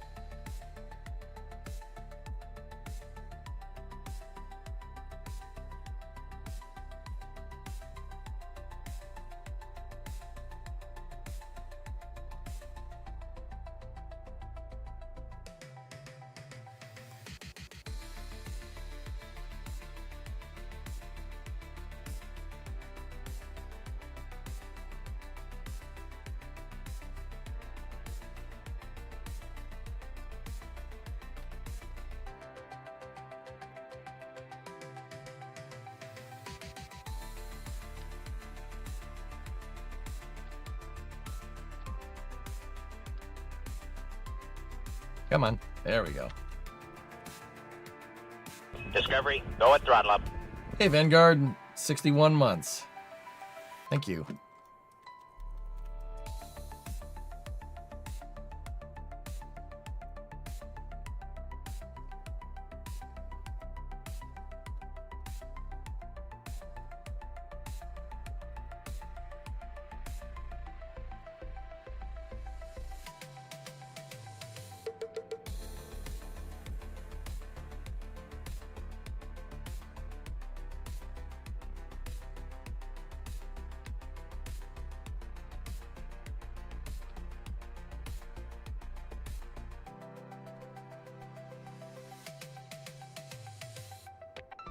Yeah, I like taking the time to make sure that the struts are nice and straight and perfectly placed. Like taking the second node on the strut and making sure it's straight.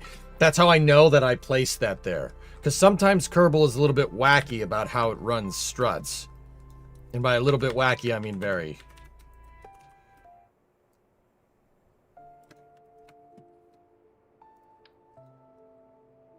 Discovery, go at throttle up.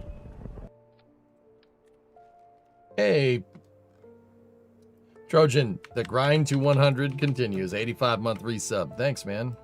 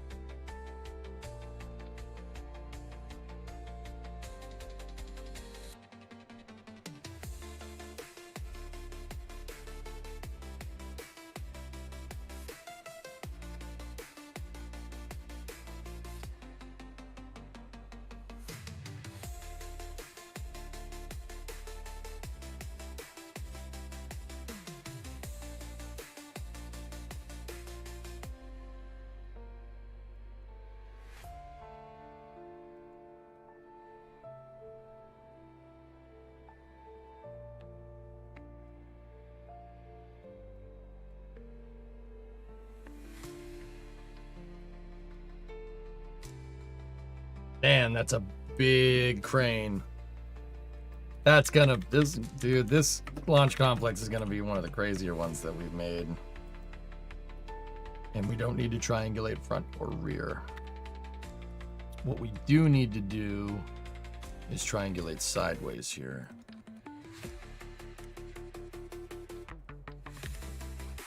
We do not need those. Those were for measurement. Yeah, I'm sorry guys, this is a little bit of the boring work, but I'm trying to get this done before for those press conferences here.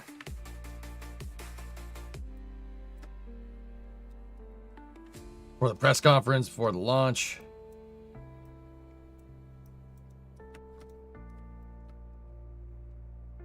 We'll see if it's big enough to make the 9950 X3D go.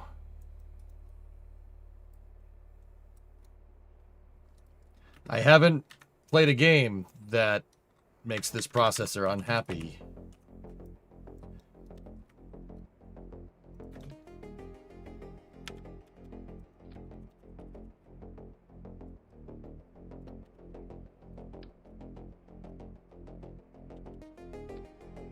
Yeah, Phil, that's my theory.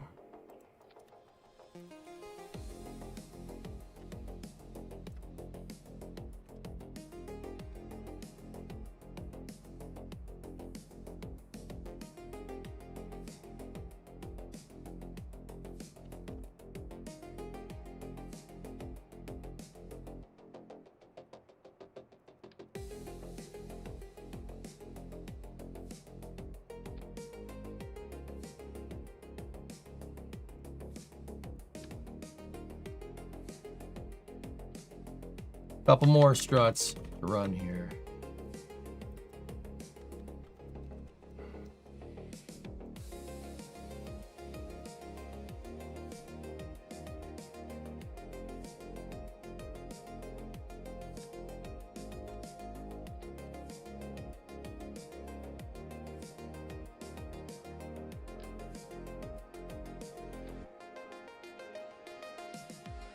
What's today's conference about?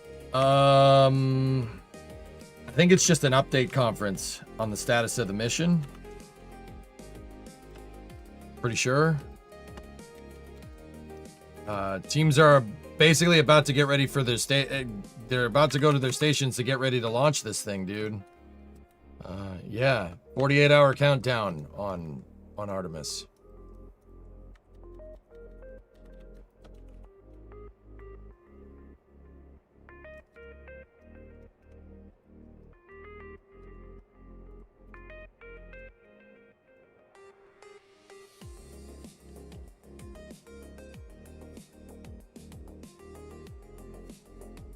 Okay. I thought I deleted it and my heart stopped for a second.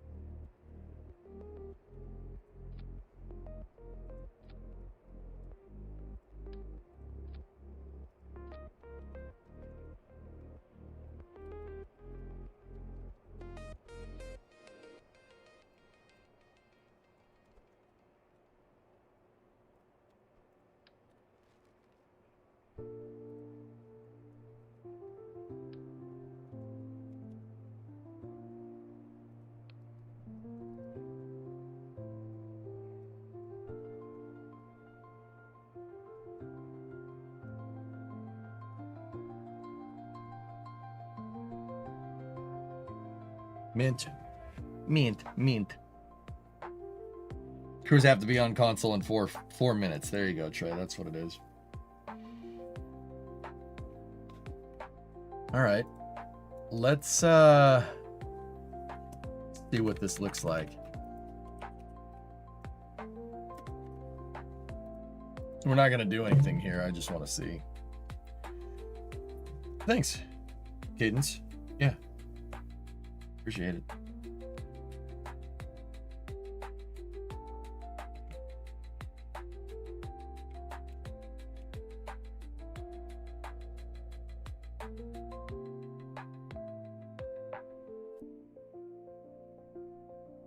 I just want to see them working next to each other, see how this all kind of jives here. It might blow up. It could blow up in our face.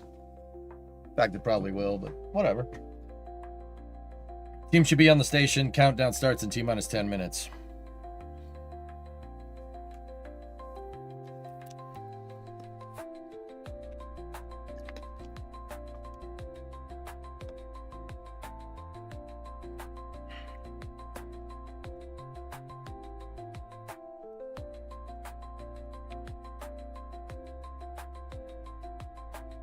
Gotta run struts for the bridge, part of the bridge crane.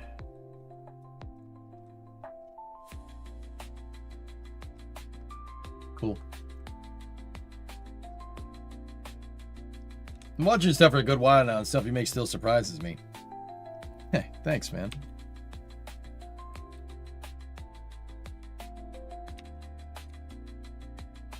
The way this is all, this whole front band is moving, it seems like there's a,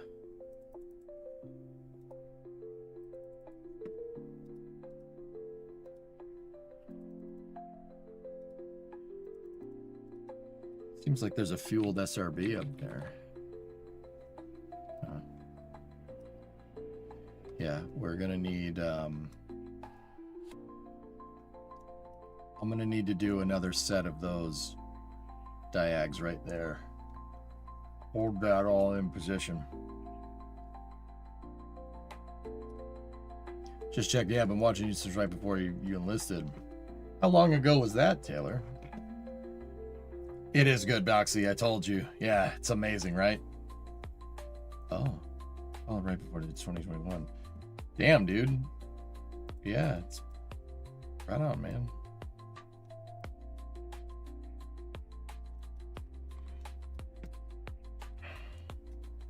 A little over 5 years. What really blows my mind is that 2021 was 5 years ago. That's weird, man. Like, you asked me in 2029, like, oh, what were you, 5 years ago? It's like, oh yeah, 5 years ago was 2014. That wasn't that long ago, right? 2021, though, you're 2026, you're like, oh, 5 years ago. 2021 was 5 years ago? Wait, what? Amazed. Fist my bump. Statement. 95's like, I've been watching this man for a decade. So what I'm looking for is rigidity. I don't need anything. So if you watch this L right here, take this L. Watch. See it bounce around when we undo. Time warp. Don't want that. Don't want that. 20 Wumbo. 20 Wumbo indeed. Here, let me undock this. Ready? Boop. All right, now it's time warp a couple times. Ready? Yep. It's just that. We just got to place a couple of diags right there. Hold that in position. And then if we put the gantry crane tracks somewhere up here.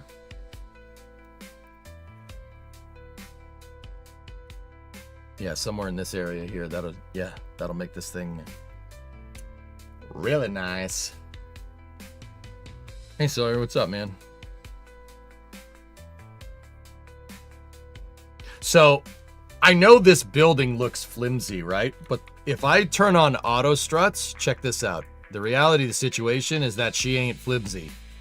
It's I made a whole truss segment system. That was why I was trying to make sure I built these SRBs in a very specific way. See the crossbars? That thing is absurdly strong. It's really, really strong.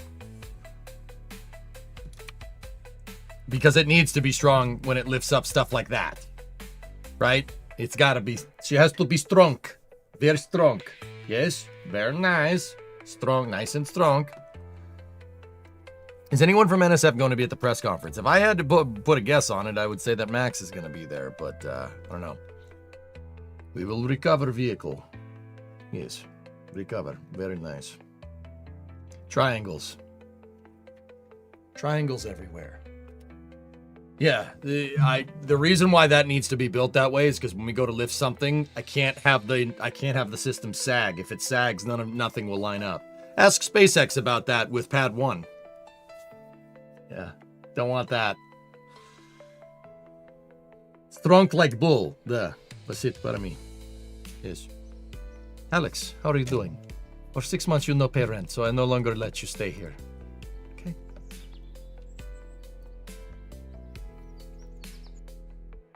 No, every month I give Josh hundreds of dollars to help pay rent. I love them so much. What press conference? Artemis update, Frowlin. They're getting ready. The launch campaign for Artemis has started. 50 hours out from T0. We're 50 hours out for a potential moon mission attempt. Pretty cool, huh? Oh man, those words just came out of my mouth. That's weird. That's weird.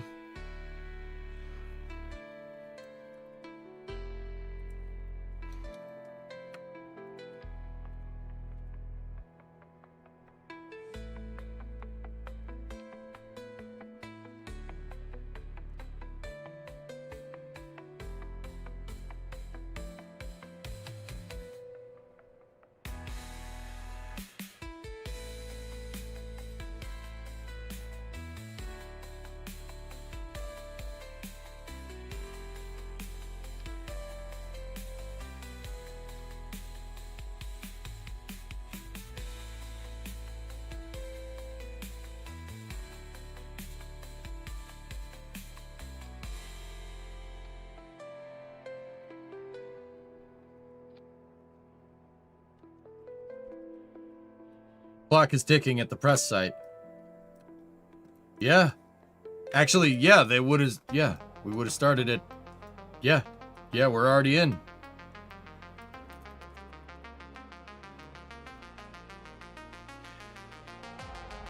Where's the crane going to be attached? So 95, in previous designs, I attached the crane to the crossbar here. The fairing plate that I'm using for the track is going to be attached there and then go forward, and then it's strutted to every post. I found that works. As for the height, I want the crane to be basically right here, like right in this area here. Actually, yeah, right here would be probably.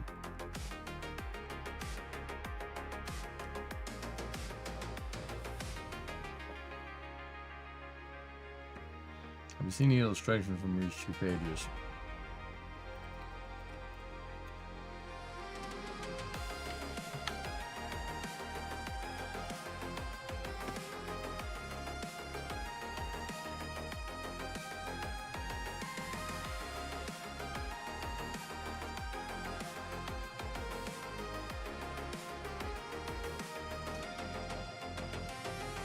Cool.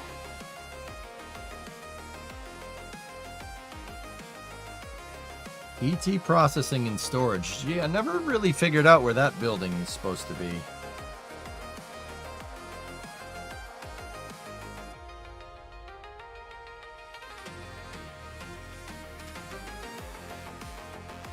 Oh. Well, that explains that.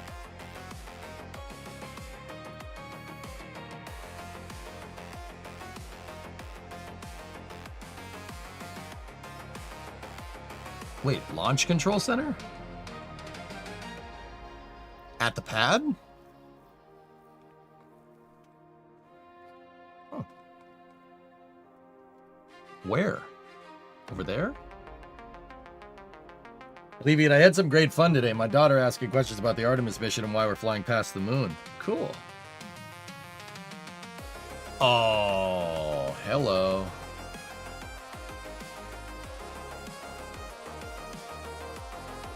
That's the building that we're trying to make.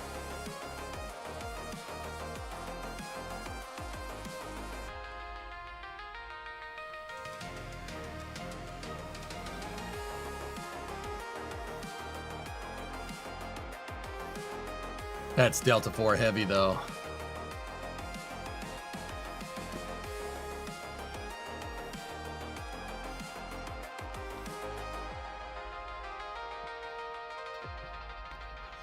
It's a flyby, Taylor. Yeah, flyby. Man. This whole row of stuff was built for the shuttle, huh? Damn.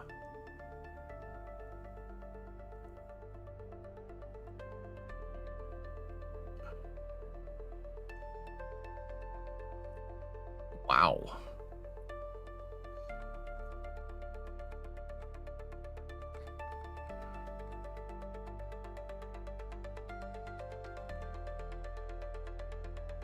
Vandenberg had a requirement to have several external tanks on hand in case for some reason the Panama Canal became unusable. An external tank checkout and storage facility was built, capable of supporting 4 tanks in storage and 1 in servicing.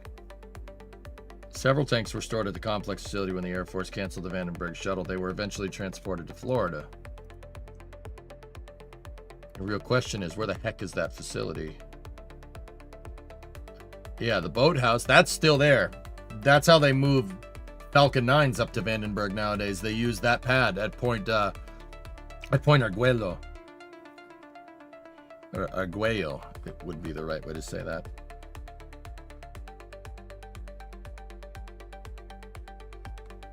SpaceX uses the, oh, that's the one at Santa Barbara. Yeah. Yeah, Point Hunami. I'm not saying that right. I know I'm not. Oh, Aqualex, this is great, dude. Yeah, we know where the MDD was supposed to be. I have that picture.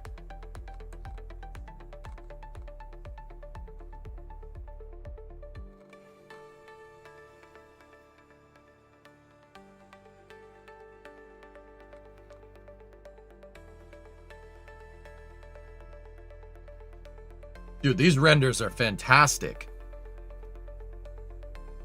Point Hunami. That's it. Thanks, dog. Dude, they really, man, it wasn't even the pad. They built everything. They built out everything. And yeah, the OHM's processing facilities. They built everything, dude. Oh my goodness. How do you just not use that? What the hell is the matter with you? Oh my goodness. How do you not do that? That's so frustrating.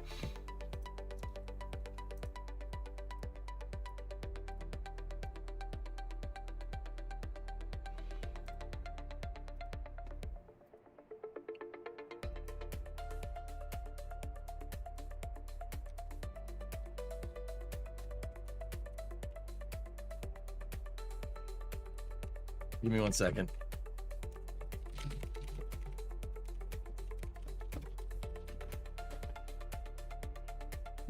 The government, yeah, that's how. Dude, like, I knew they built out all the facilities, man, but to have... This puts more context into it, dude. Like, safing and deservicing station for the orbiter. Note that in the artist's description, the reaction control system with the thrusters at the front of the orbiter is being removed after flight. Yeah, I see that. An OHM's processing facility. Hold up. I gotta... Hold up. Dude, I knew that Slick 6 and all the buildings around it, I knew that that was a thing. Like, they built all of this stuff over here. So I'm going to go ahead and guess that that's that external tank storage facility right there. They made the road go around it. And yes, that's the main processing area and 4 tank storage facility right there. It's got 4 doors on it. Pretty easy to tell. Okay. That's a new construction. That's not part of the original Slick 6 complex. There's the solid rocket motor refurbishment facility. Or an storage, well, not refurbishment, integration facility. You know that's for SRBs because of the train tracks. Fun fact, SpaceX uses that for Falcon 9 processing nowadays for their West Coast Falcon 9 fleet. There is an orbiter. I don't know if that's where the OPF would have been. I knew about all these buildings, and I knew about where the mate-demate device was. The MDD was over here. You could see it because there's a 747-shaped slab of concrete right there. See that? That's where the mate-demate device was going to be. What I didn't really realize is that this whole damn thing right there, basically from here all the way over to there, was all shuttle buildings. So, like, that was your processing facility. This is all built for OHMs. The orbiter maneuvering system, pod processing. Like, do we have a picture of this from, like, 85? Yeah, look at all the freaking buildings, dude. Holy heck. And it looks like they razzed most of them.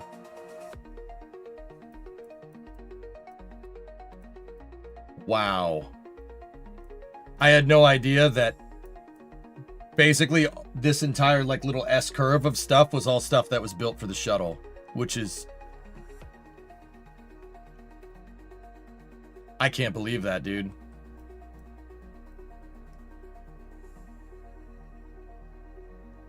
What's Artemis 2, Lunprod? I don't know what that is. So like all this is all these buildings that are in this render here. Safing and deservicing station. Ohms pod maintenance facility.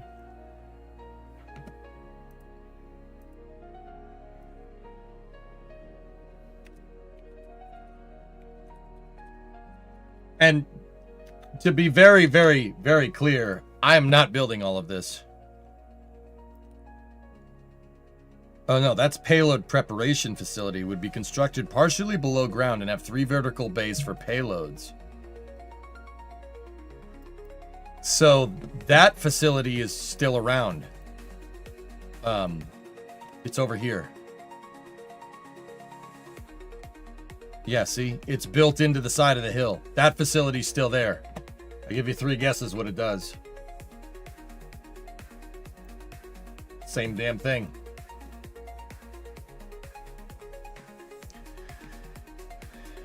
Shuttle is a complex system requiring many parts and support equipment. They required additional facilities. The NVAFB Central Supply Facility.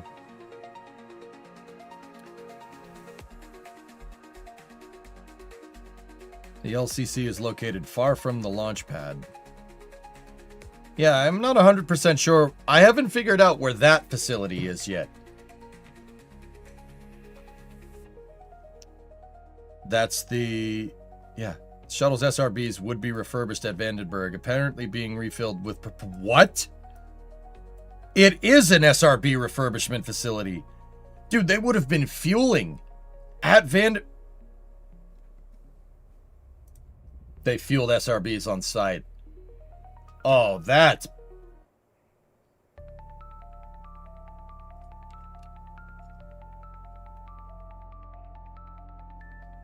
There's 5 Starship towers being worked on right now. So the reason why that's annoying is because throughout the entire shuttle program, they had to train in the damn SRBs from Utah. So Vandenberg would have had its own SRB fueling complex. So one of the things that made the shuttle program expensive for NASA is that when the SRBs, they flew the SRBs, they towed the SRBs back, and instead of refurbishing them on site, they took the empty casings and put them on a train back to freaking Utah, and they had to refuel them there, and then they brought them back. They had to take a train 2/3 of the way across the damn country to get fueled SRBs. How do you refuel it? You pour new propellant in. Oh, I did not know that. Oh. So that is this facility right here.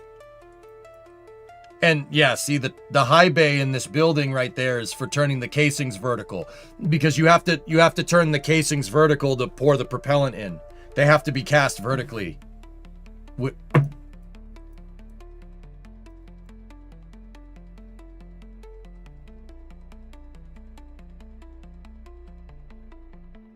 Rule 8 reasons for the SRBs moving across the entire country. Yeah, but that didn't seem to be a problem for the Air Force, which is bullcrap. The orbiter maintenance and checkout facility here, I know where that building is. That's back over at the runway. And yes, I'm going to cover the press conference in a moment. That's such... It's that facility right there.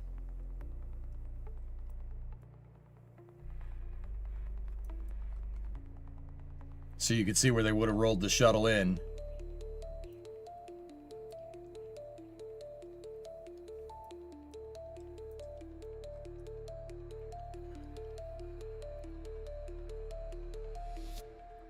What's that one?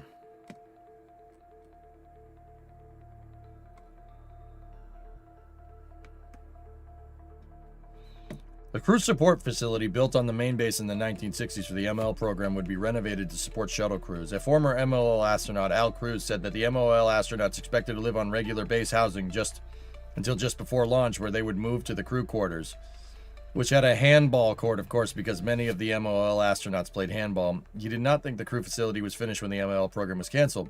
Artwork of the building from the late 1970s shows a large exercise room at one end. The building still exists today, but it's unknown what it's used for.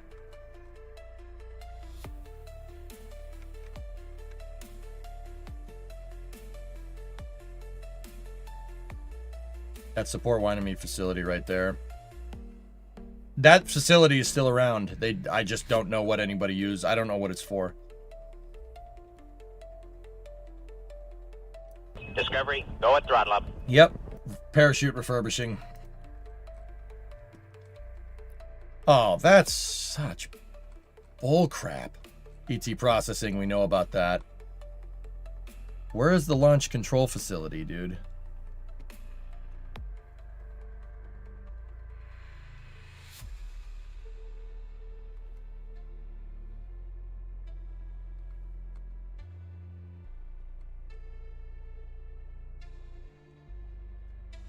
Sorry, this is a little bit of a rabbit hole, dudes, but yeah. Holy crap, dude. That's the payload changeout. PCR, fixed service structure, entire complex. I sent you an image marking where the LCC is.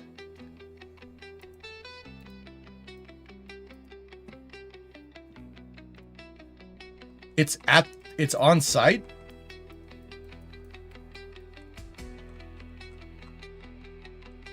That's the launch control center.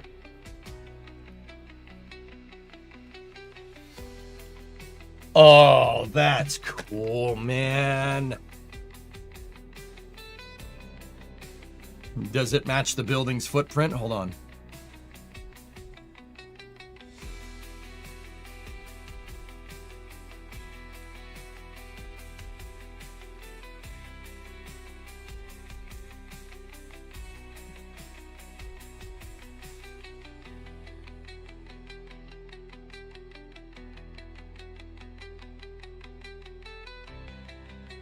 Yep. Yes, it does.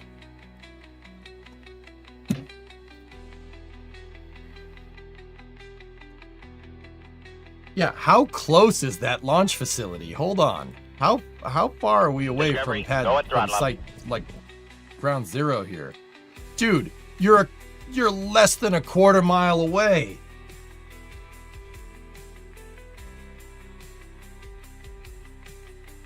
Oh, that would have been sick.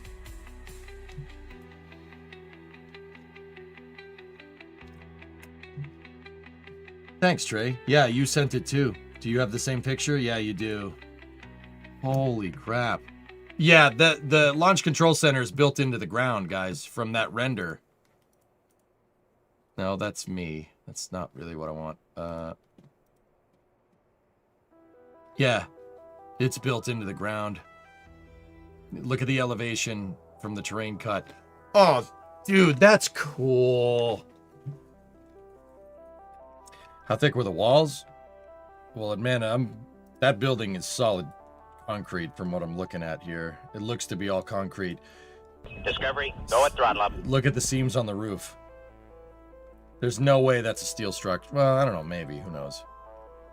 Great stream. Thanks, Gold Fever. Yeah. Still cool. That would have sounded awesome and had amazing views. It looks like the launch control center in this is facing away. So meaning everybody would have been facing towards the ocean.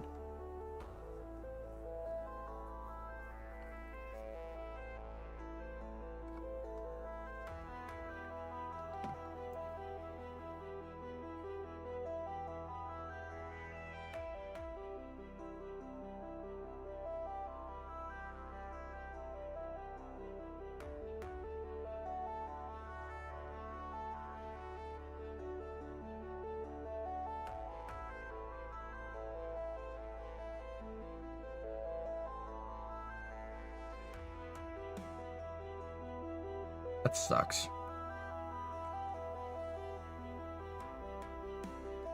Press conference stream is live. All right. Well, we got the structure for the gantry crane figured out, or at least one of them. I have to actually build the rest of it out, but we'll get there. But that's super cool, dude. Man, that's really neat. We'll build it. We'll build it. I'm not building out all those facilities, guys. Half of them I don't need to build out because we don't need to refurbish anything, but probably going to have to build an OPF at some point. But that's low on the line item list. Let's get an orbiter back before we build all that, huh? Okay. I'm going to switch us over to space news here.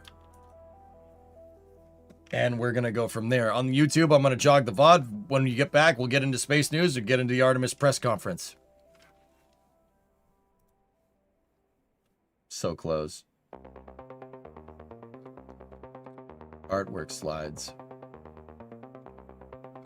Oh. Huh. All right. I'll be right back. That's going to do it for part 5. Sorry, that was a... Sometimes, guys, these things are... We have to do a lot of thinking. There's a lot of thinking streams. So it's a lot of thinking, a lot of talking. I guarantee you we'll get more into launches when this all works. So in part 6, I'll finish building the mobile service tower, and then we'll build out the shuttle assembly building. We'll build out the SAB from there. And, yeah. This should be cool. My concept of operations here is to get the assembly buildings to come together and click together and dock as one unit. And then we set them down. Actually, we should probably set one down, move the other one into position, and then have it slot into position and then dock. Yeah, and then the gantry cranes will operate as one contiguous unit, which will be very nice. But yeah, so that's coming ahead in part 6, and yeah, good stuff. I'll see you guys in a moment. NASA press conference coming right up. Thank you very much for watching. We'll be back in a second.